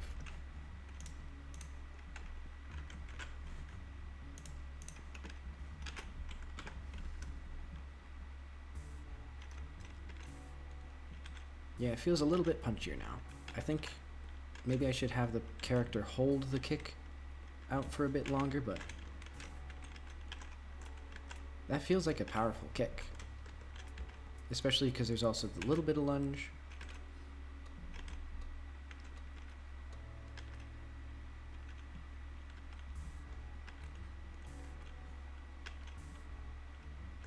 I think they also need to decelerate faster and have more velocity though to really make it go, to really make it pop and really make it feel a bit more like Jak and Daxter's punch, because that's sort of what I'm going for here.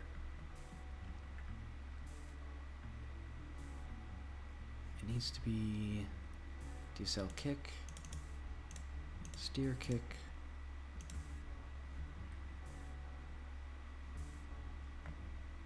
where's the kick velocity? Let's go 40, 45 even. And then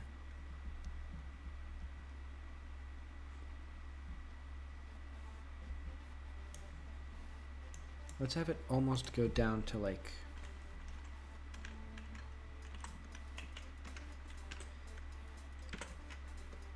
let's have it go down 4 times faster. Oh wait.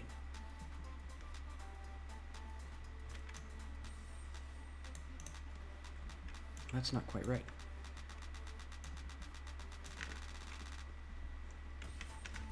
Because it's normalized, it's always going to be like one, it's always going to be there.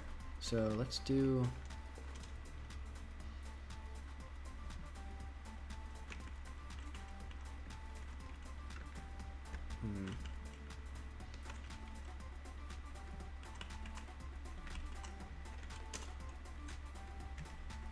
velocity times the min of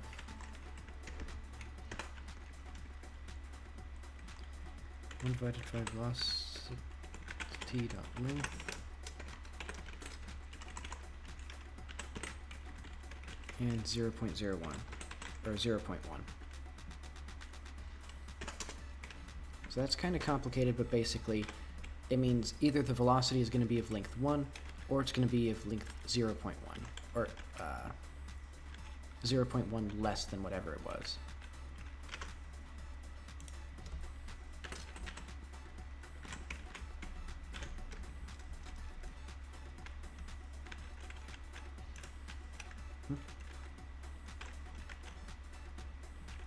Maybe a bit, that might be a bit too much.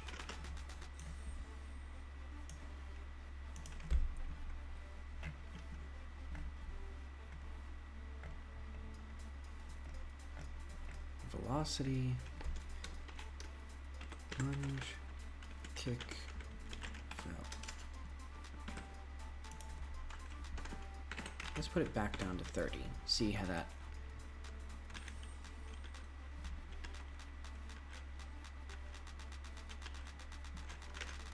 I should be decelerating.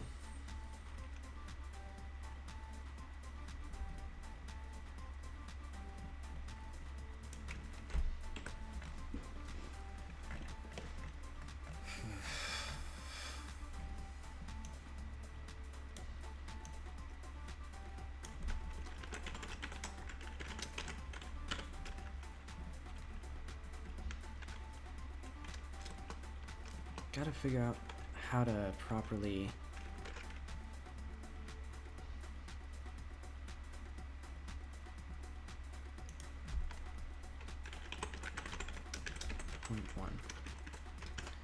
If desired velocity.length squared is greater than 1.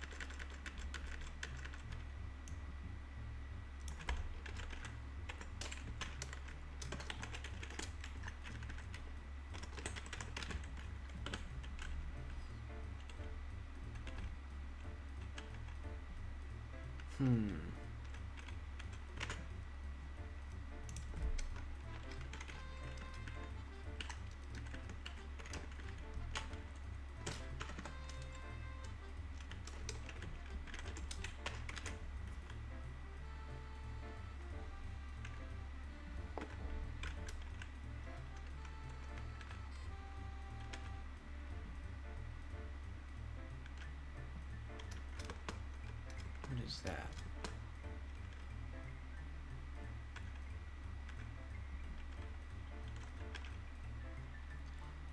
Weird. It, like the velocity. That's bizarre. What is that? Somehow there's like a fixed direction. Side velocity. Alright. I just need something custom then. This is too much for my brain to handle. So Excel lunge delta.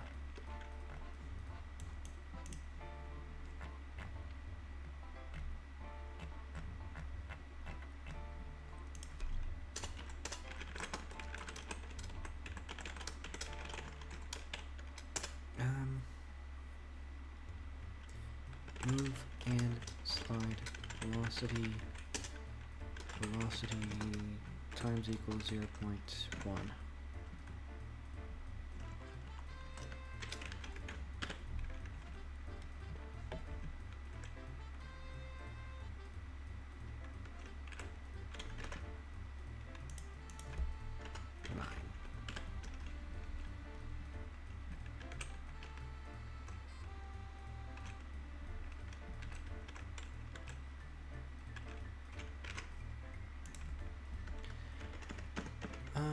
Equals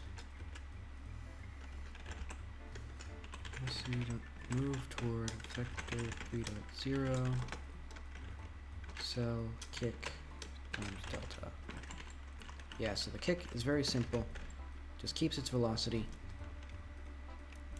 and it gradually goes to 0.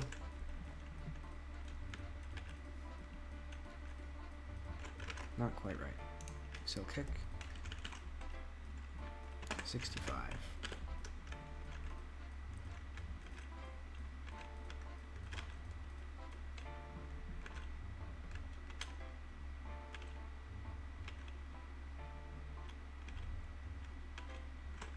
Oh wait. Okay, so velocity.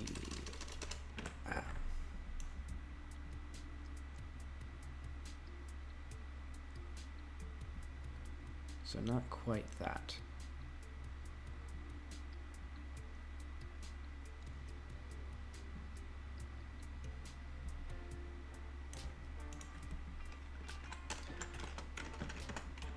For Vy equals velocity dot y.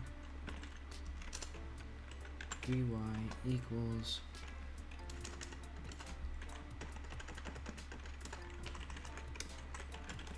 y equals move and slide velocity plus gravity times delta.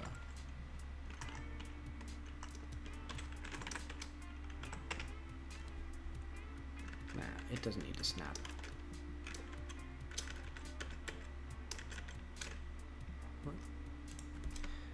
Oh yeah, sometimes the undo doesn't work right. That's fun.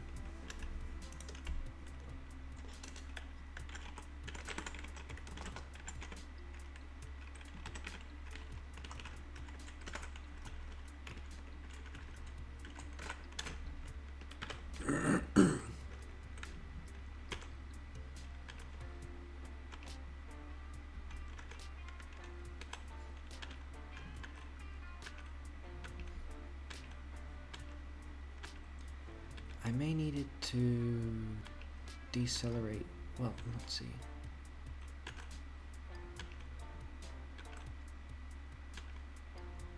Yeah, I think I need to speed up the tail end of the kick and then make it a bit shorter, or make the whole thing a bit shorter. Okay, so see how that looks.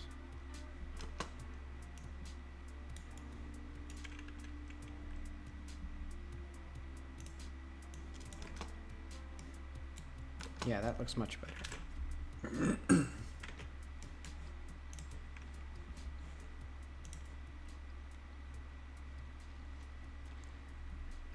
So yeah, that way, because it feels a bit stiff, it feels a bit slow right now. I think I just need to speed it up. Get a bit more punch into it, or get a bit more speed and faster deceleration.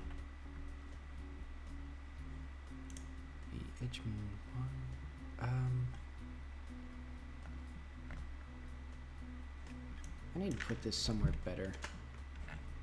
I'm getting a bit disorganized with all my stuff.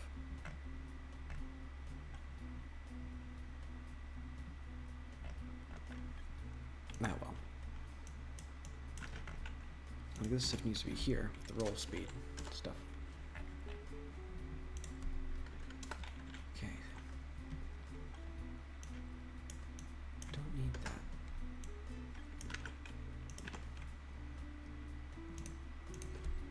So now it's going to be probably like 0.4, be 50, so it'd be 125.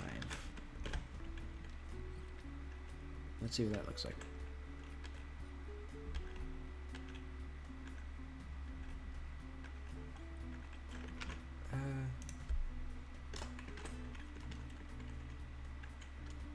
Let's go down to 40.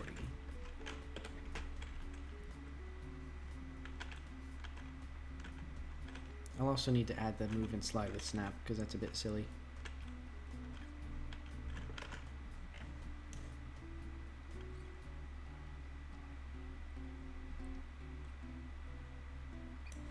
Oh wait. Dot y equals the min of velocity dot y and v2 dot y.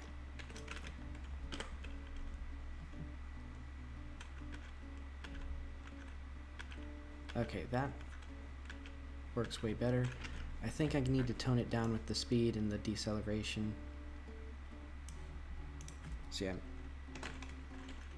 that can be 30, that can be 100.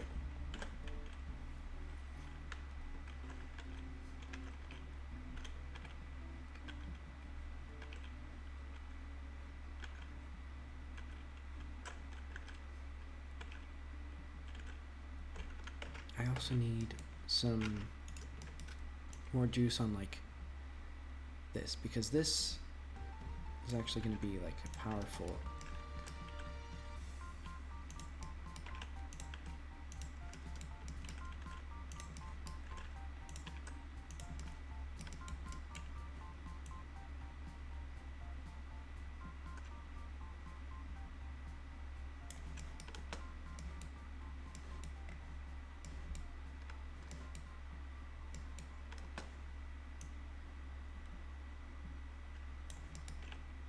move that a little bit more.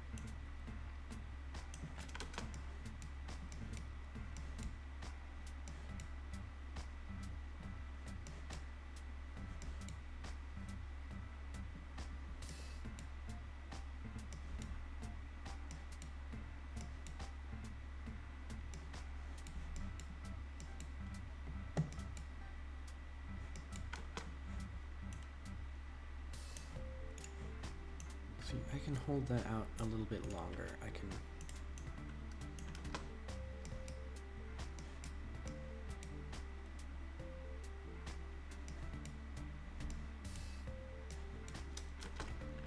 Okay, that's pretty powerful. I'm gonna mute again. I need a bit more.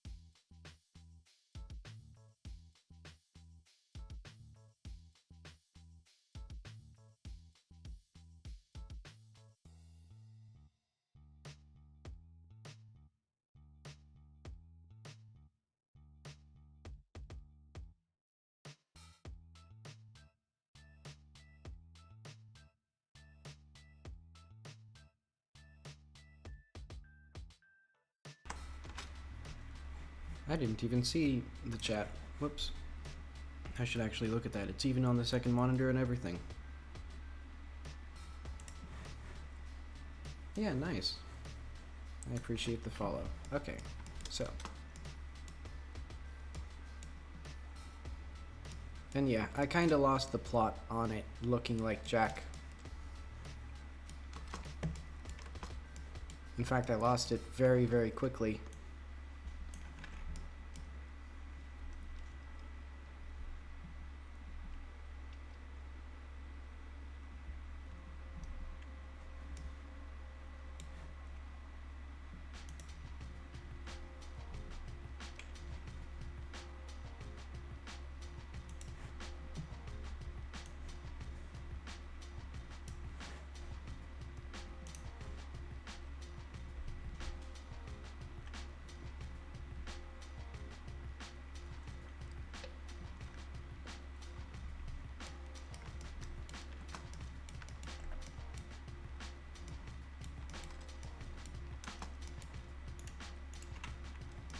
Yeah, that's good enough. Let's see what it looks like in the game.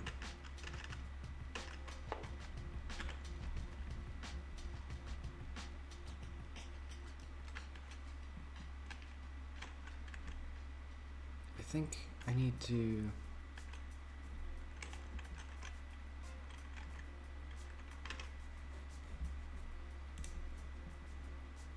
I need to change it back to an immediate blend. So that needs to be immediate.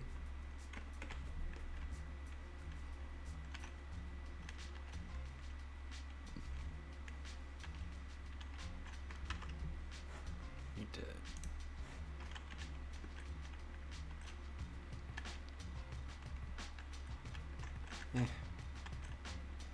Not great looking.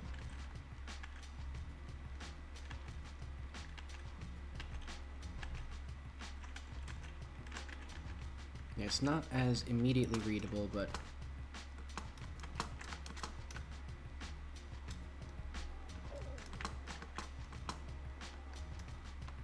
and I think I also need a ledge jump animation.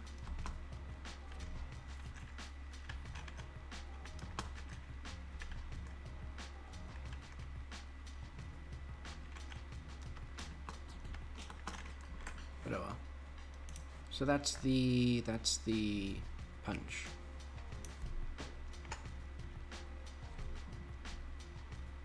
Oh wait. I need to also add the hitbox to it.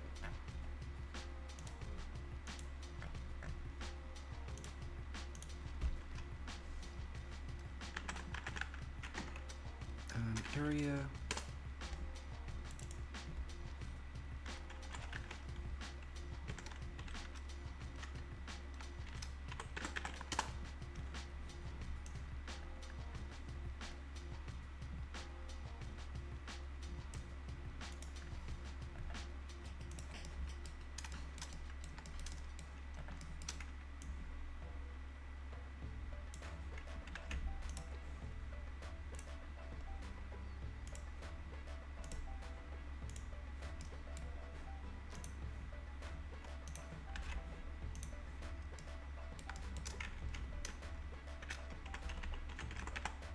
Collision shape.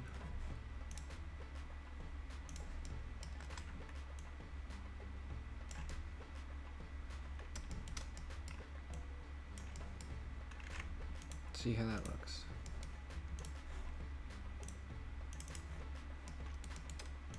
I think it's about right.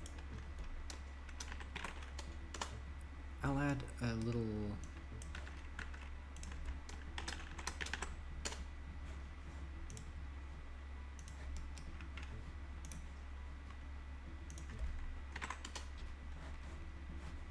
what's the radius of this? 0.43.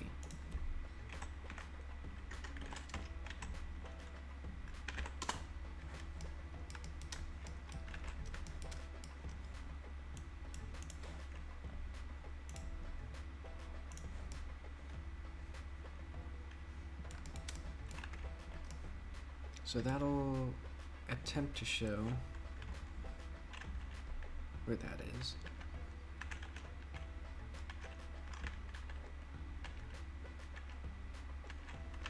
I'll make it a bit bigger, this collision area.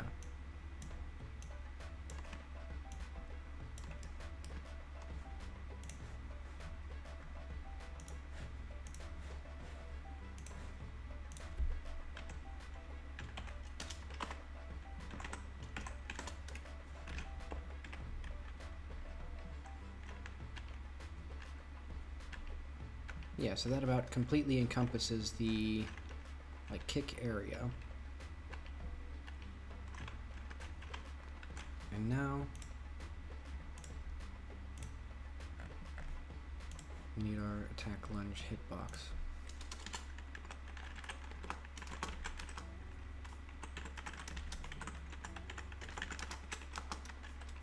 Intention, attack lunge.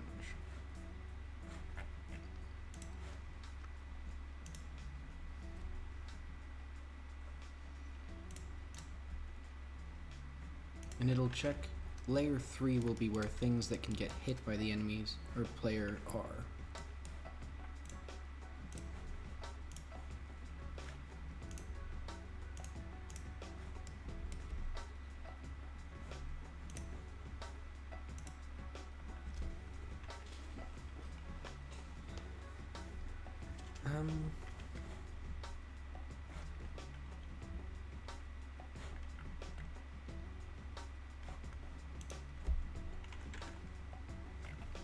Let's see.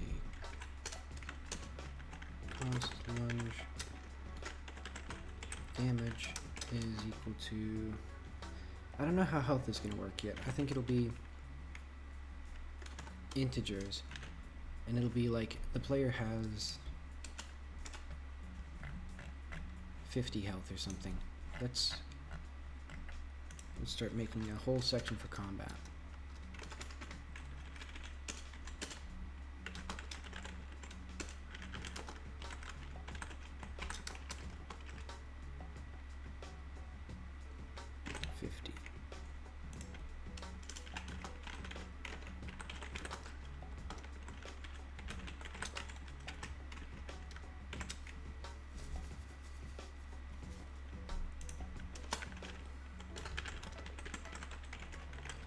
And the amount of force is just how much it is for like rigid bodies. I don't know how many physics props there will be, but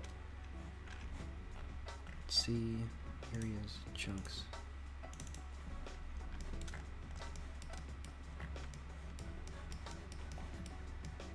Let's add a barrel the player can kick around.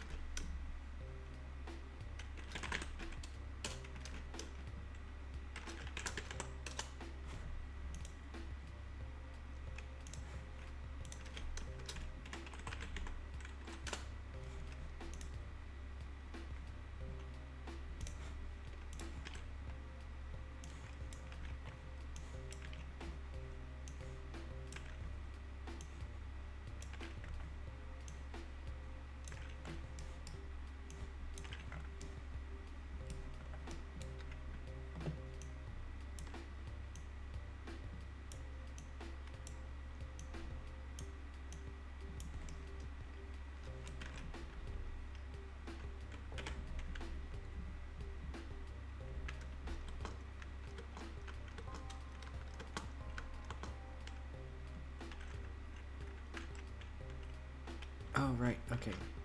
So I also need, the player can't move with infinite velocity. Move, and, so for all of these I need to, false, 4,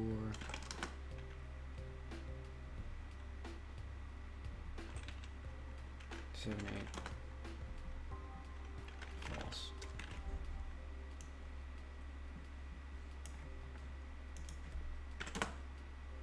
Slide. Up. False. 4. 8.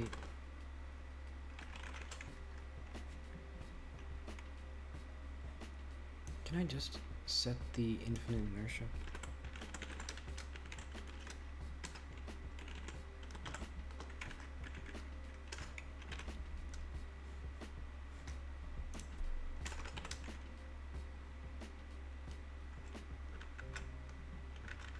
No, I don't think it has named parameters. That's unfortunate.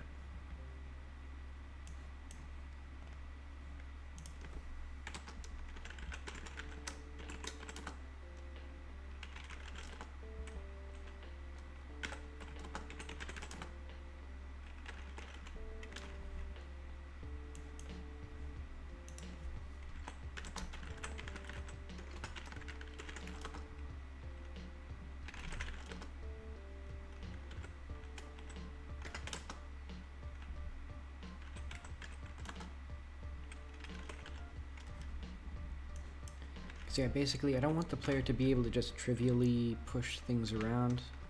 I want it to be so that they have to like kick rigid bodies.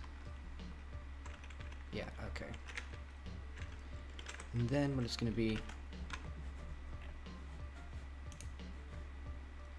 set the mass of this to 100 or something.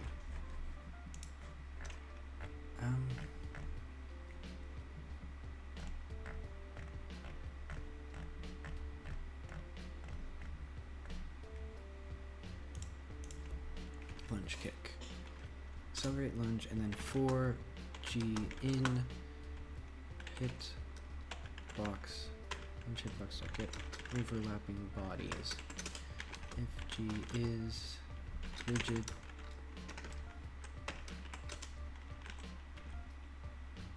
apply central impulse.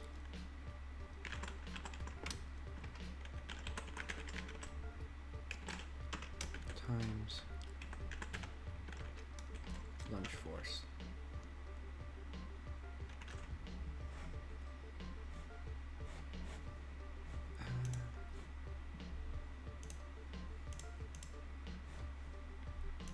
And that'll be only for things that are on layer 3.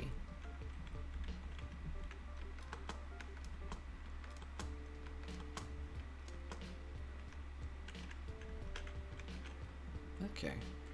It's a little bit, oh wait, I have to apply it once.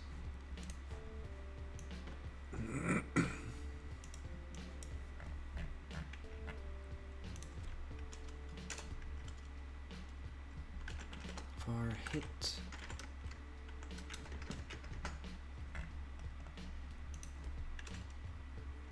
for damaged objects equals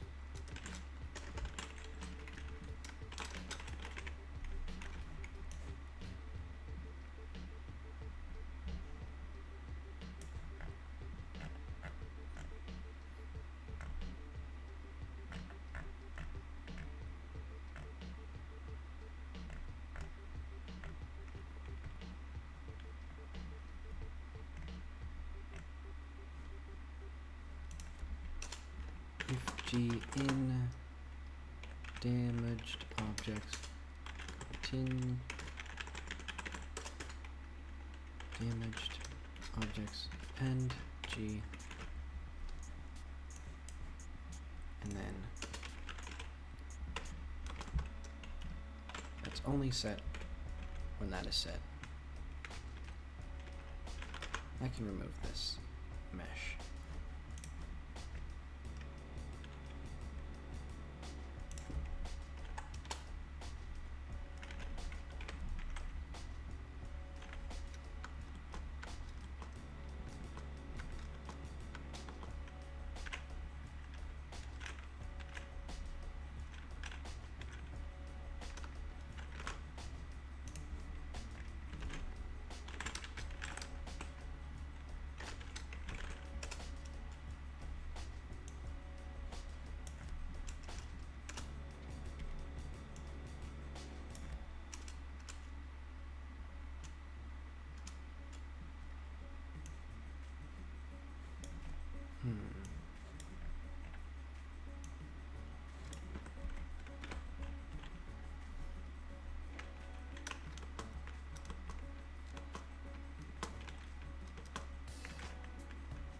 Weird, so I don't know why it's so inconsistent.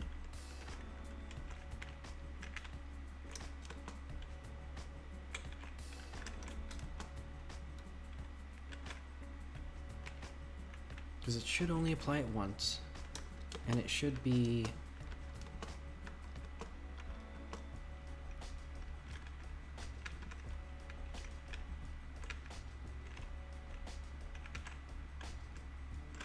should be cleared each time.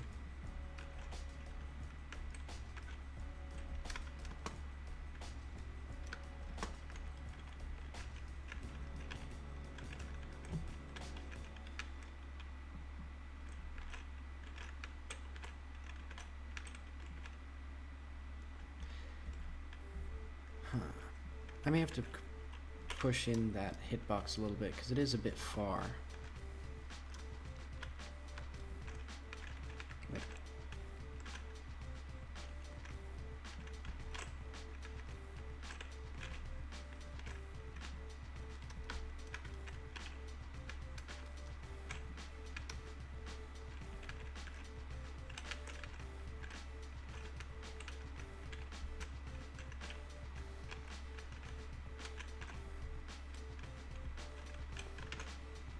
I need to make sure that the intention is right.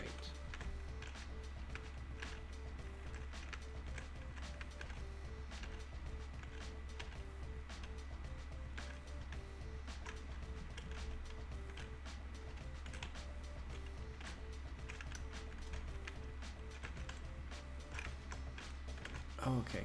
This needs to be the intention.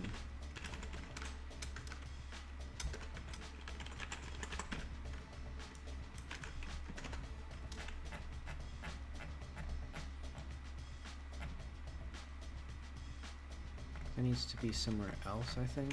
Maybe it doesn't. I'll just unrotate it.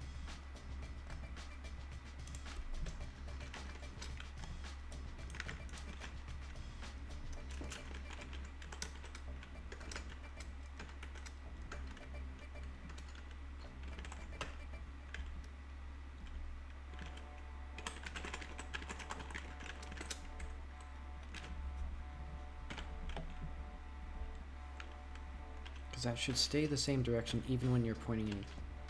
Okay, yeah. Because that controls where kick. And that might have been why it was so inconsistent, maybe? Weird.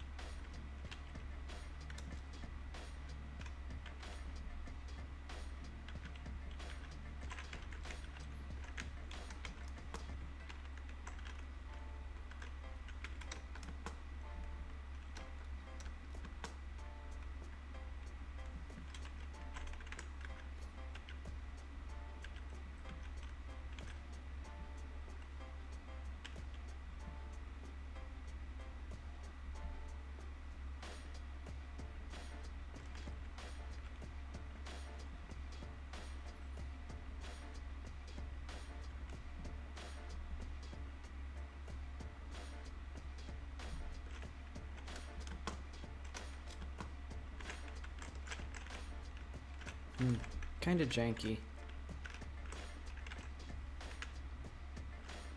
Alright, whatever. That's good enough for now. So that is the punch. So now we need... Or, that's the lunge, so now we need a round kick.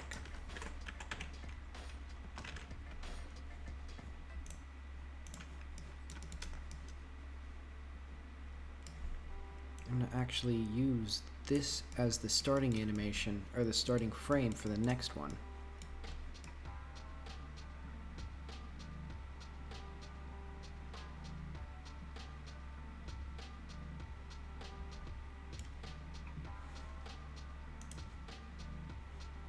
Stash that, and then new spin kick left.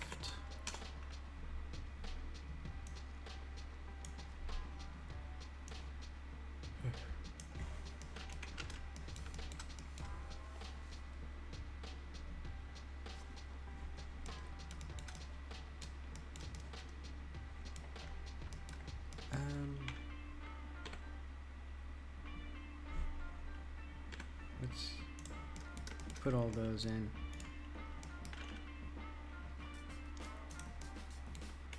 Let's see, I think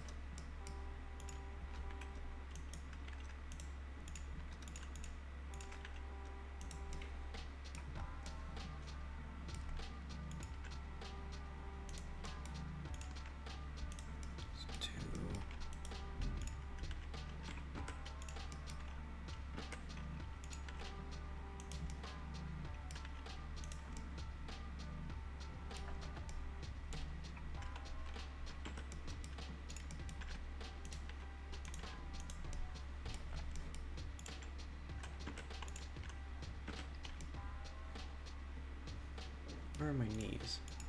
Iconic line, iconic game show, where are my knees?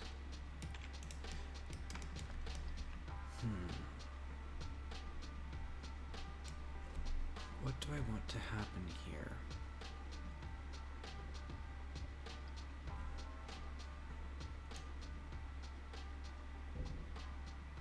It'll be a bit less energy. I think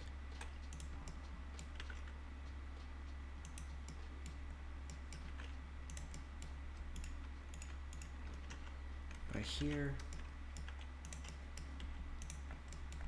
this will have been this leg. Come on. Is this the same leg? Is she kicking with the same leg again?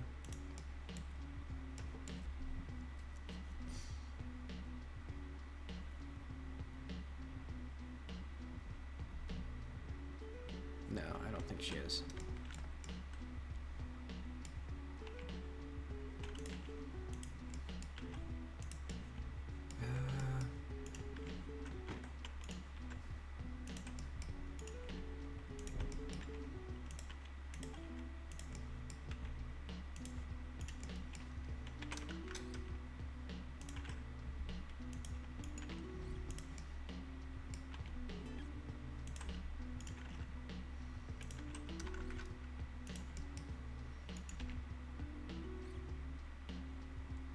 So I think she'll be kicking with her knee, primarily.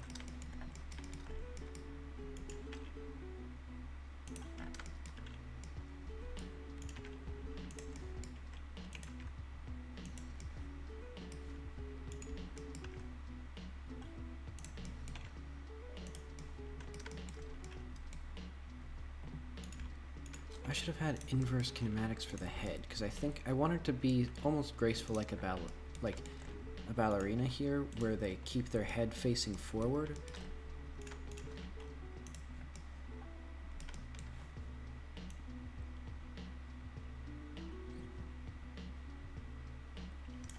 I think here already we need to be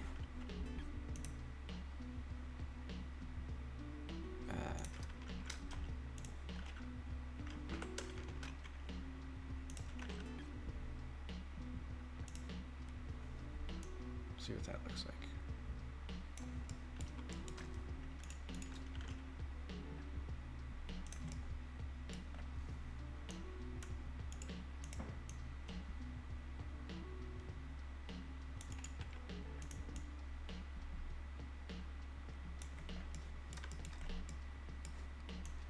This needs to be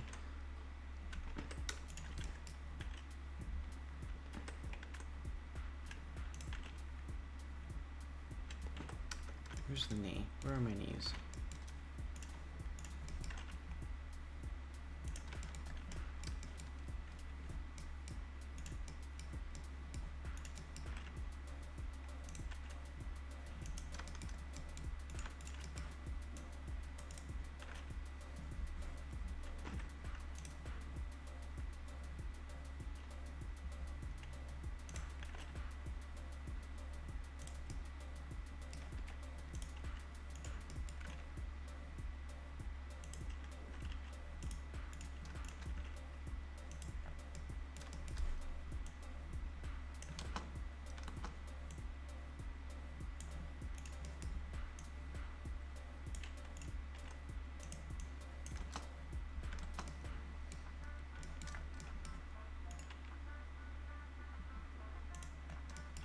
And her toe needs to be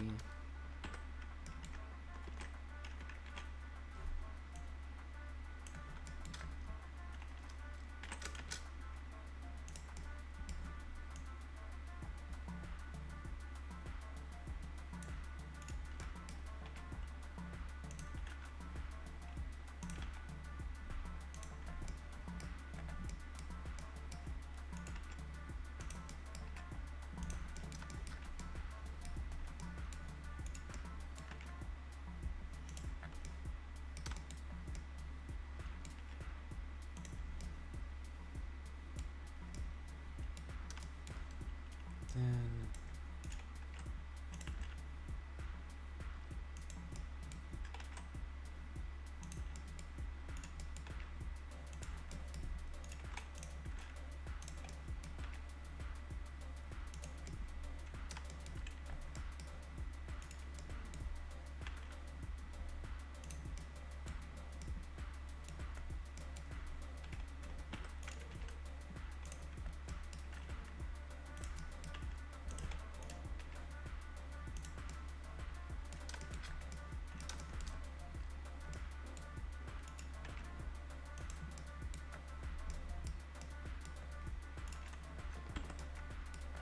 graceful.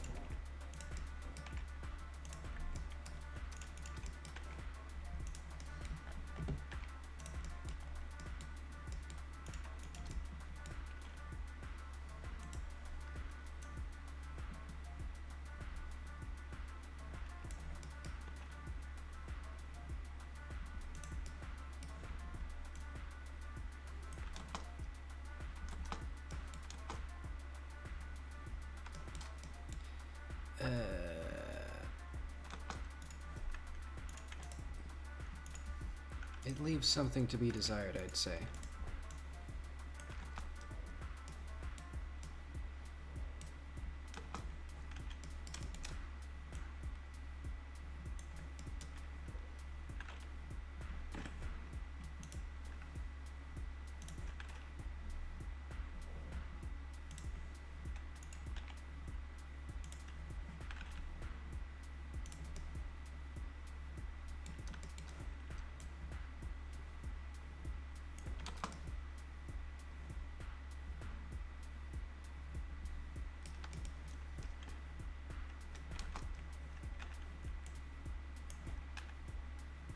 It'll be 45 seconds.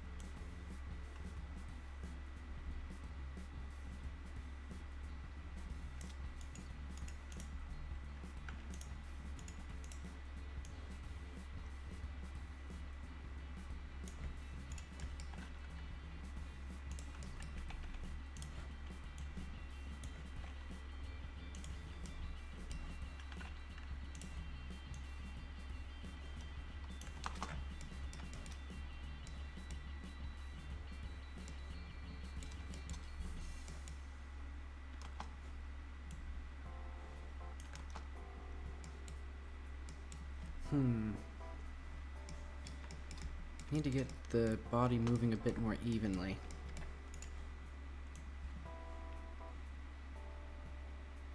I think.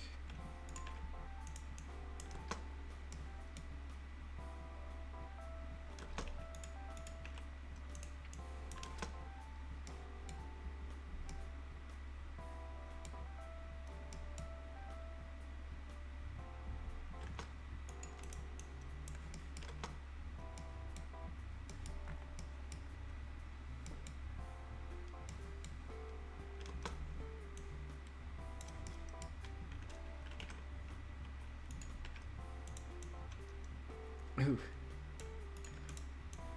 Okay, I'm just gonna let that not be there.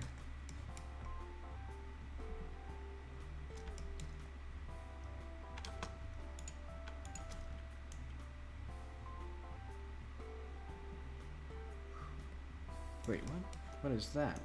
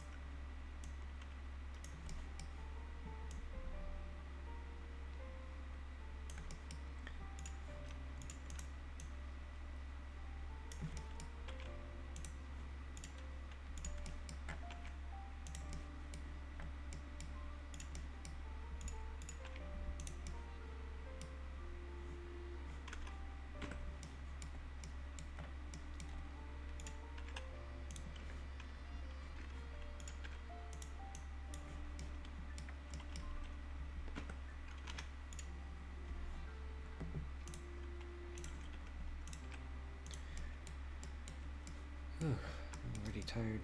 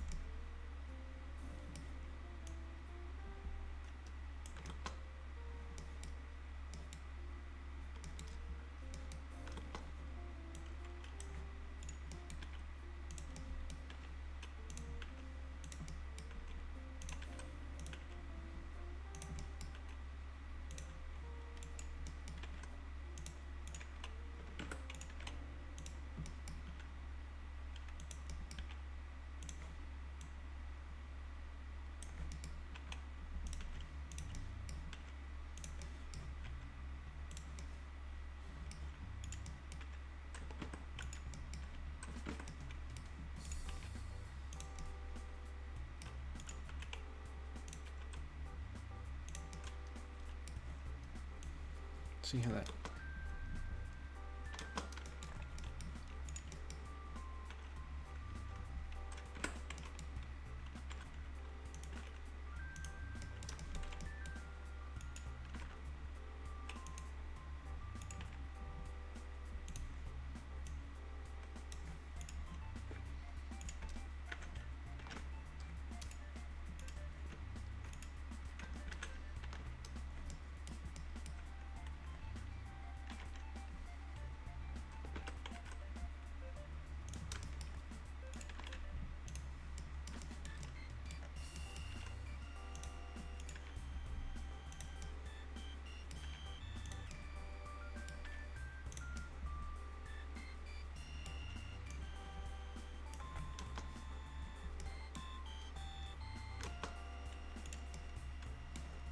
Huh.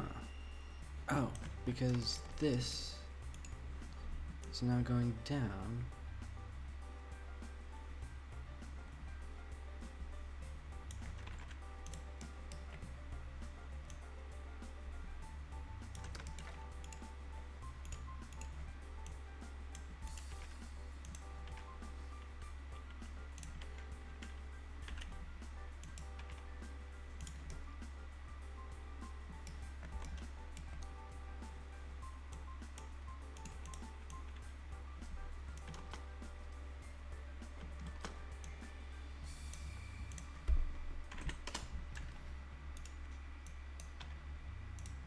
Yuck.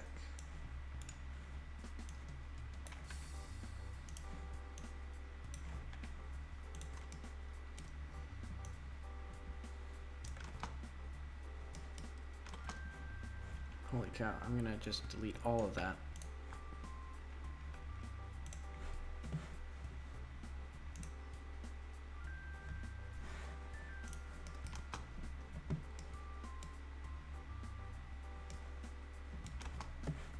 Alright, what is this?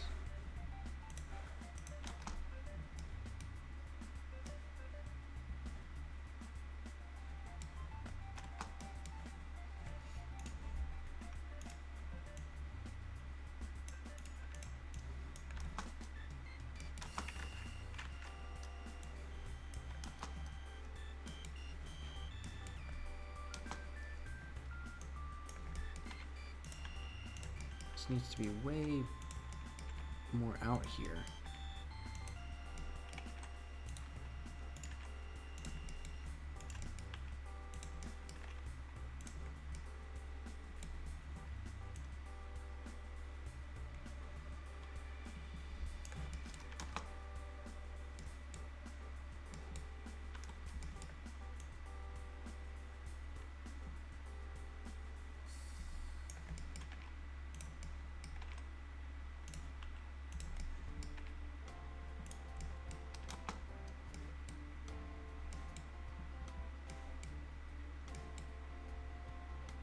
That is terrible.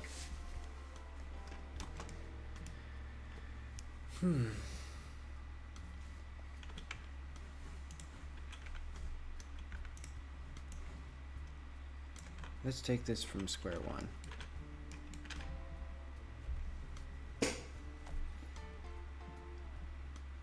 Maybe. Why? That is a bit alarming.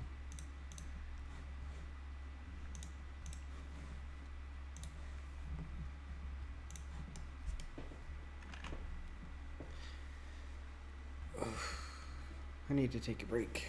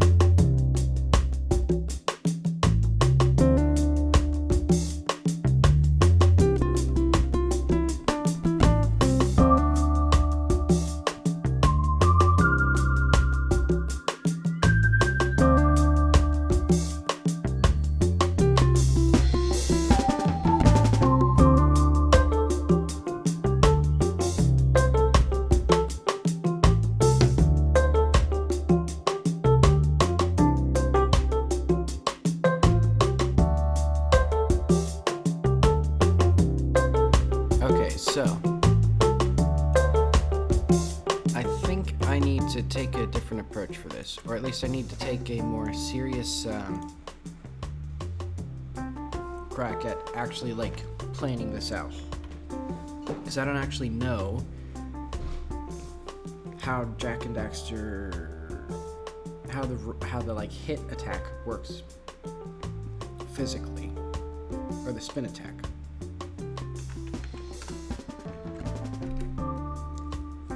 But this sort of attack, with this sort of basic lunge kick, that's actually a thing that people do. So there's an easy way of reasoning about what is going to happen. So even though this isn't,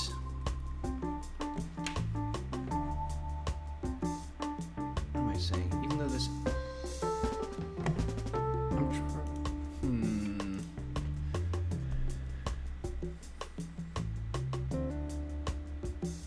Also, I think I need to slow this back down. I think it's a bit too fast now. It weakens the physical energy, I think, of it.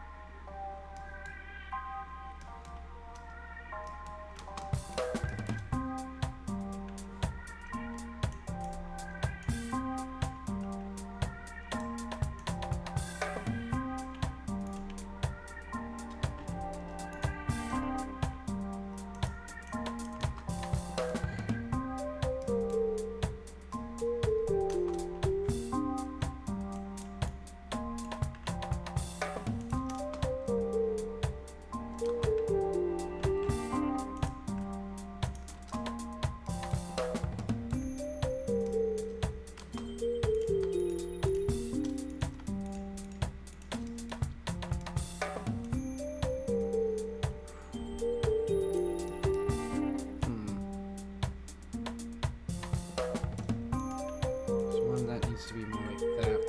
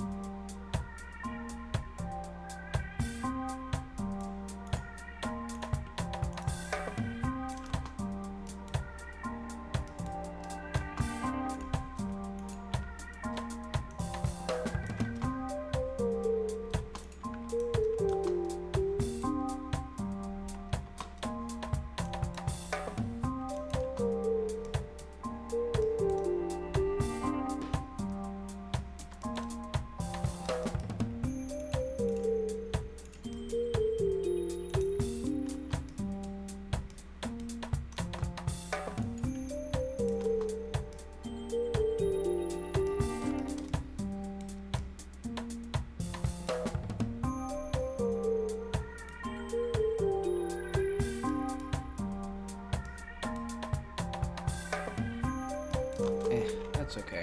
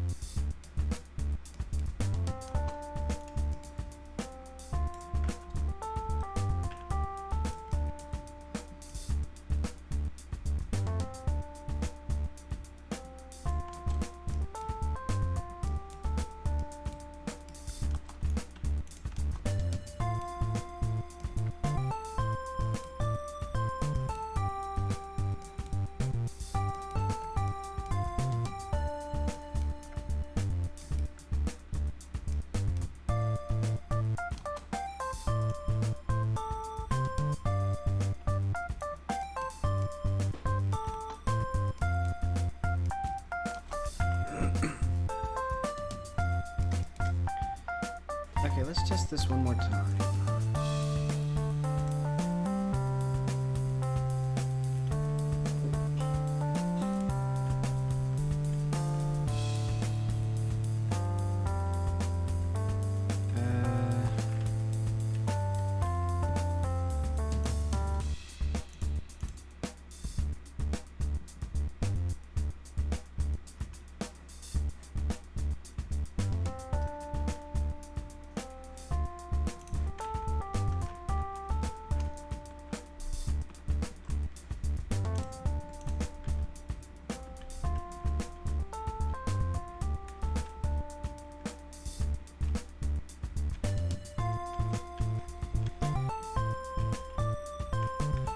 It's decent. I think the resetting is a bit too fast, so it doesn't have that satisfying follow through. But if I change it too much, it'd be a bit. Well, I don't know. Maybe I can make it. Let's try addict. Why not? And let's make this 0.15 maybe.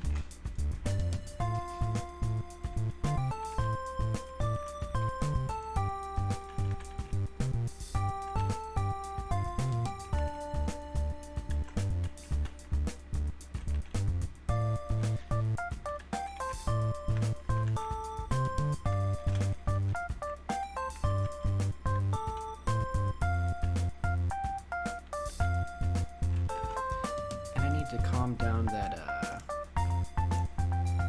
movement again.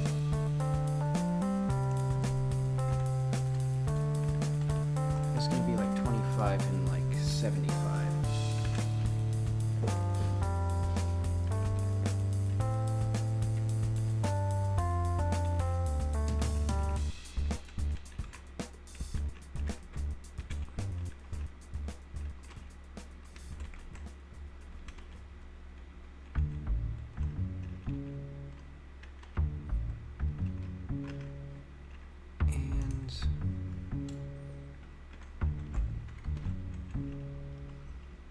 And you'll stay in it for longer.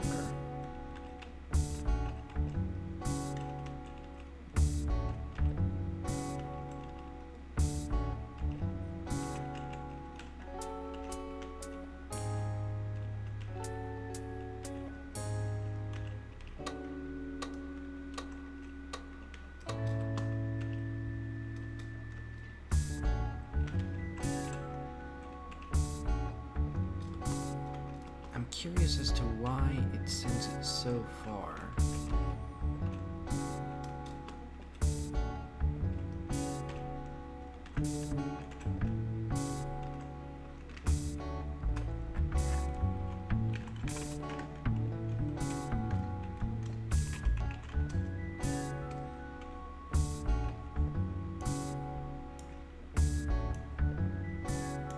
It's gonna be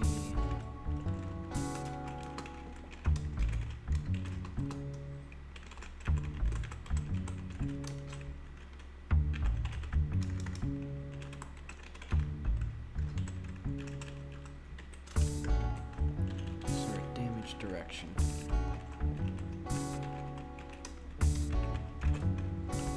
And it'll always be horizontal.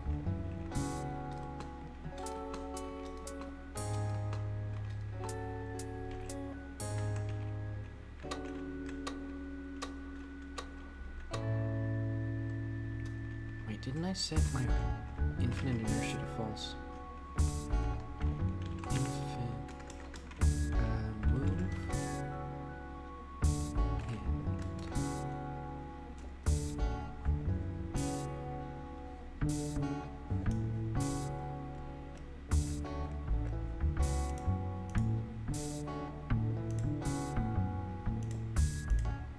It's move and slide with snap.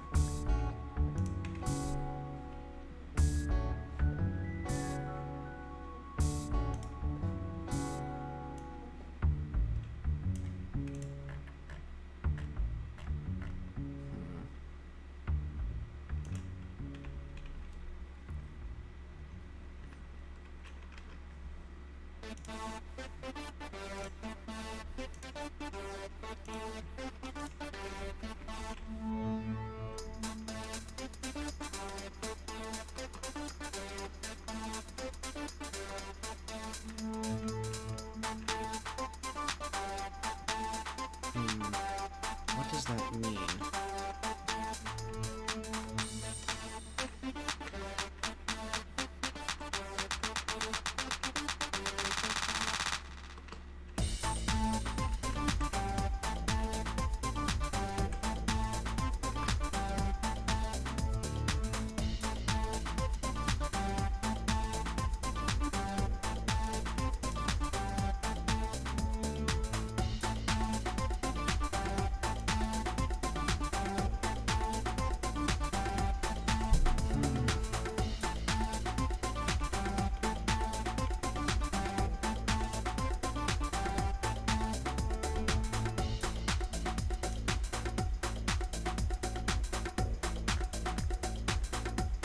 We only have Excel and Excel Air and Excel Launch.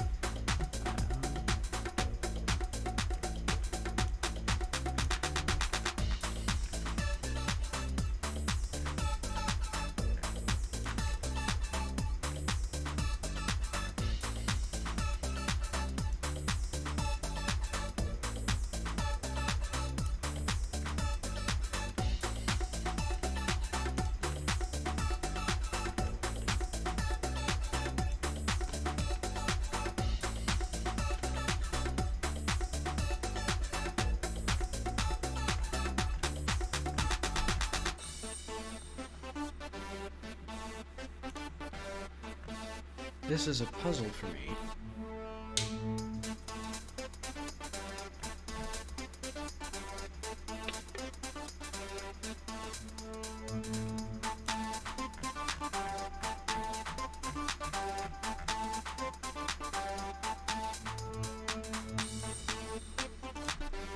Velocity.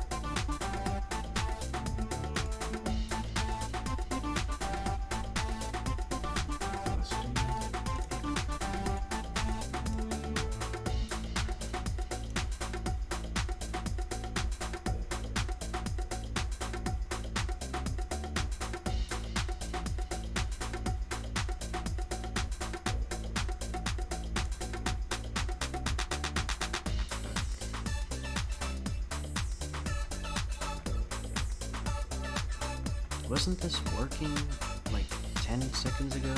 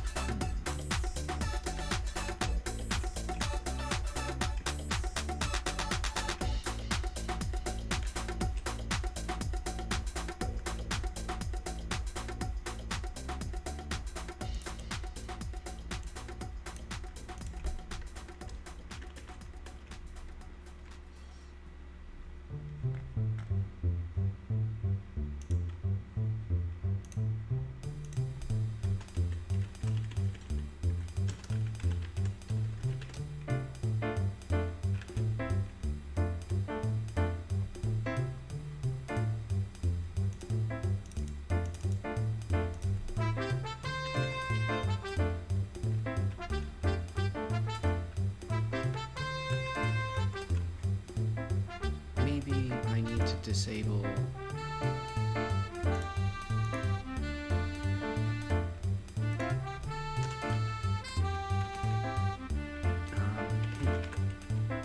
box checkbox.get child mark 0 dot disabled equals true.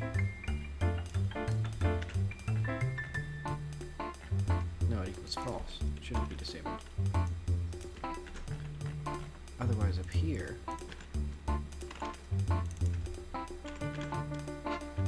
it does equal disabled.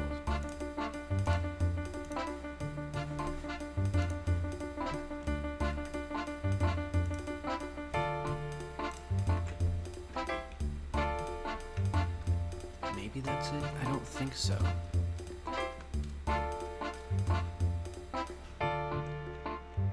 Was it? What? I don't get it.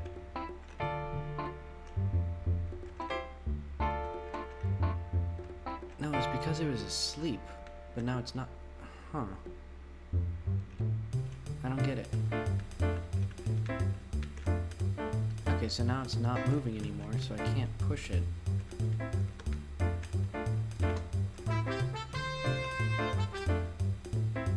What does this mean?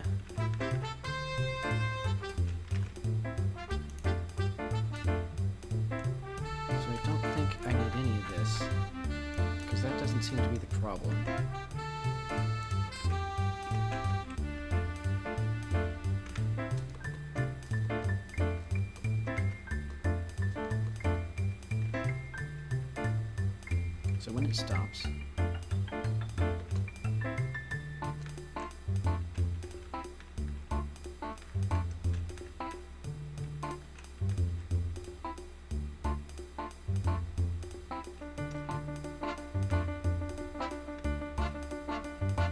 So when it stops, I can't move it at all, but when it moves, now suddenly I can push it like it's no problem.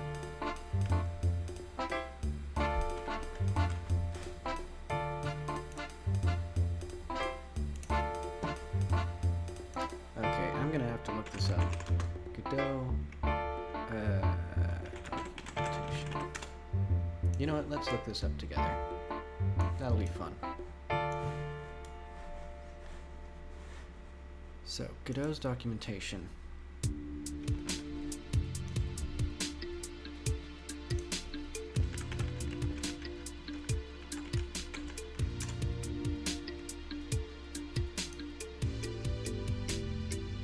I'm actually going to first consult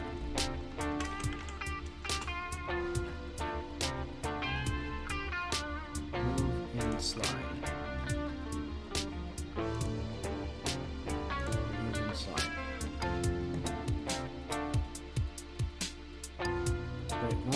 Any collisions with them. If false, it will interact with rigid bodies like with static body.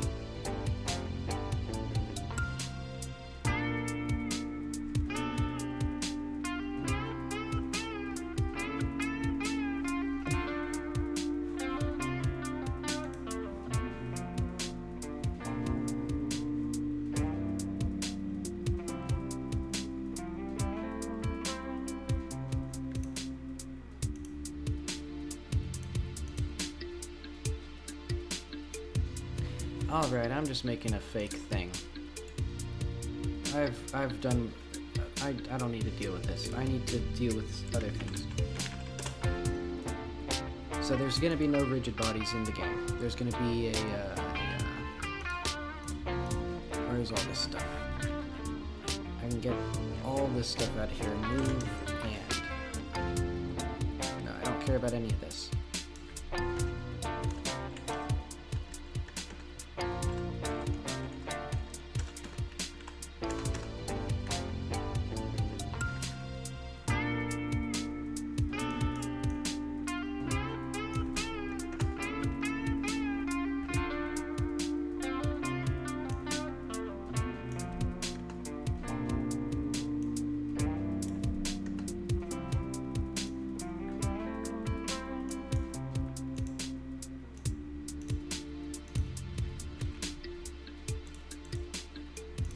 I need to do more important things than deal with that.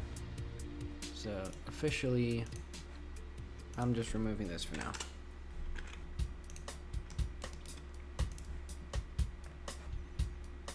Eventually I'll add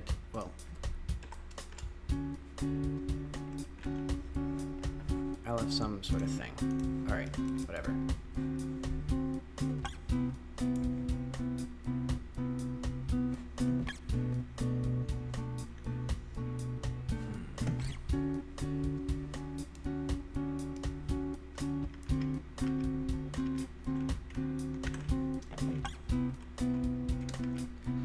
Let's go back to the spinning kick.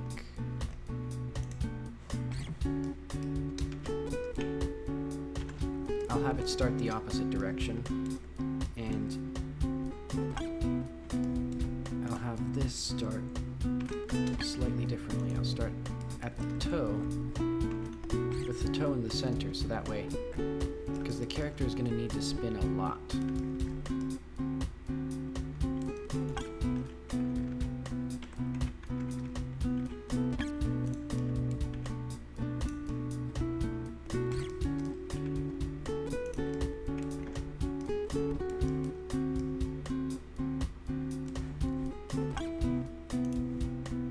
Let's lower this a little bit.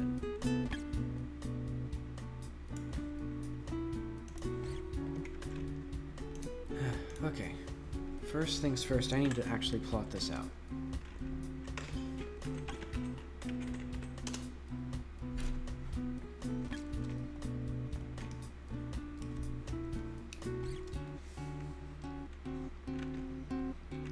So we start from a similar position as last time.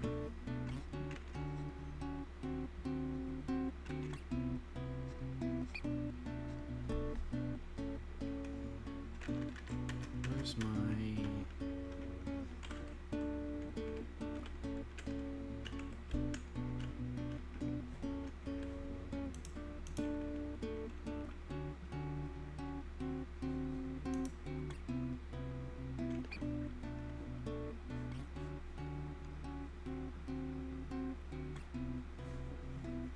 How do I view layers? Oh, it's in here. F7.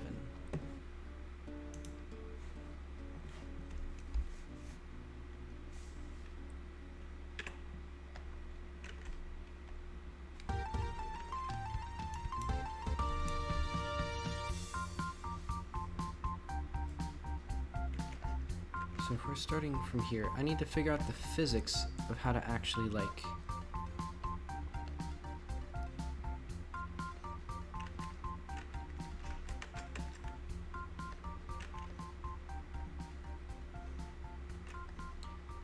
so let's say from a slightly upper view.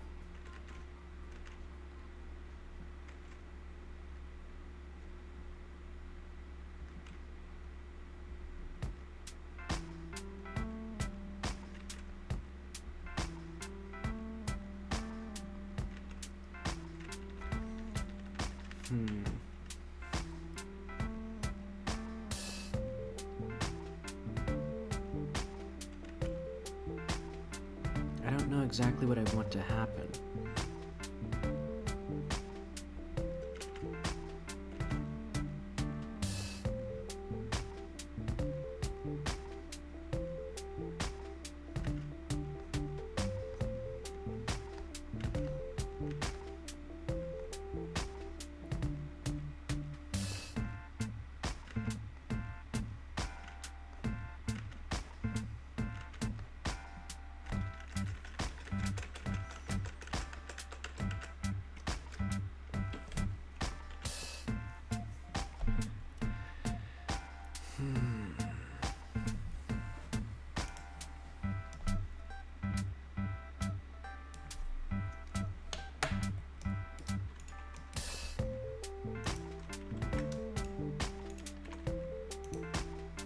Start from a higher position, a little bit more centered.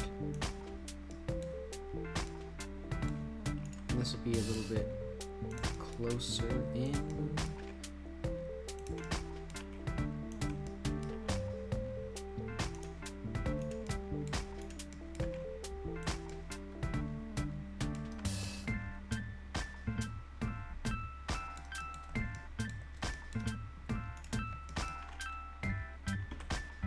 I think I should have the characters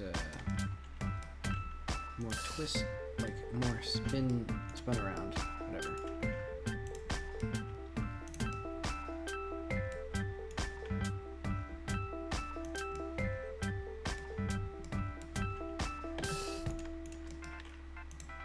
And I'm gonna have her hands in here, close to hers.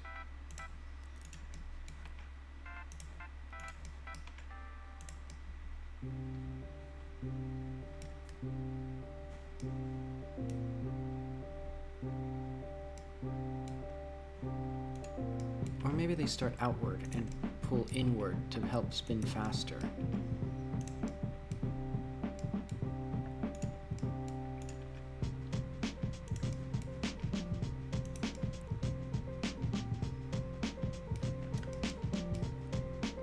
And I'm not going to have any sort of hair motion for now, until I'm firm in what I want.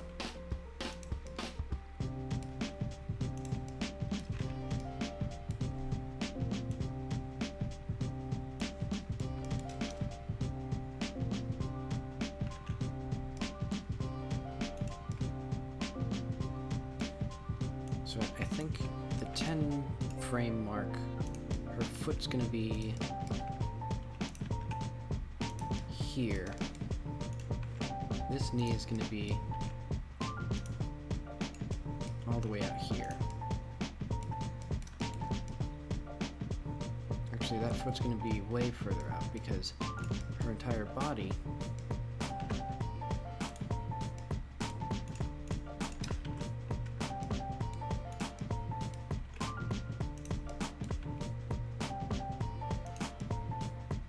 here.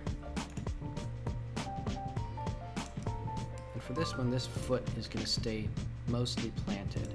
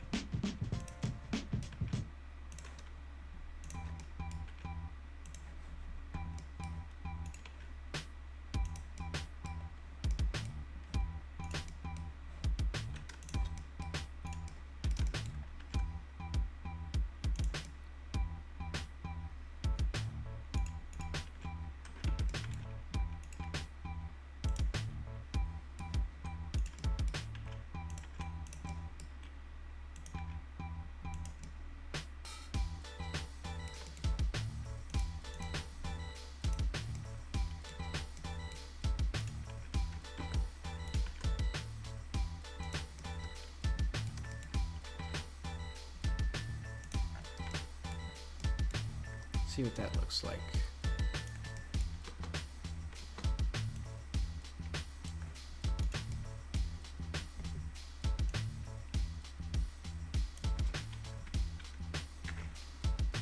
Let's try.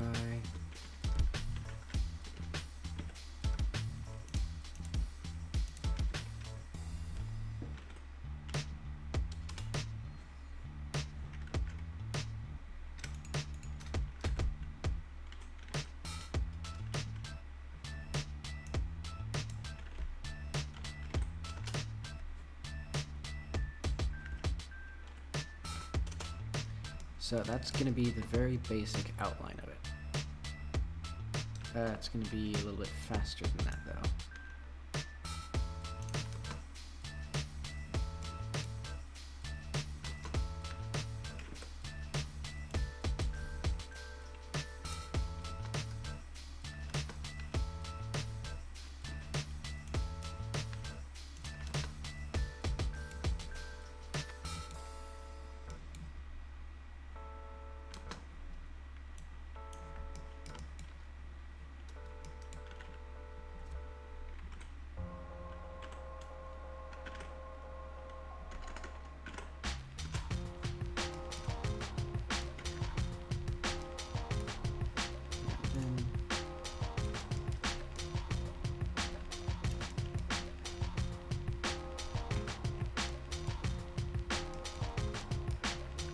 How does she come to place?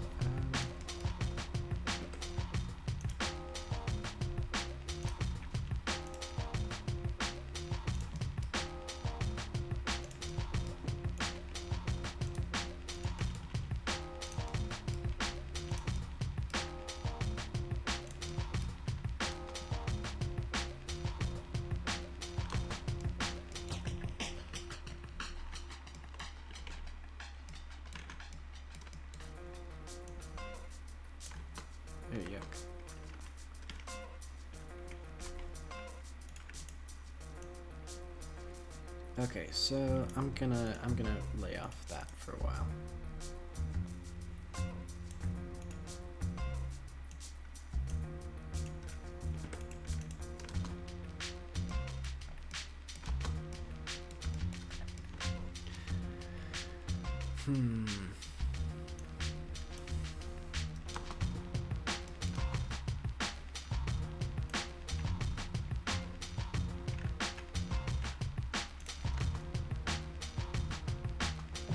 Oh wait, I just realized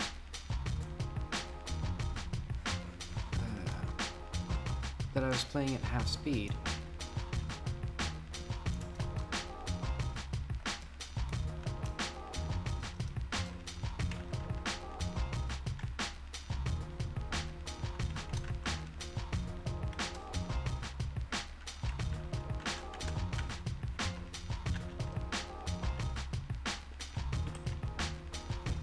Because the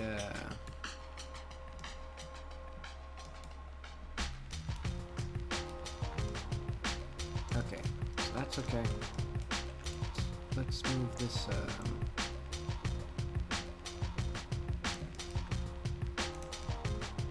this thing, the coattails, so that way they're not clipping, at least in the back, since that's where the player's going to be seeing her.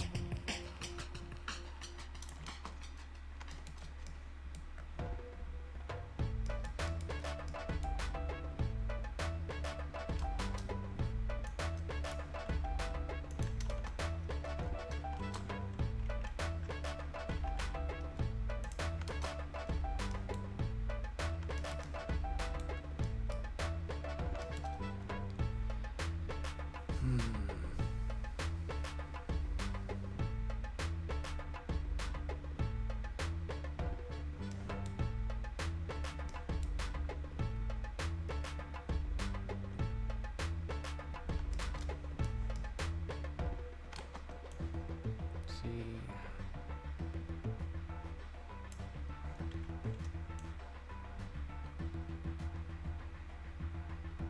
14, 8.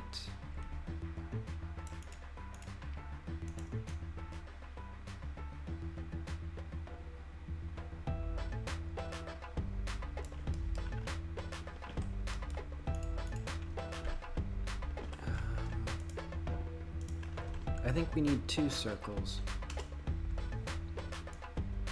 I'm gonna try that.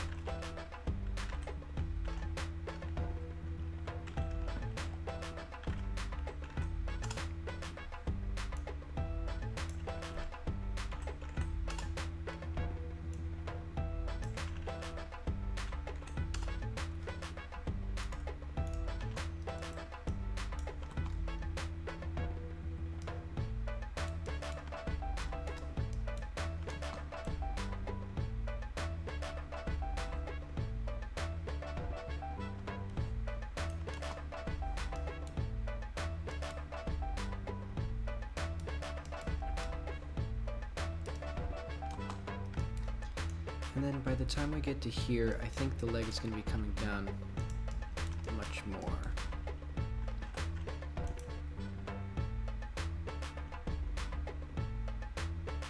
So yeah, because here it'll be like...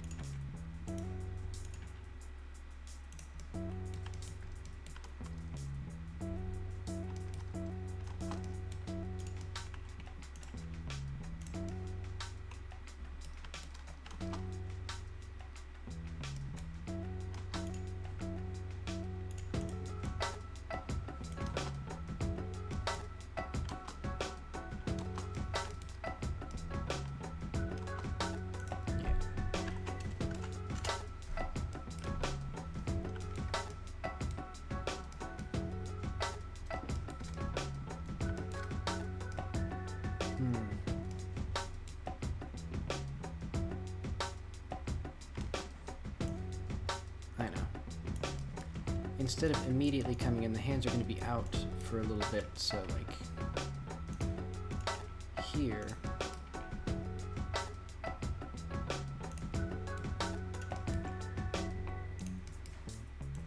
Be out, and they're also going to be out here.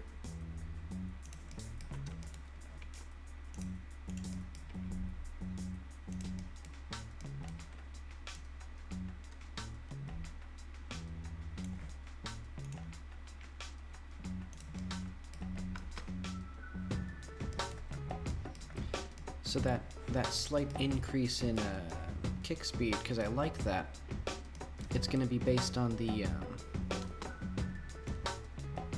character pulling her arms in. As long as the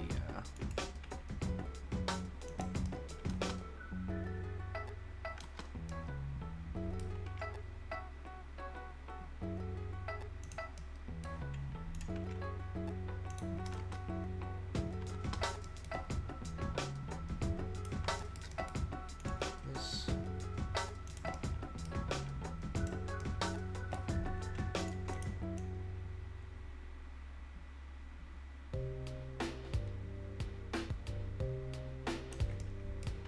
What do I need here?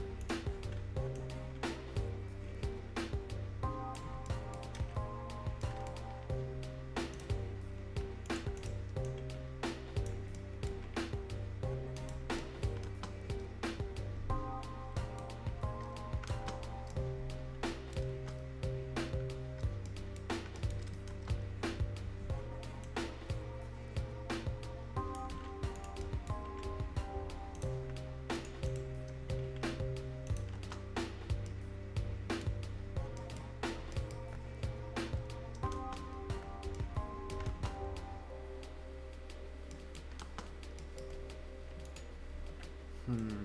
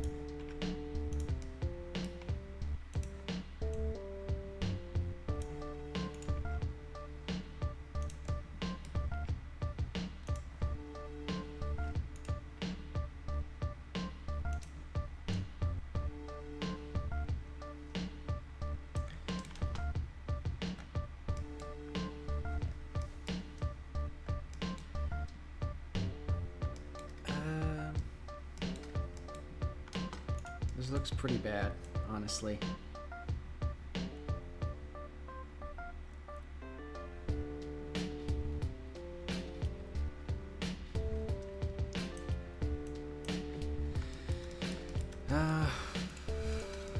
I'll try. I'll keep trying at this.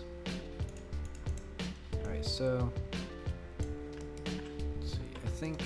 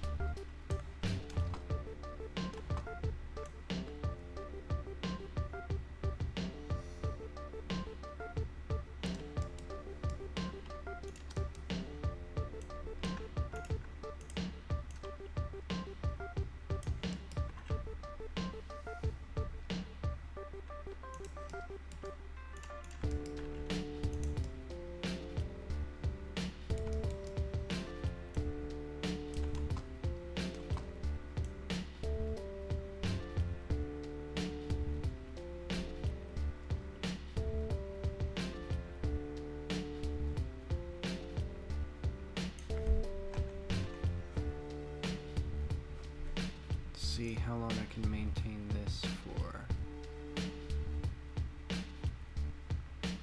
Till about there.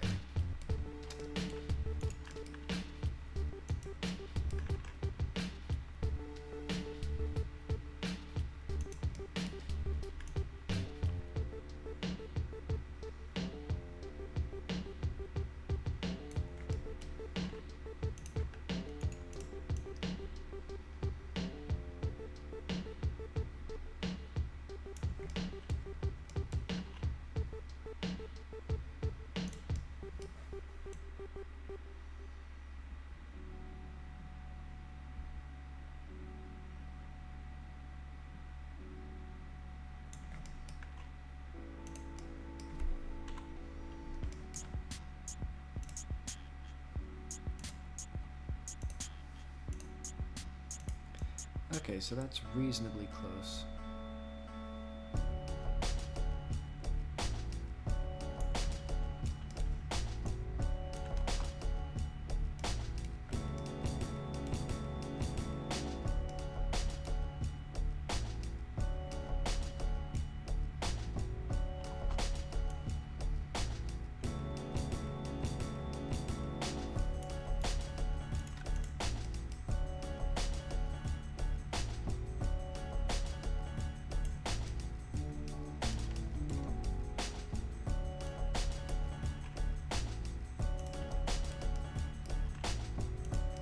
So yeah, she's going to do this sort of ballerina thing where she's going to try to maintain a particular spot for as long as she can, or looking in a particular direction to avoid getting dizzy from all the spinning.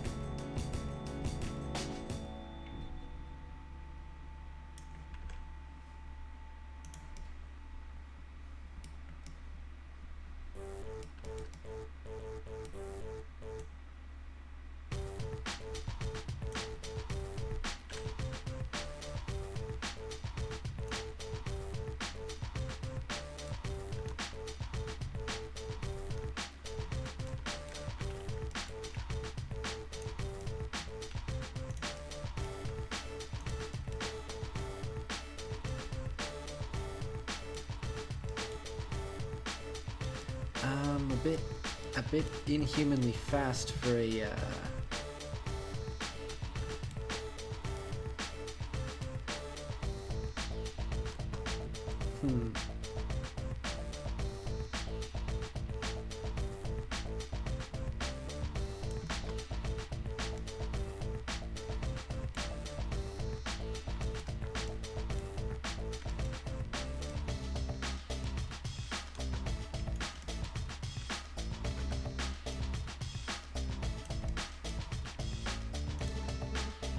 Let's make her a bit more graceful. She'll do all the way up on her toes.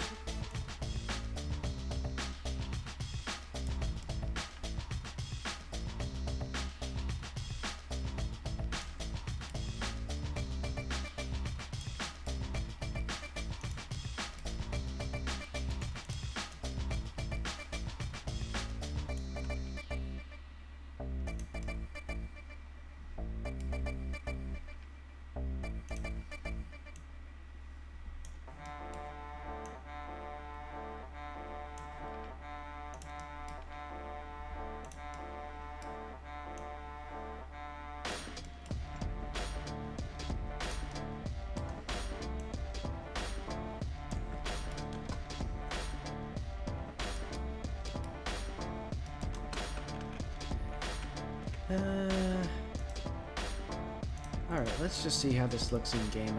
I'm not too fond of it exactly.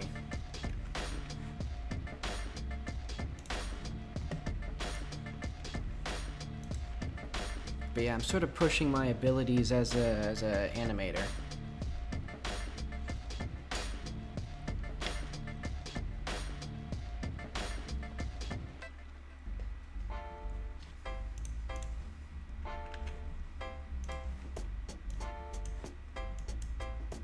And for this one, there won't be any sort of special movement or anything. Well, at least not yet.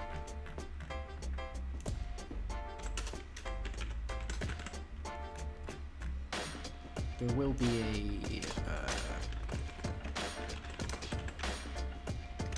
spin kick time.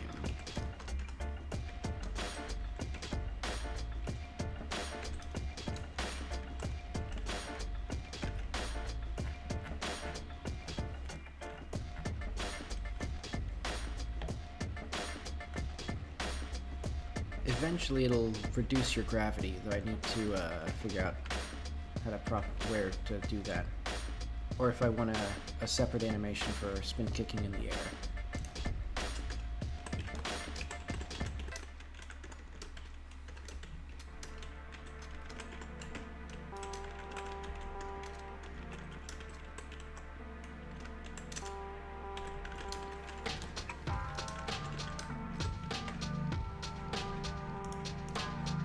And for now, that'll be combat spin R plus circle.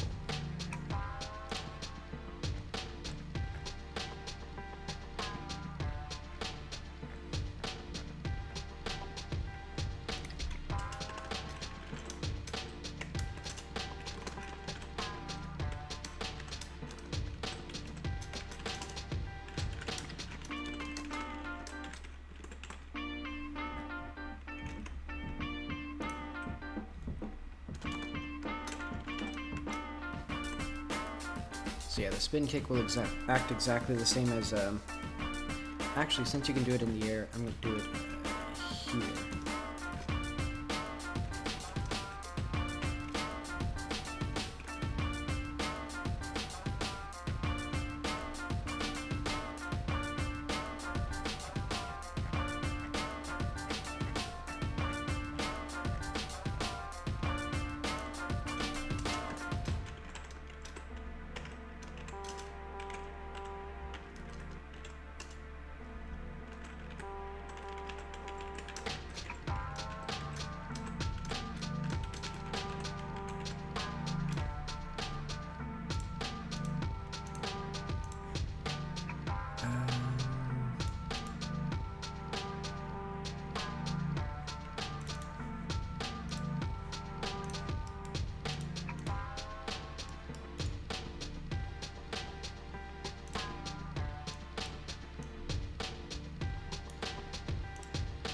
Well, let's see what the clowns have to show.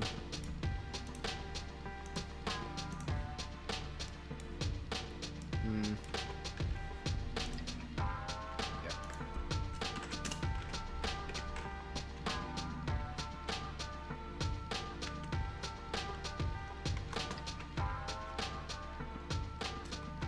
Wait, why do I fall so much? Okay, so I think I do need to use the acceleration for the ground.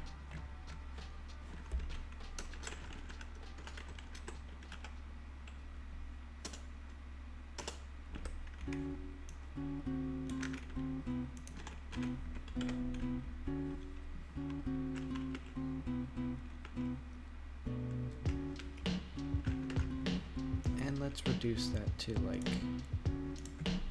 0.75.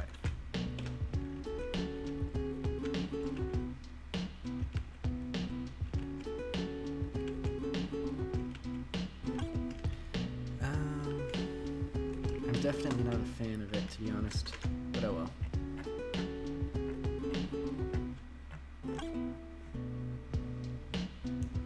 also move into a spin kick from the air.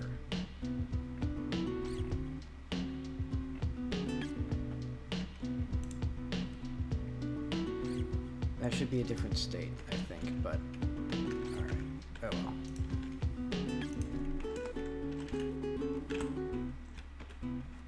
It'll be an air spin kick.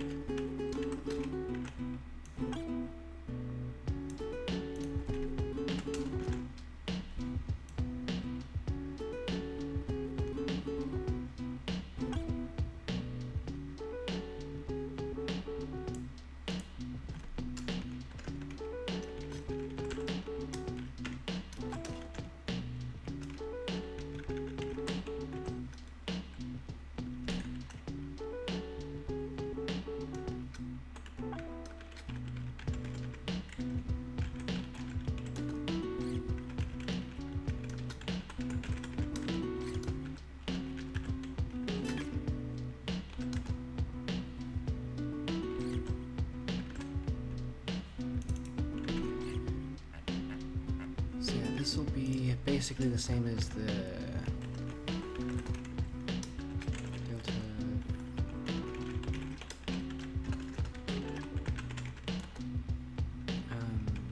gravity factor.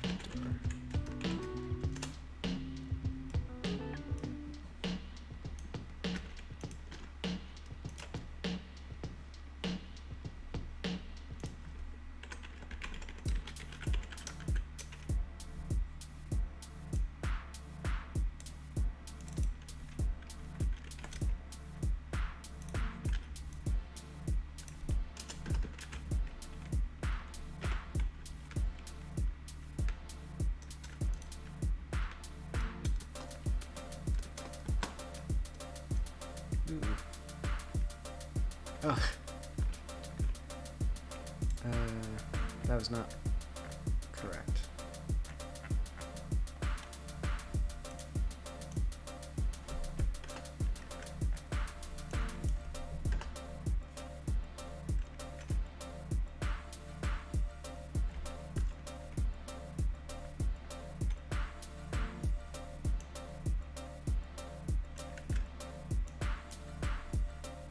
Spin kick. Air spin kick.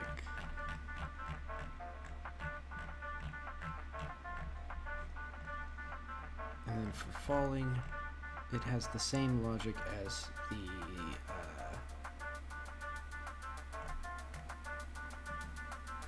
well, not quite the same logic as the regular thing. Bonk fall.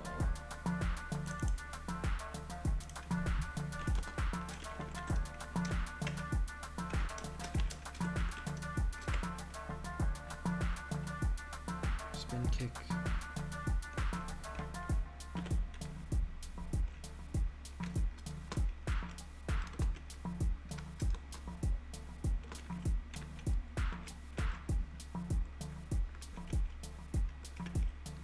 Yeah, I'm gonna need to figure out a better way of making it go faster.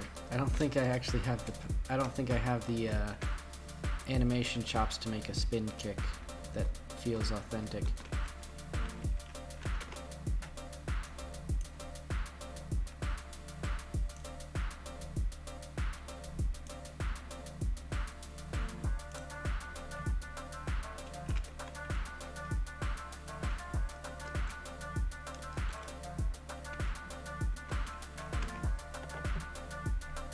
I also need this for the base jump.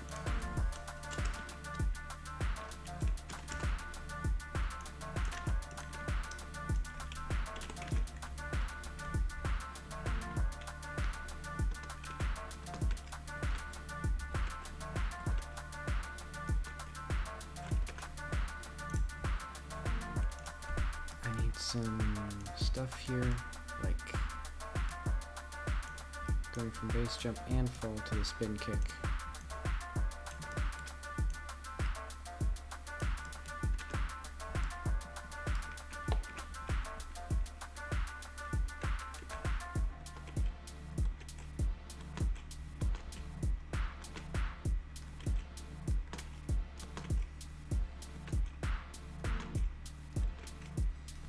Yeah, I think I need to speed up the kick and reduce the frequency of that head moving thing, because that would look even more uncanny and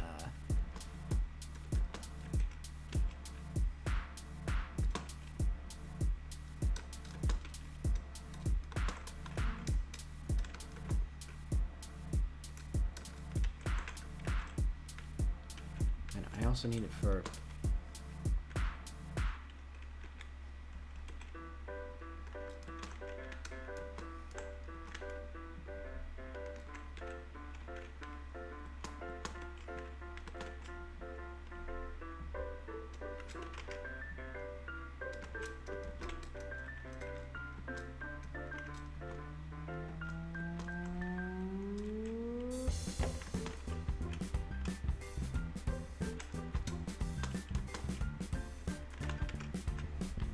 I need to change the air spin kick timer. That's not actually going to be here. That has to be here.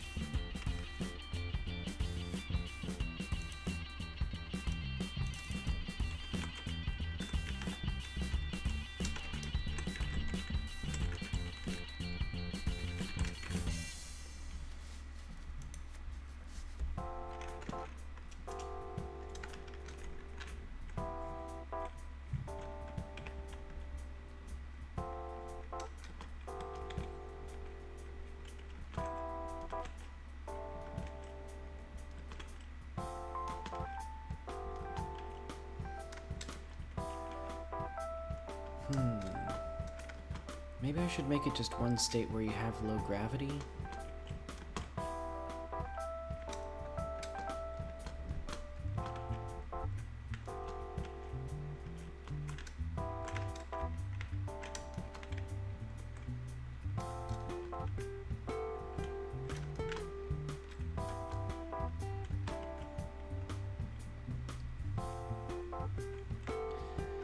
Alright, I gotta stop worrying about this.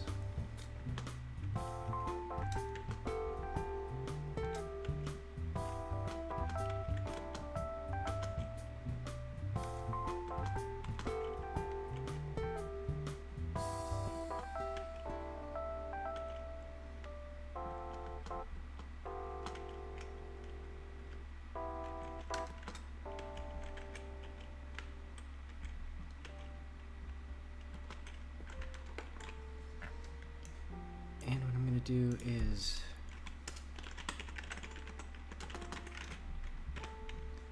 it briefly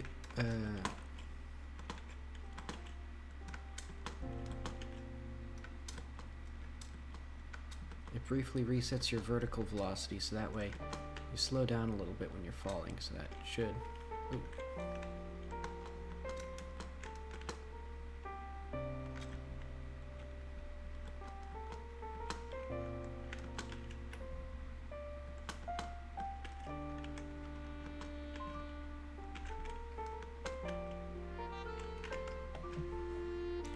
Let's do an air spin kick velocity.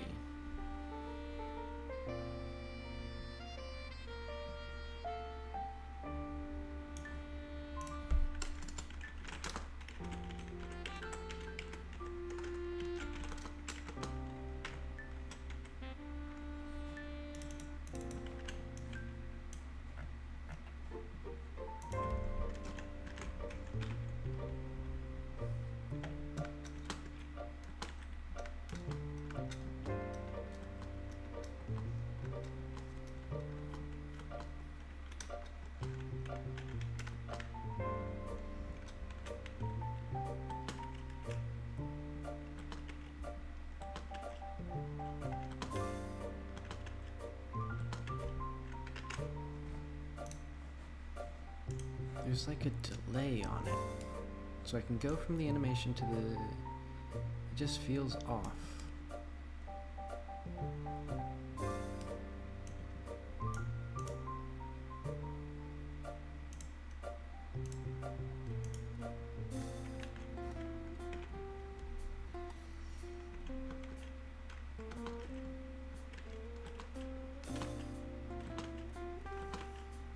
think it needs a faster startup or something.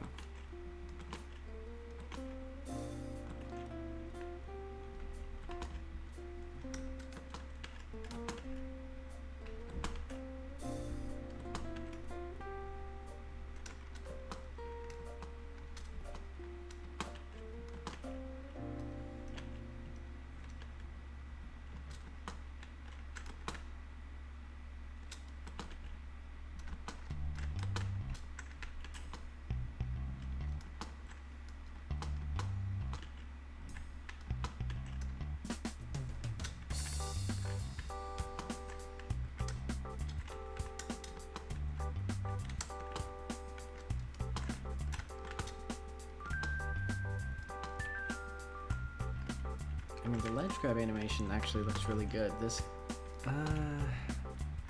I'm getting used to it, whatever. It's awkward, it's goofy, but this is a 28-hour game, or 28-day game jam, so I gotta... Okay.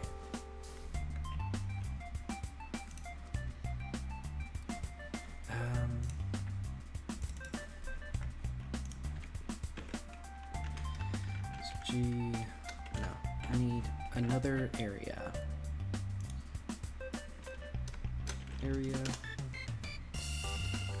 Attack, spin.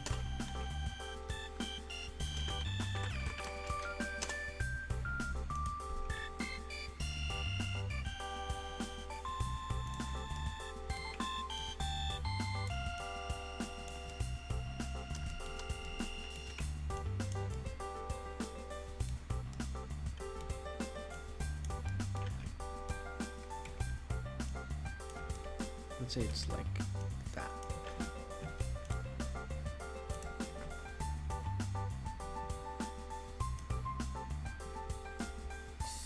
The damage from the lunge will be 15.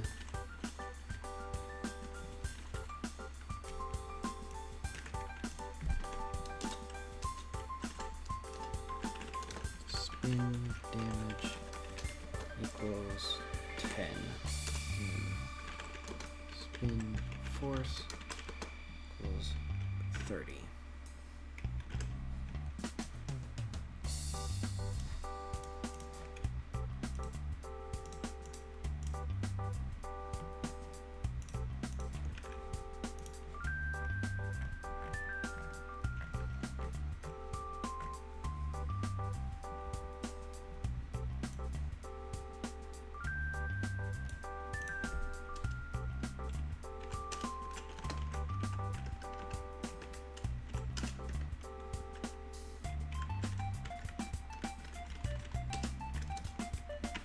Damage G.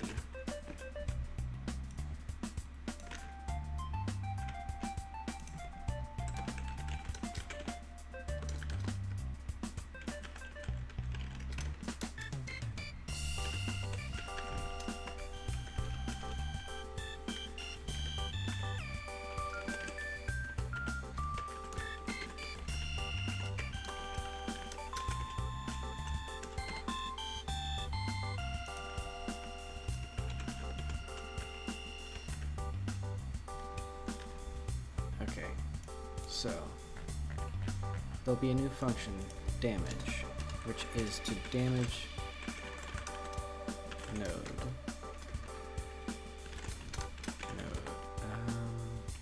Damage int force float direction 3. So if it's in the damaged objects, we'll continue. Otherwise, we'll add it. If the node is a rigid body, otherwise, well, no. We don't actually need the force thing anymore because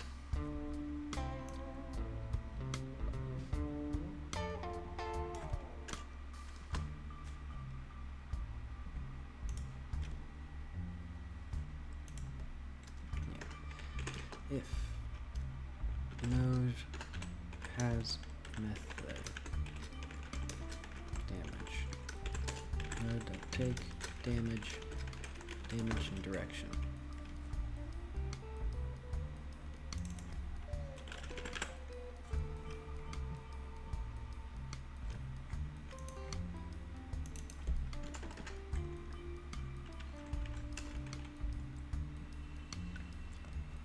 And I need to copy all this.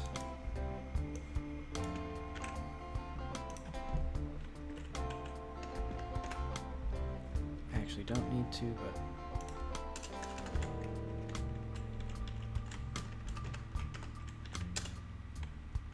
for G in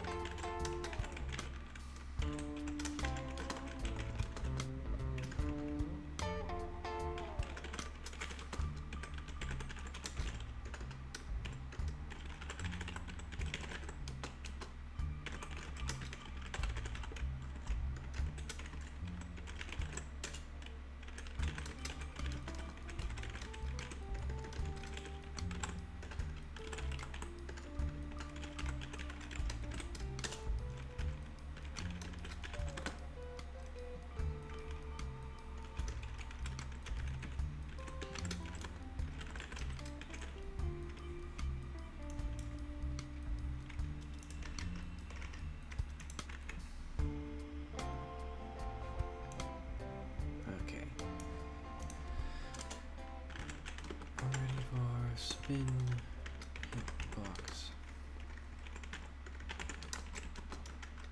intention, attack spin.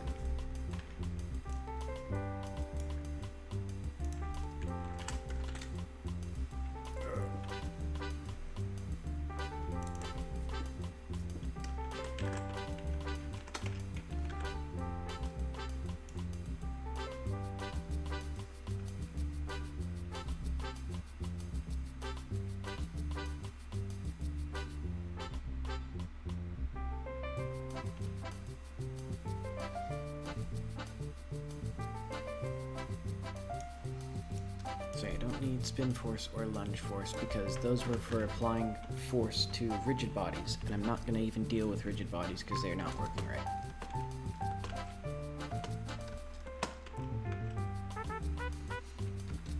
Okay, I think what we need now is an animation for the player to get damaged and an enemy.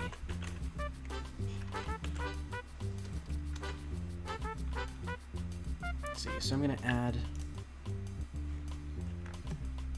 area. So the player will be able to take damage as well. And what I'm going to do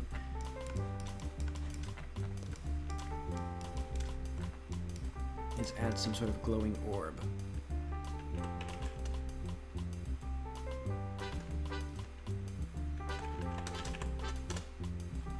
And this glowing orb will hurt you if you touch it.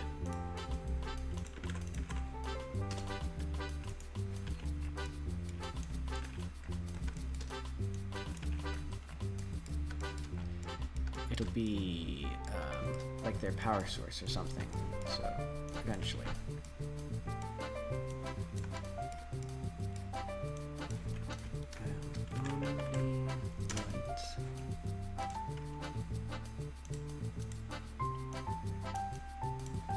Bright orange with an energy of 2.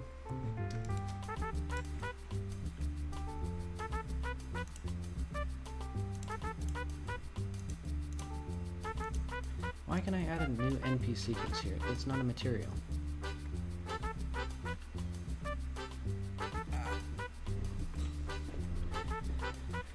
Okay, I need to lean back.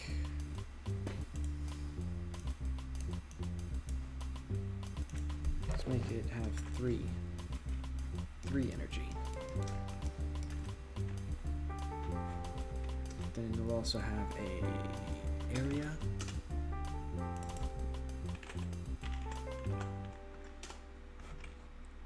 And this will be for the player to receive damage, layer 4.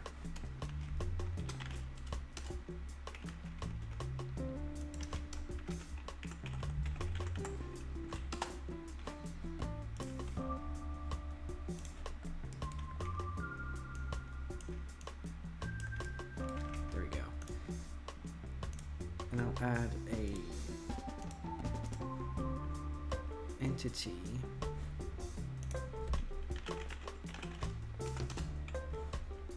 hurt box.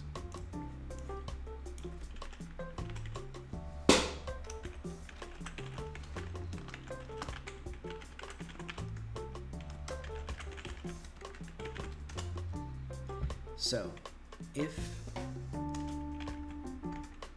the direction is, you can have a hurt box that just pushes the player in a specific direction, but if it has no direction, it'll just be outward. So like, you hit it, and then it checks its own position and where you are, and it pushes you outward.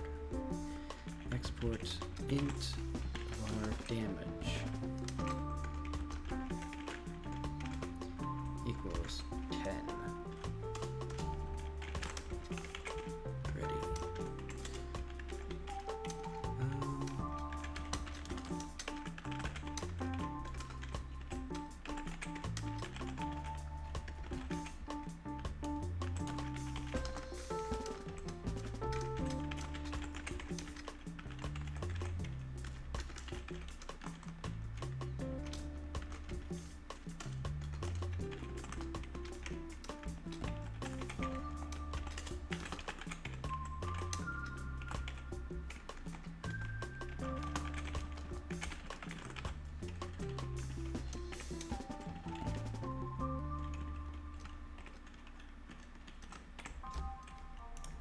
So if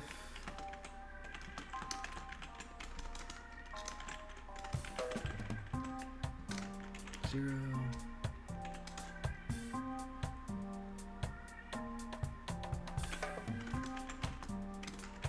equals global trim minus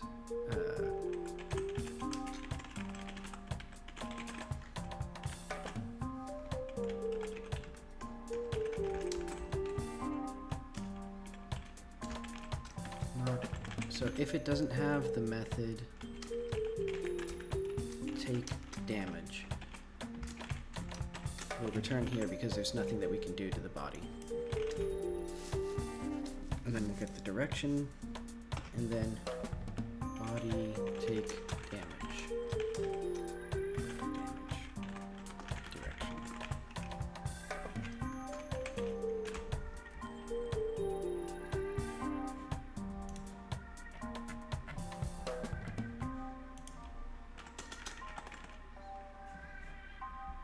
Damaged.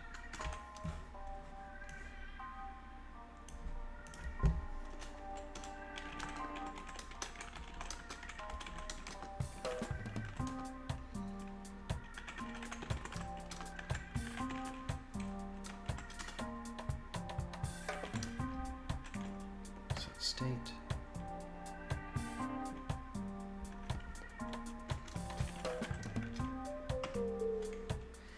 So this is one of those places where we can set the state outside of the main loop, which is not what I usually want to do, but let's see. Health minus equals damage. If health is less than or equal to 0, we will quick load. Or it will load the game.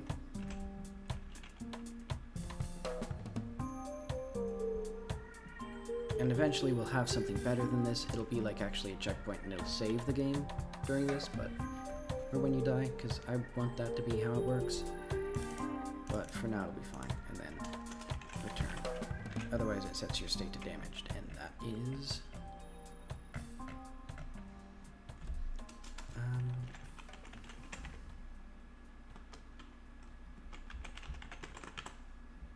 so velocity equals direction.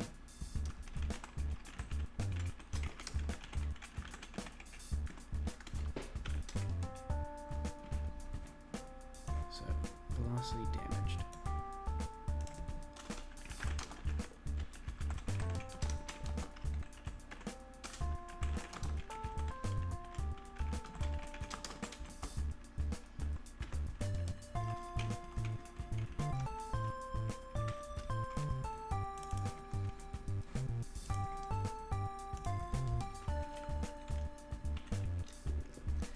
This is kind of a clunky thing because it's going to do state.damaged velocity.y equals damage velocity v damaged.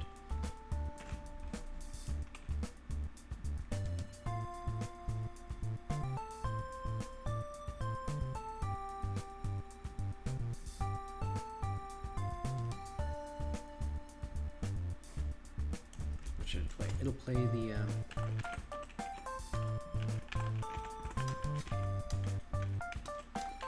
and currently it'll just play the falling animation, so it's the same as bonking right now.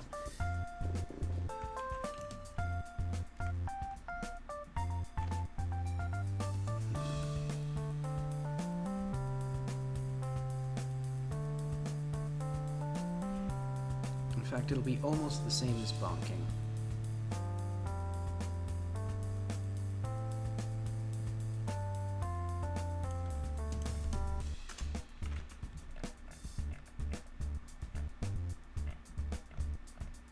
Wow, there's a lot of states.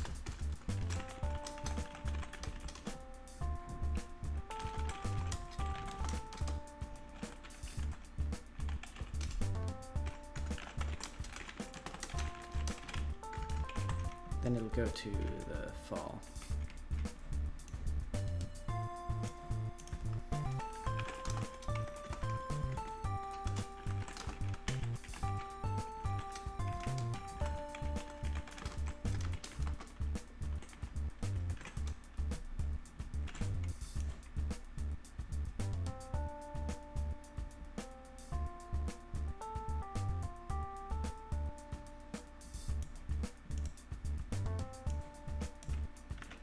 This is all the same as here.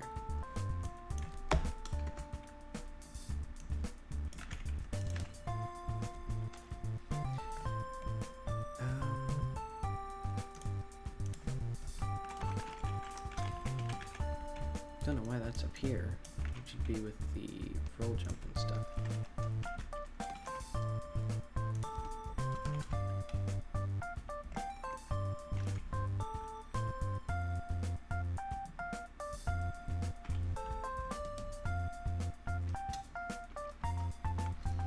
So that looks like a thing that you can touch. Oh, it's not. Oh, right, because the player does not have the layer yet. Okay.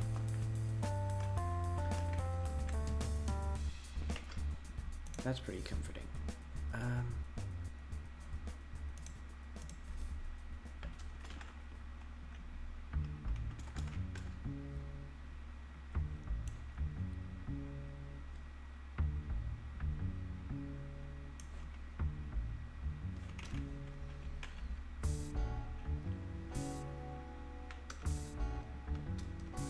Something messy with the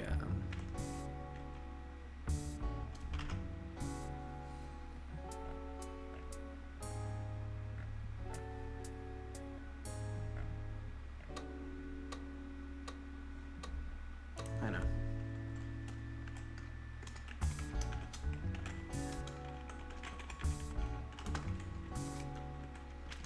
So you can't slide down from hitting something, but you can slide up, I guess.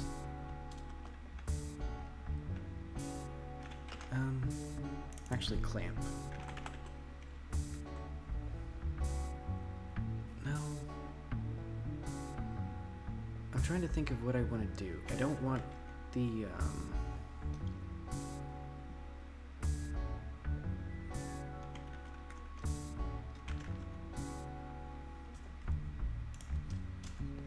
if pre-slide velocity.y is greater or is less than 0. You cannot go from falling to sliding up. So it'll be equals clamp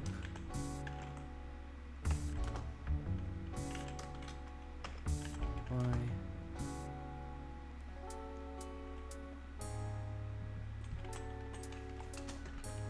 else. If you were going up,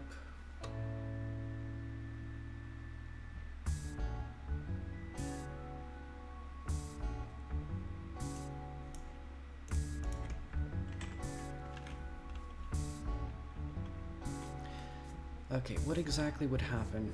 So if the velocity is going up,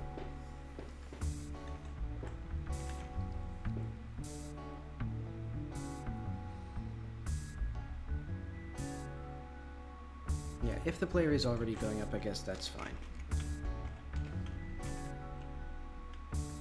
Because that means that they'll hit the floor and they'll go faster, and they'll go up faster, which I guess is what we'd want.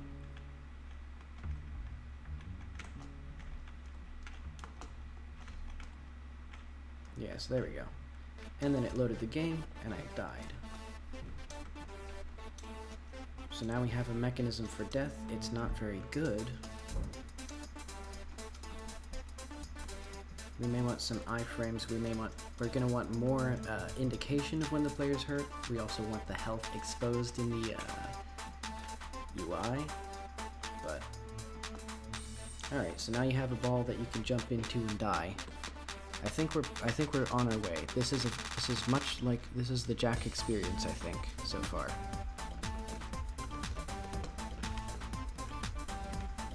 Alright, but that's good. I'm going to... Should I take another break? I'll stretch in my chair. Nah, I'm gonna make a very simple melee enemy. I think what it's just gonna be...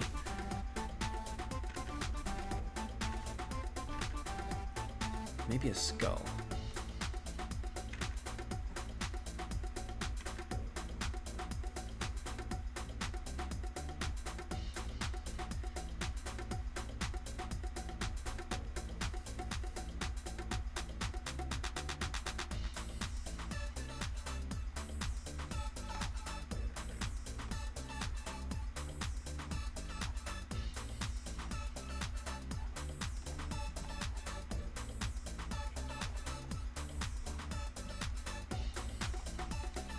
It's not going to be anything too fancy. It's going to be some little four-legged thing. I think having skulls would be pretty cool.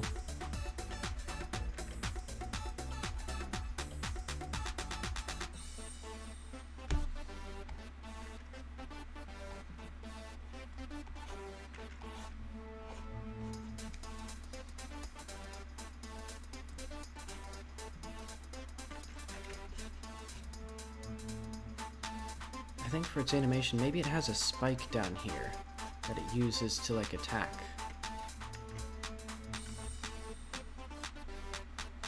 Rather than having it sort of awkwardly leap up on its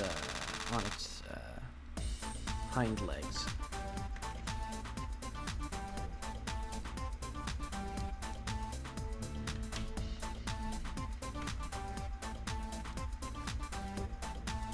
Alright, that's a design.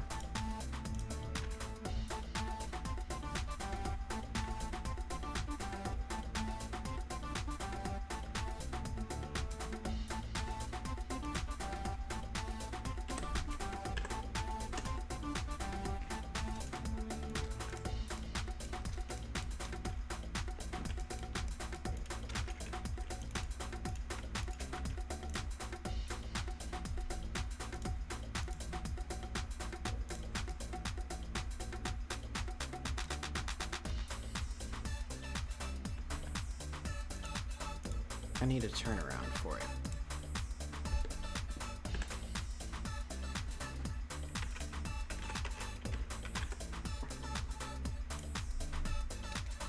Oh yeah, it also needs a gem, because the enemies in the game are supposed to give you little gems for beating them.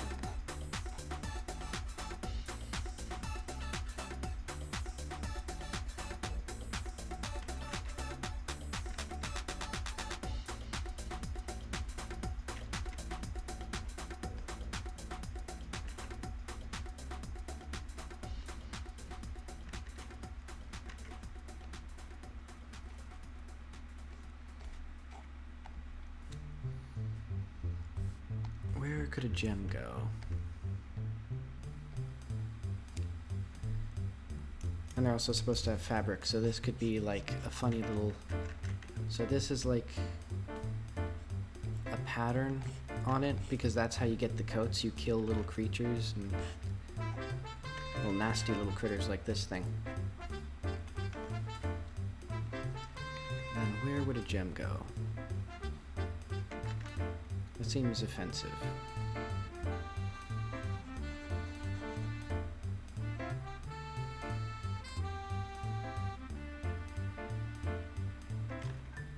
That seems okay.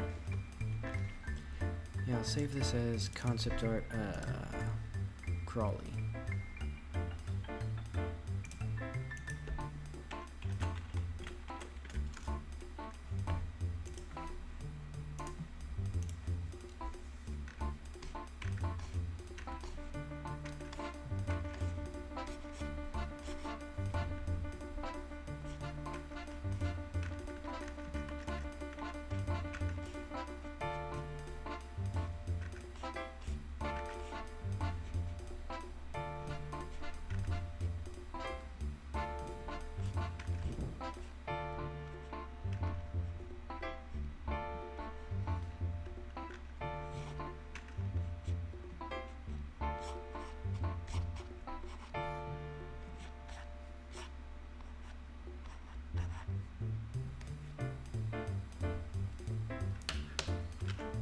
Alright, that's good.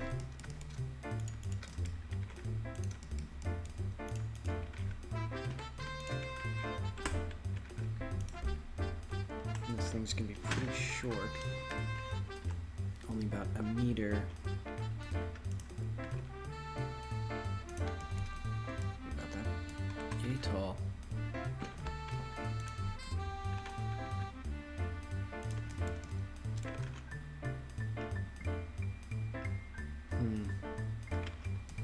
How do I make a skull, though?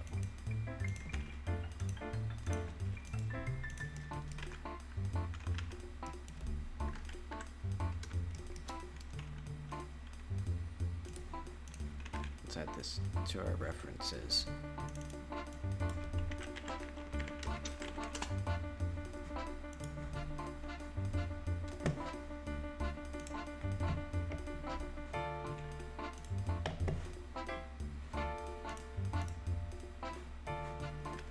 I'll save this. This is funny.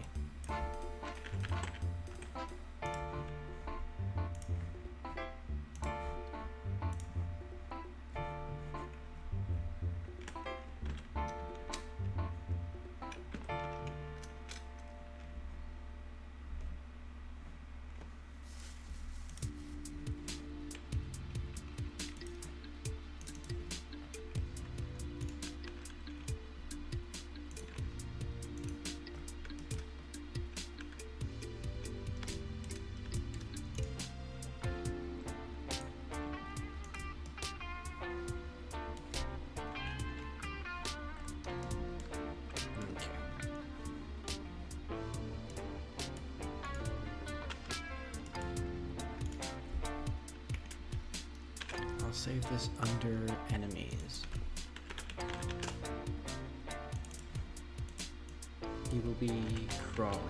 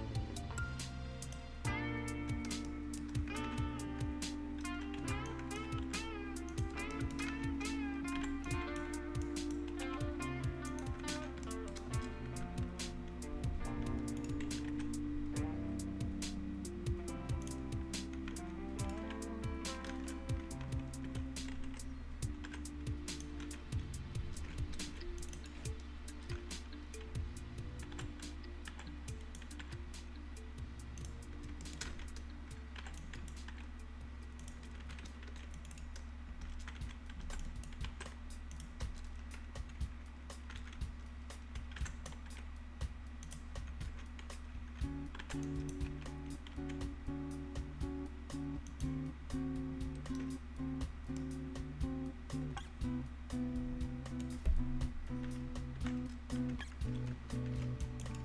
is gonna be hard. I mean, I guess I could do the sculpting and retopologizing, but I don't actually do that normally. Plus, this is retro, and that'd break the retro spirit.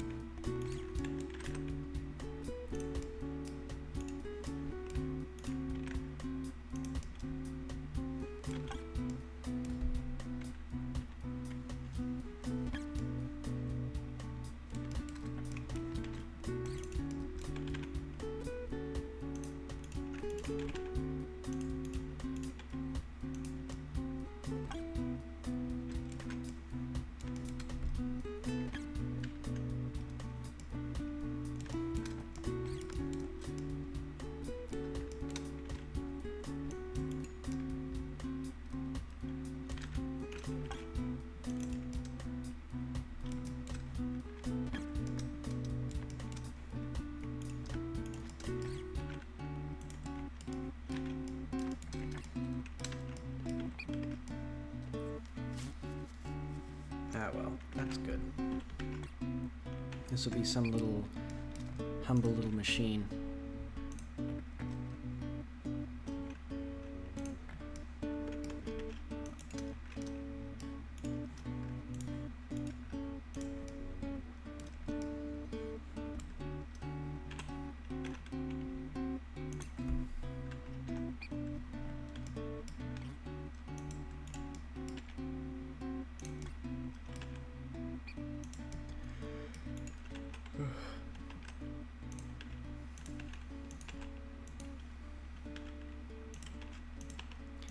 Yeah, I think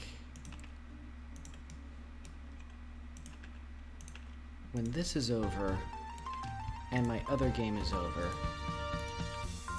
or I'm gonna finish this game and then I'm gonna finish another game I was working on called Slide Rules, and then I'm gonna do like I think some animation work or some animation practice projects, just like really get into trying to learn the fundamentals of modeling and animation and sculpting and stuff, just to get a bit better at it, because I think that's something where I'd love to grow.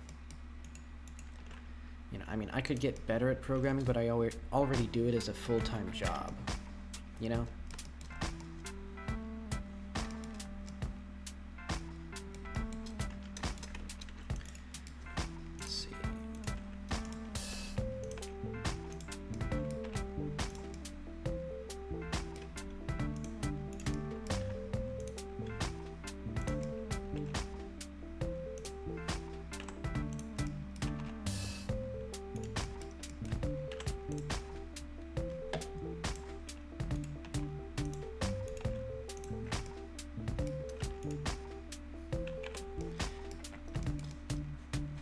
It's retro. It's retro. It's what it is.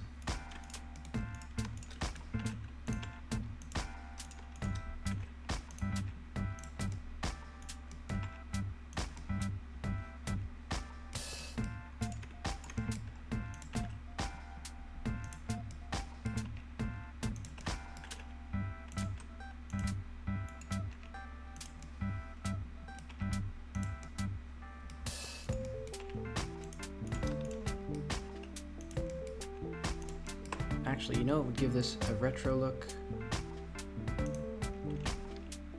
A triangulate modifier.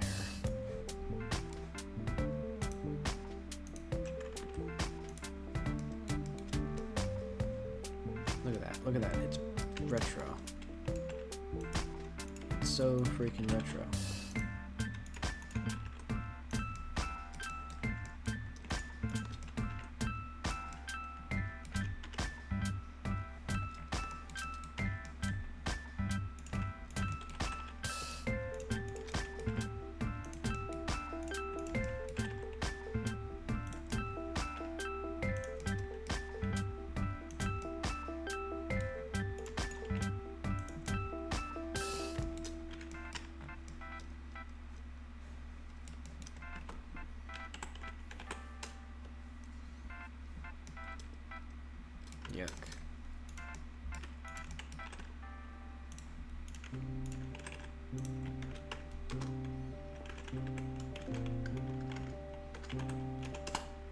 maybe machines in this universe. So this will be some sort of machine.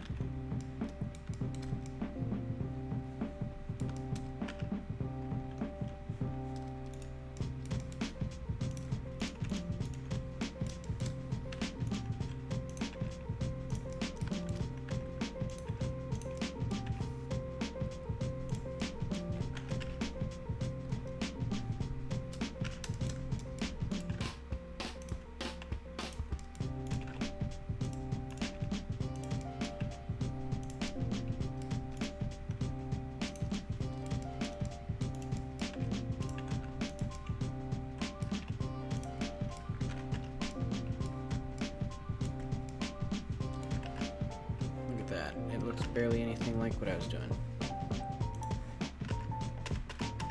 Where is paint?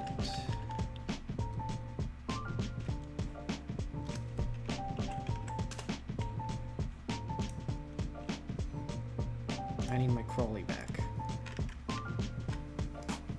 Because I forgot how to make skulls, so I think I need something here.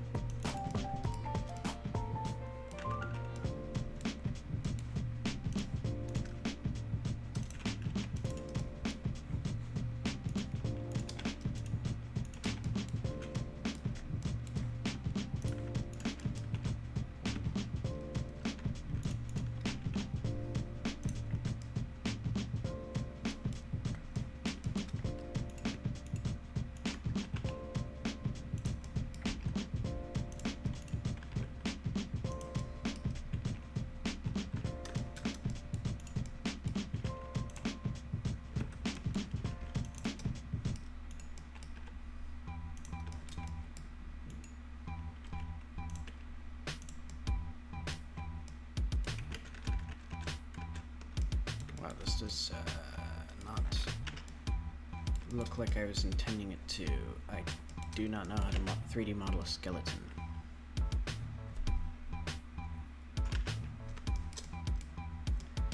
I need this.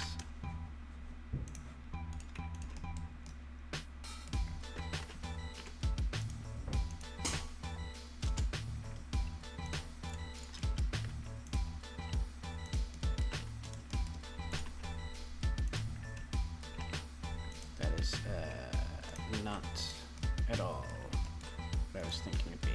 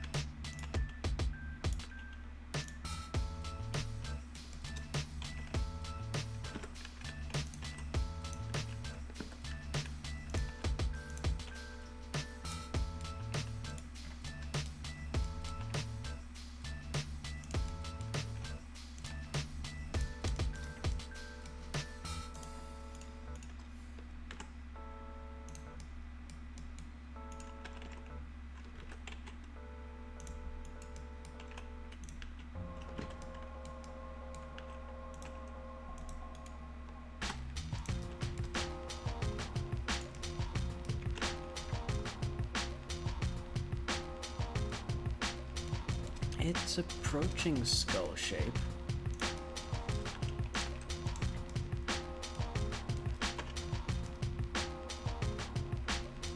That's good enough.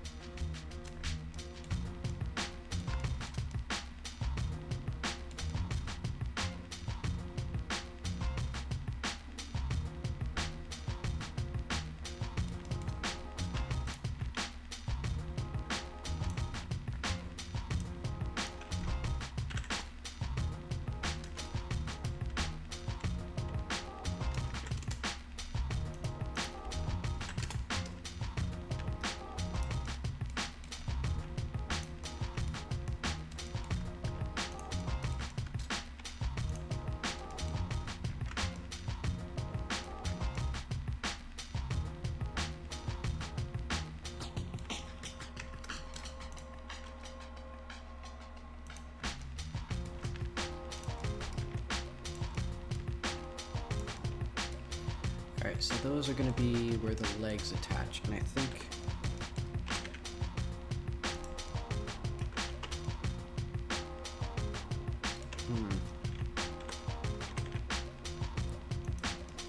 Maybe I'll move that back.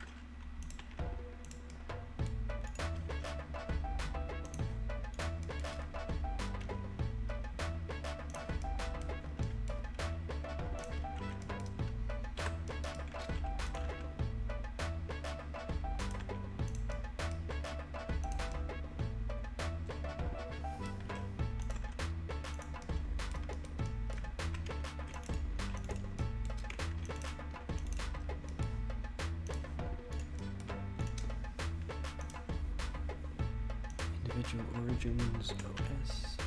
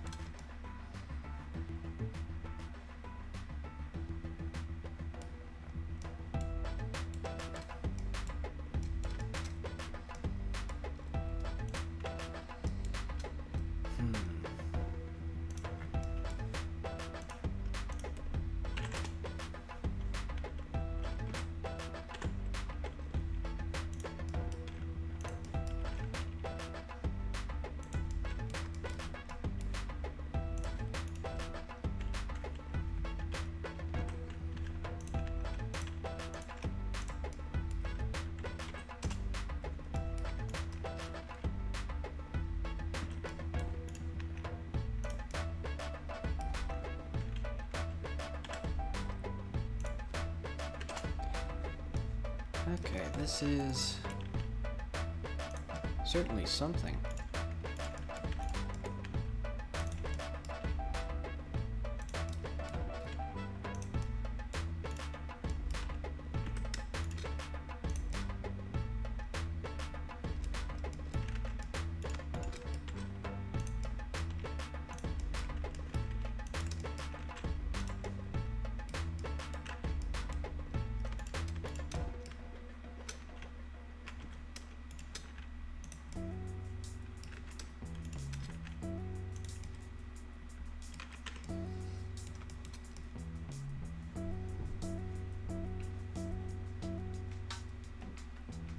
That's cool, actually.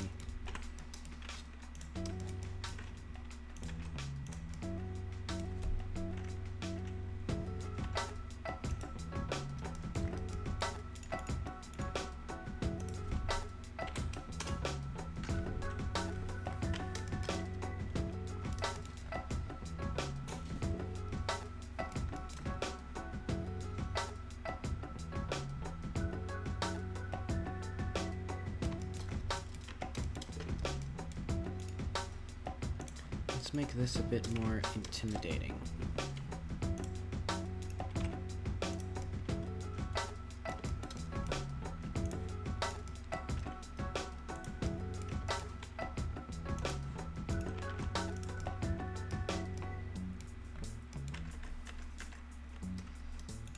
Maybe it like comes out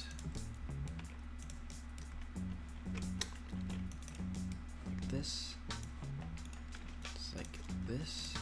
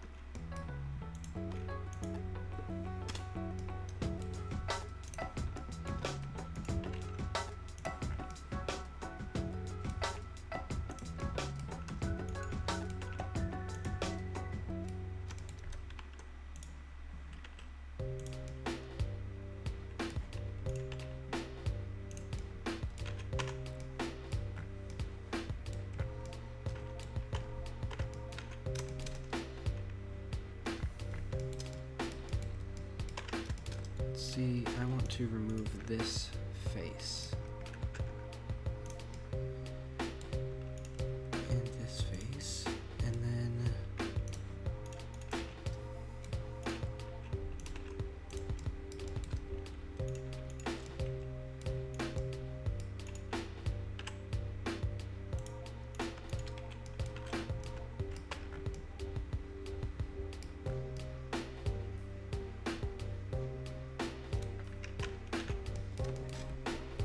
that's kind of cool.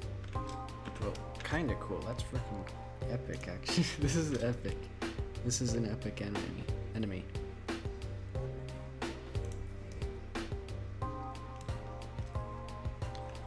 So, armature. This is the root.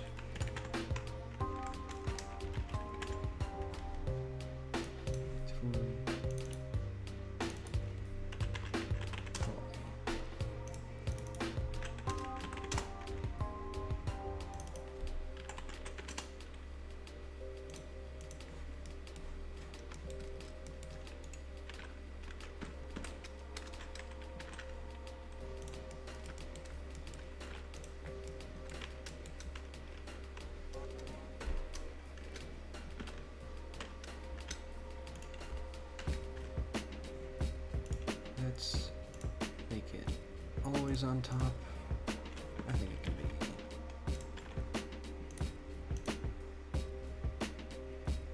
Need to do medium.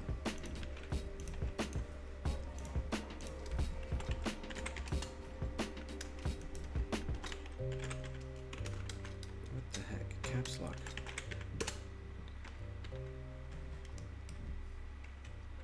Thankfully, this is a pretty simple thing.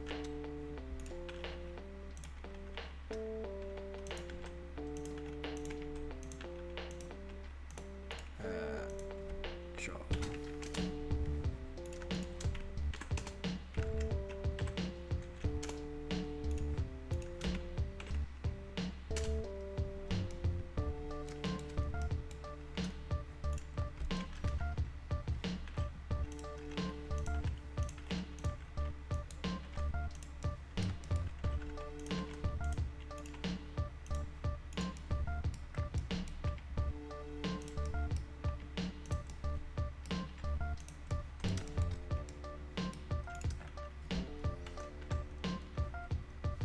And this will also be simple since it's a hard body machine. There we go. Z0. That's not what I want.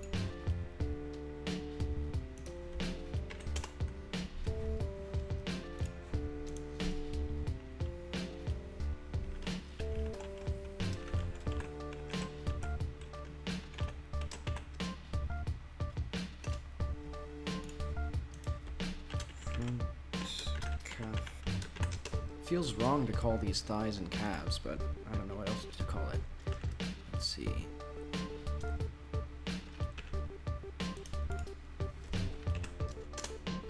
This will be foot. Not be deformed.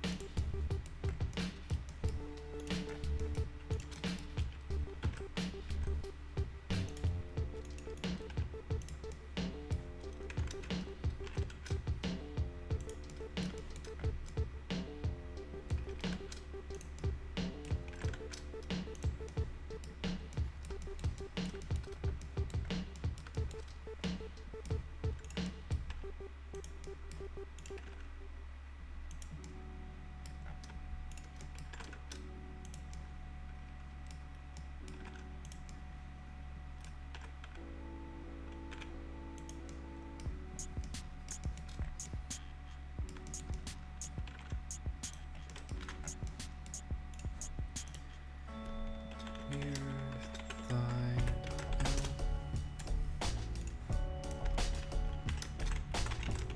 rear calf dot L, rear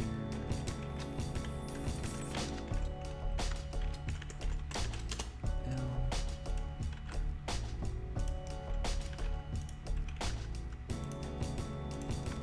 rear pull dot L.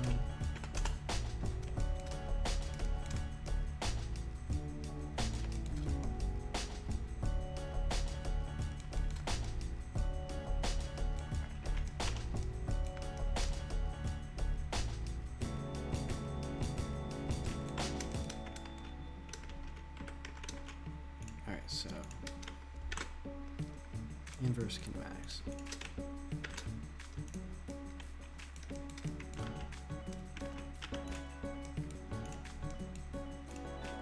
It's body, so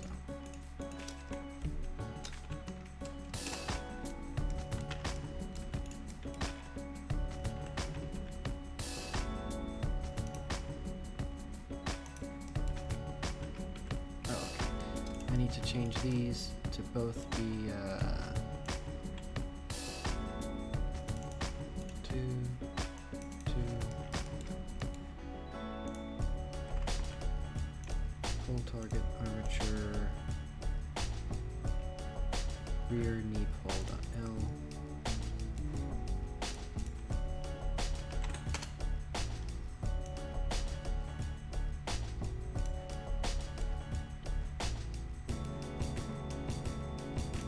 Good enough.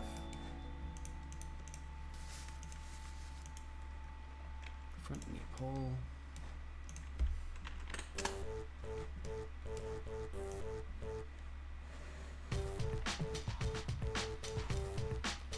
Okay.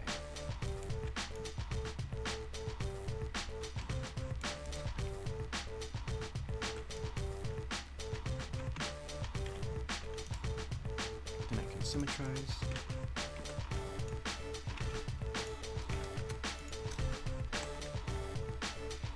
With empty grips.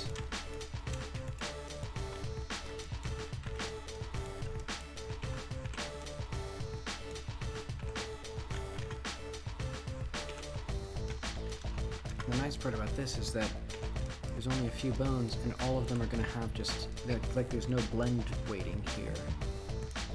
I'm just going to do body sign, jaw sign, front thigh to L, front calf,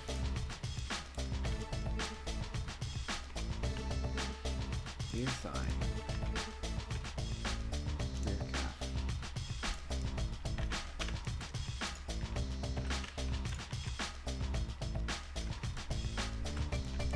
There we go.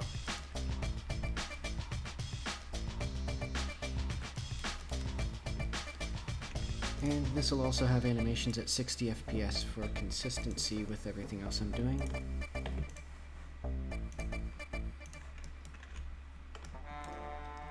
Alrighty.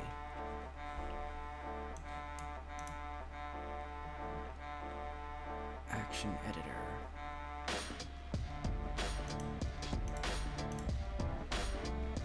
New.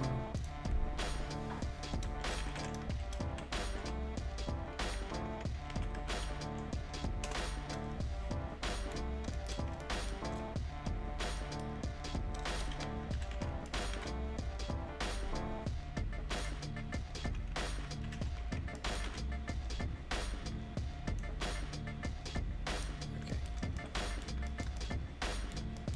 I need to make these a little bit more manageable. Stick.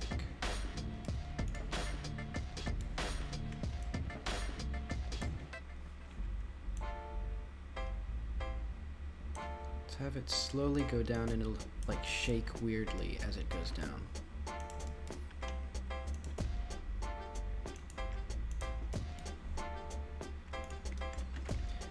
And then it'll go back up.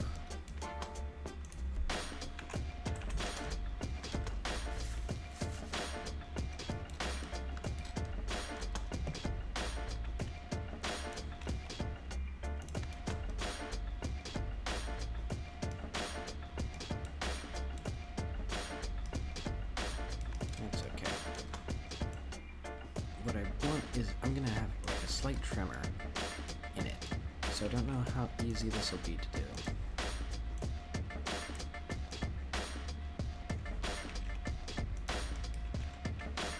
I just want it to be really weird and off-putting.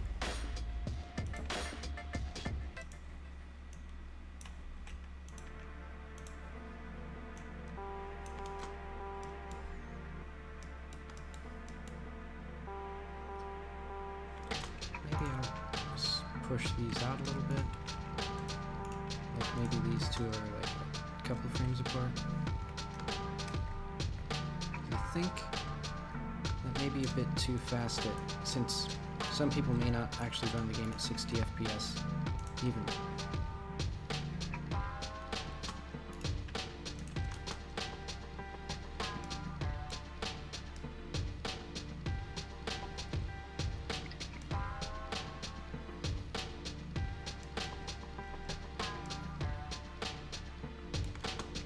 Okay. So that's for when it is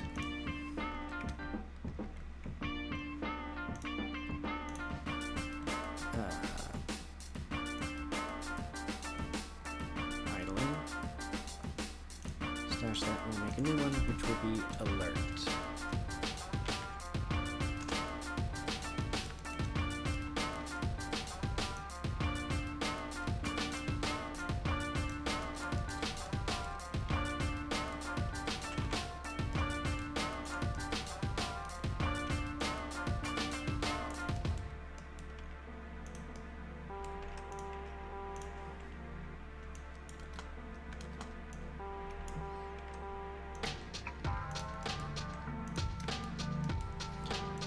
That same like weird tremory thing where like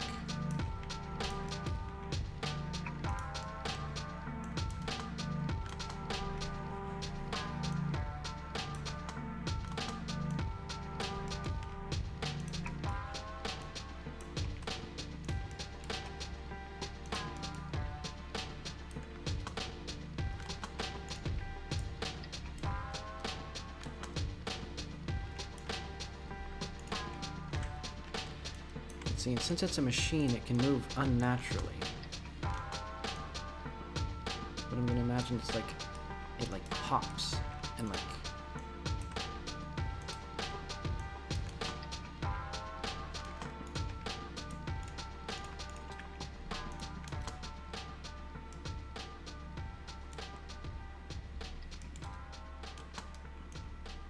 No, I think it's gonna go like all the way up like this.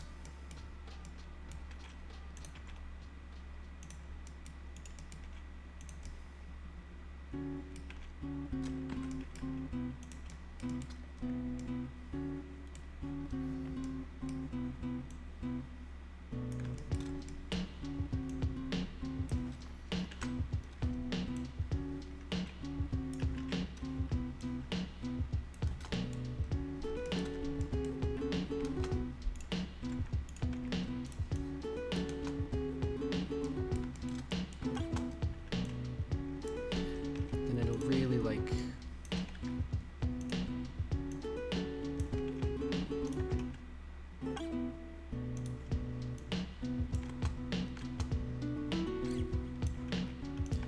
it's gonna be hard making all these little tremors.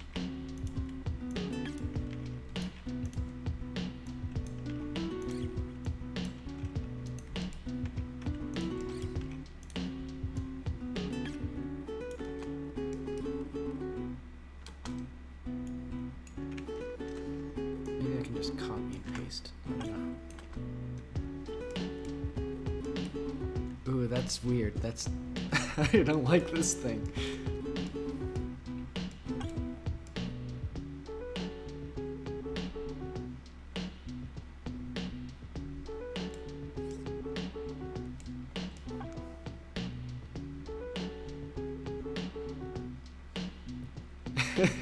This is so cool. This is actually really awesome. This is a horrible little creature. Oh my god. I'm proud of myself. Proud of myself. Let's see. We need to run.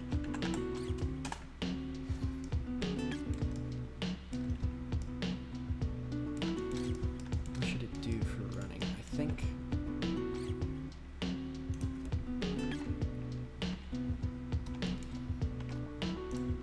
But one, the head should be like all the way forward, so.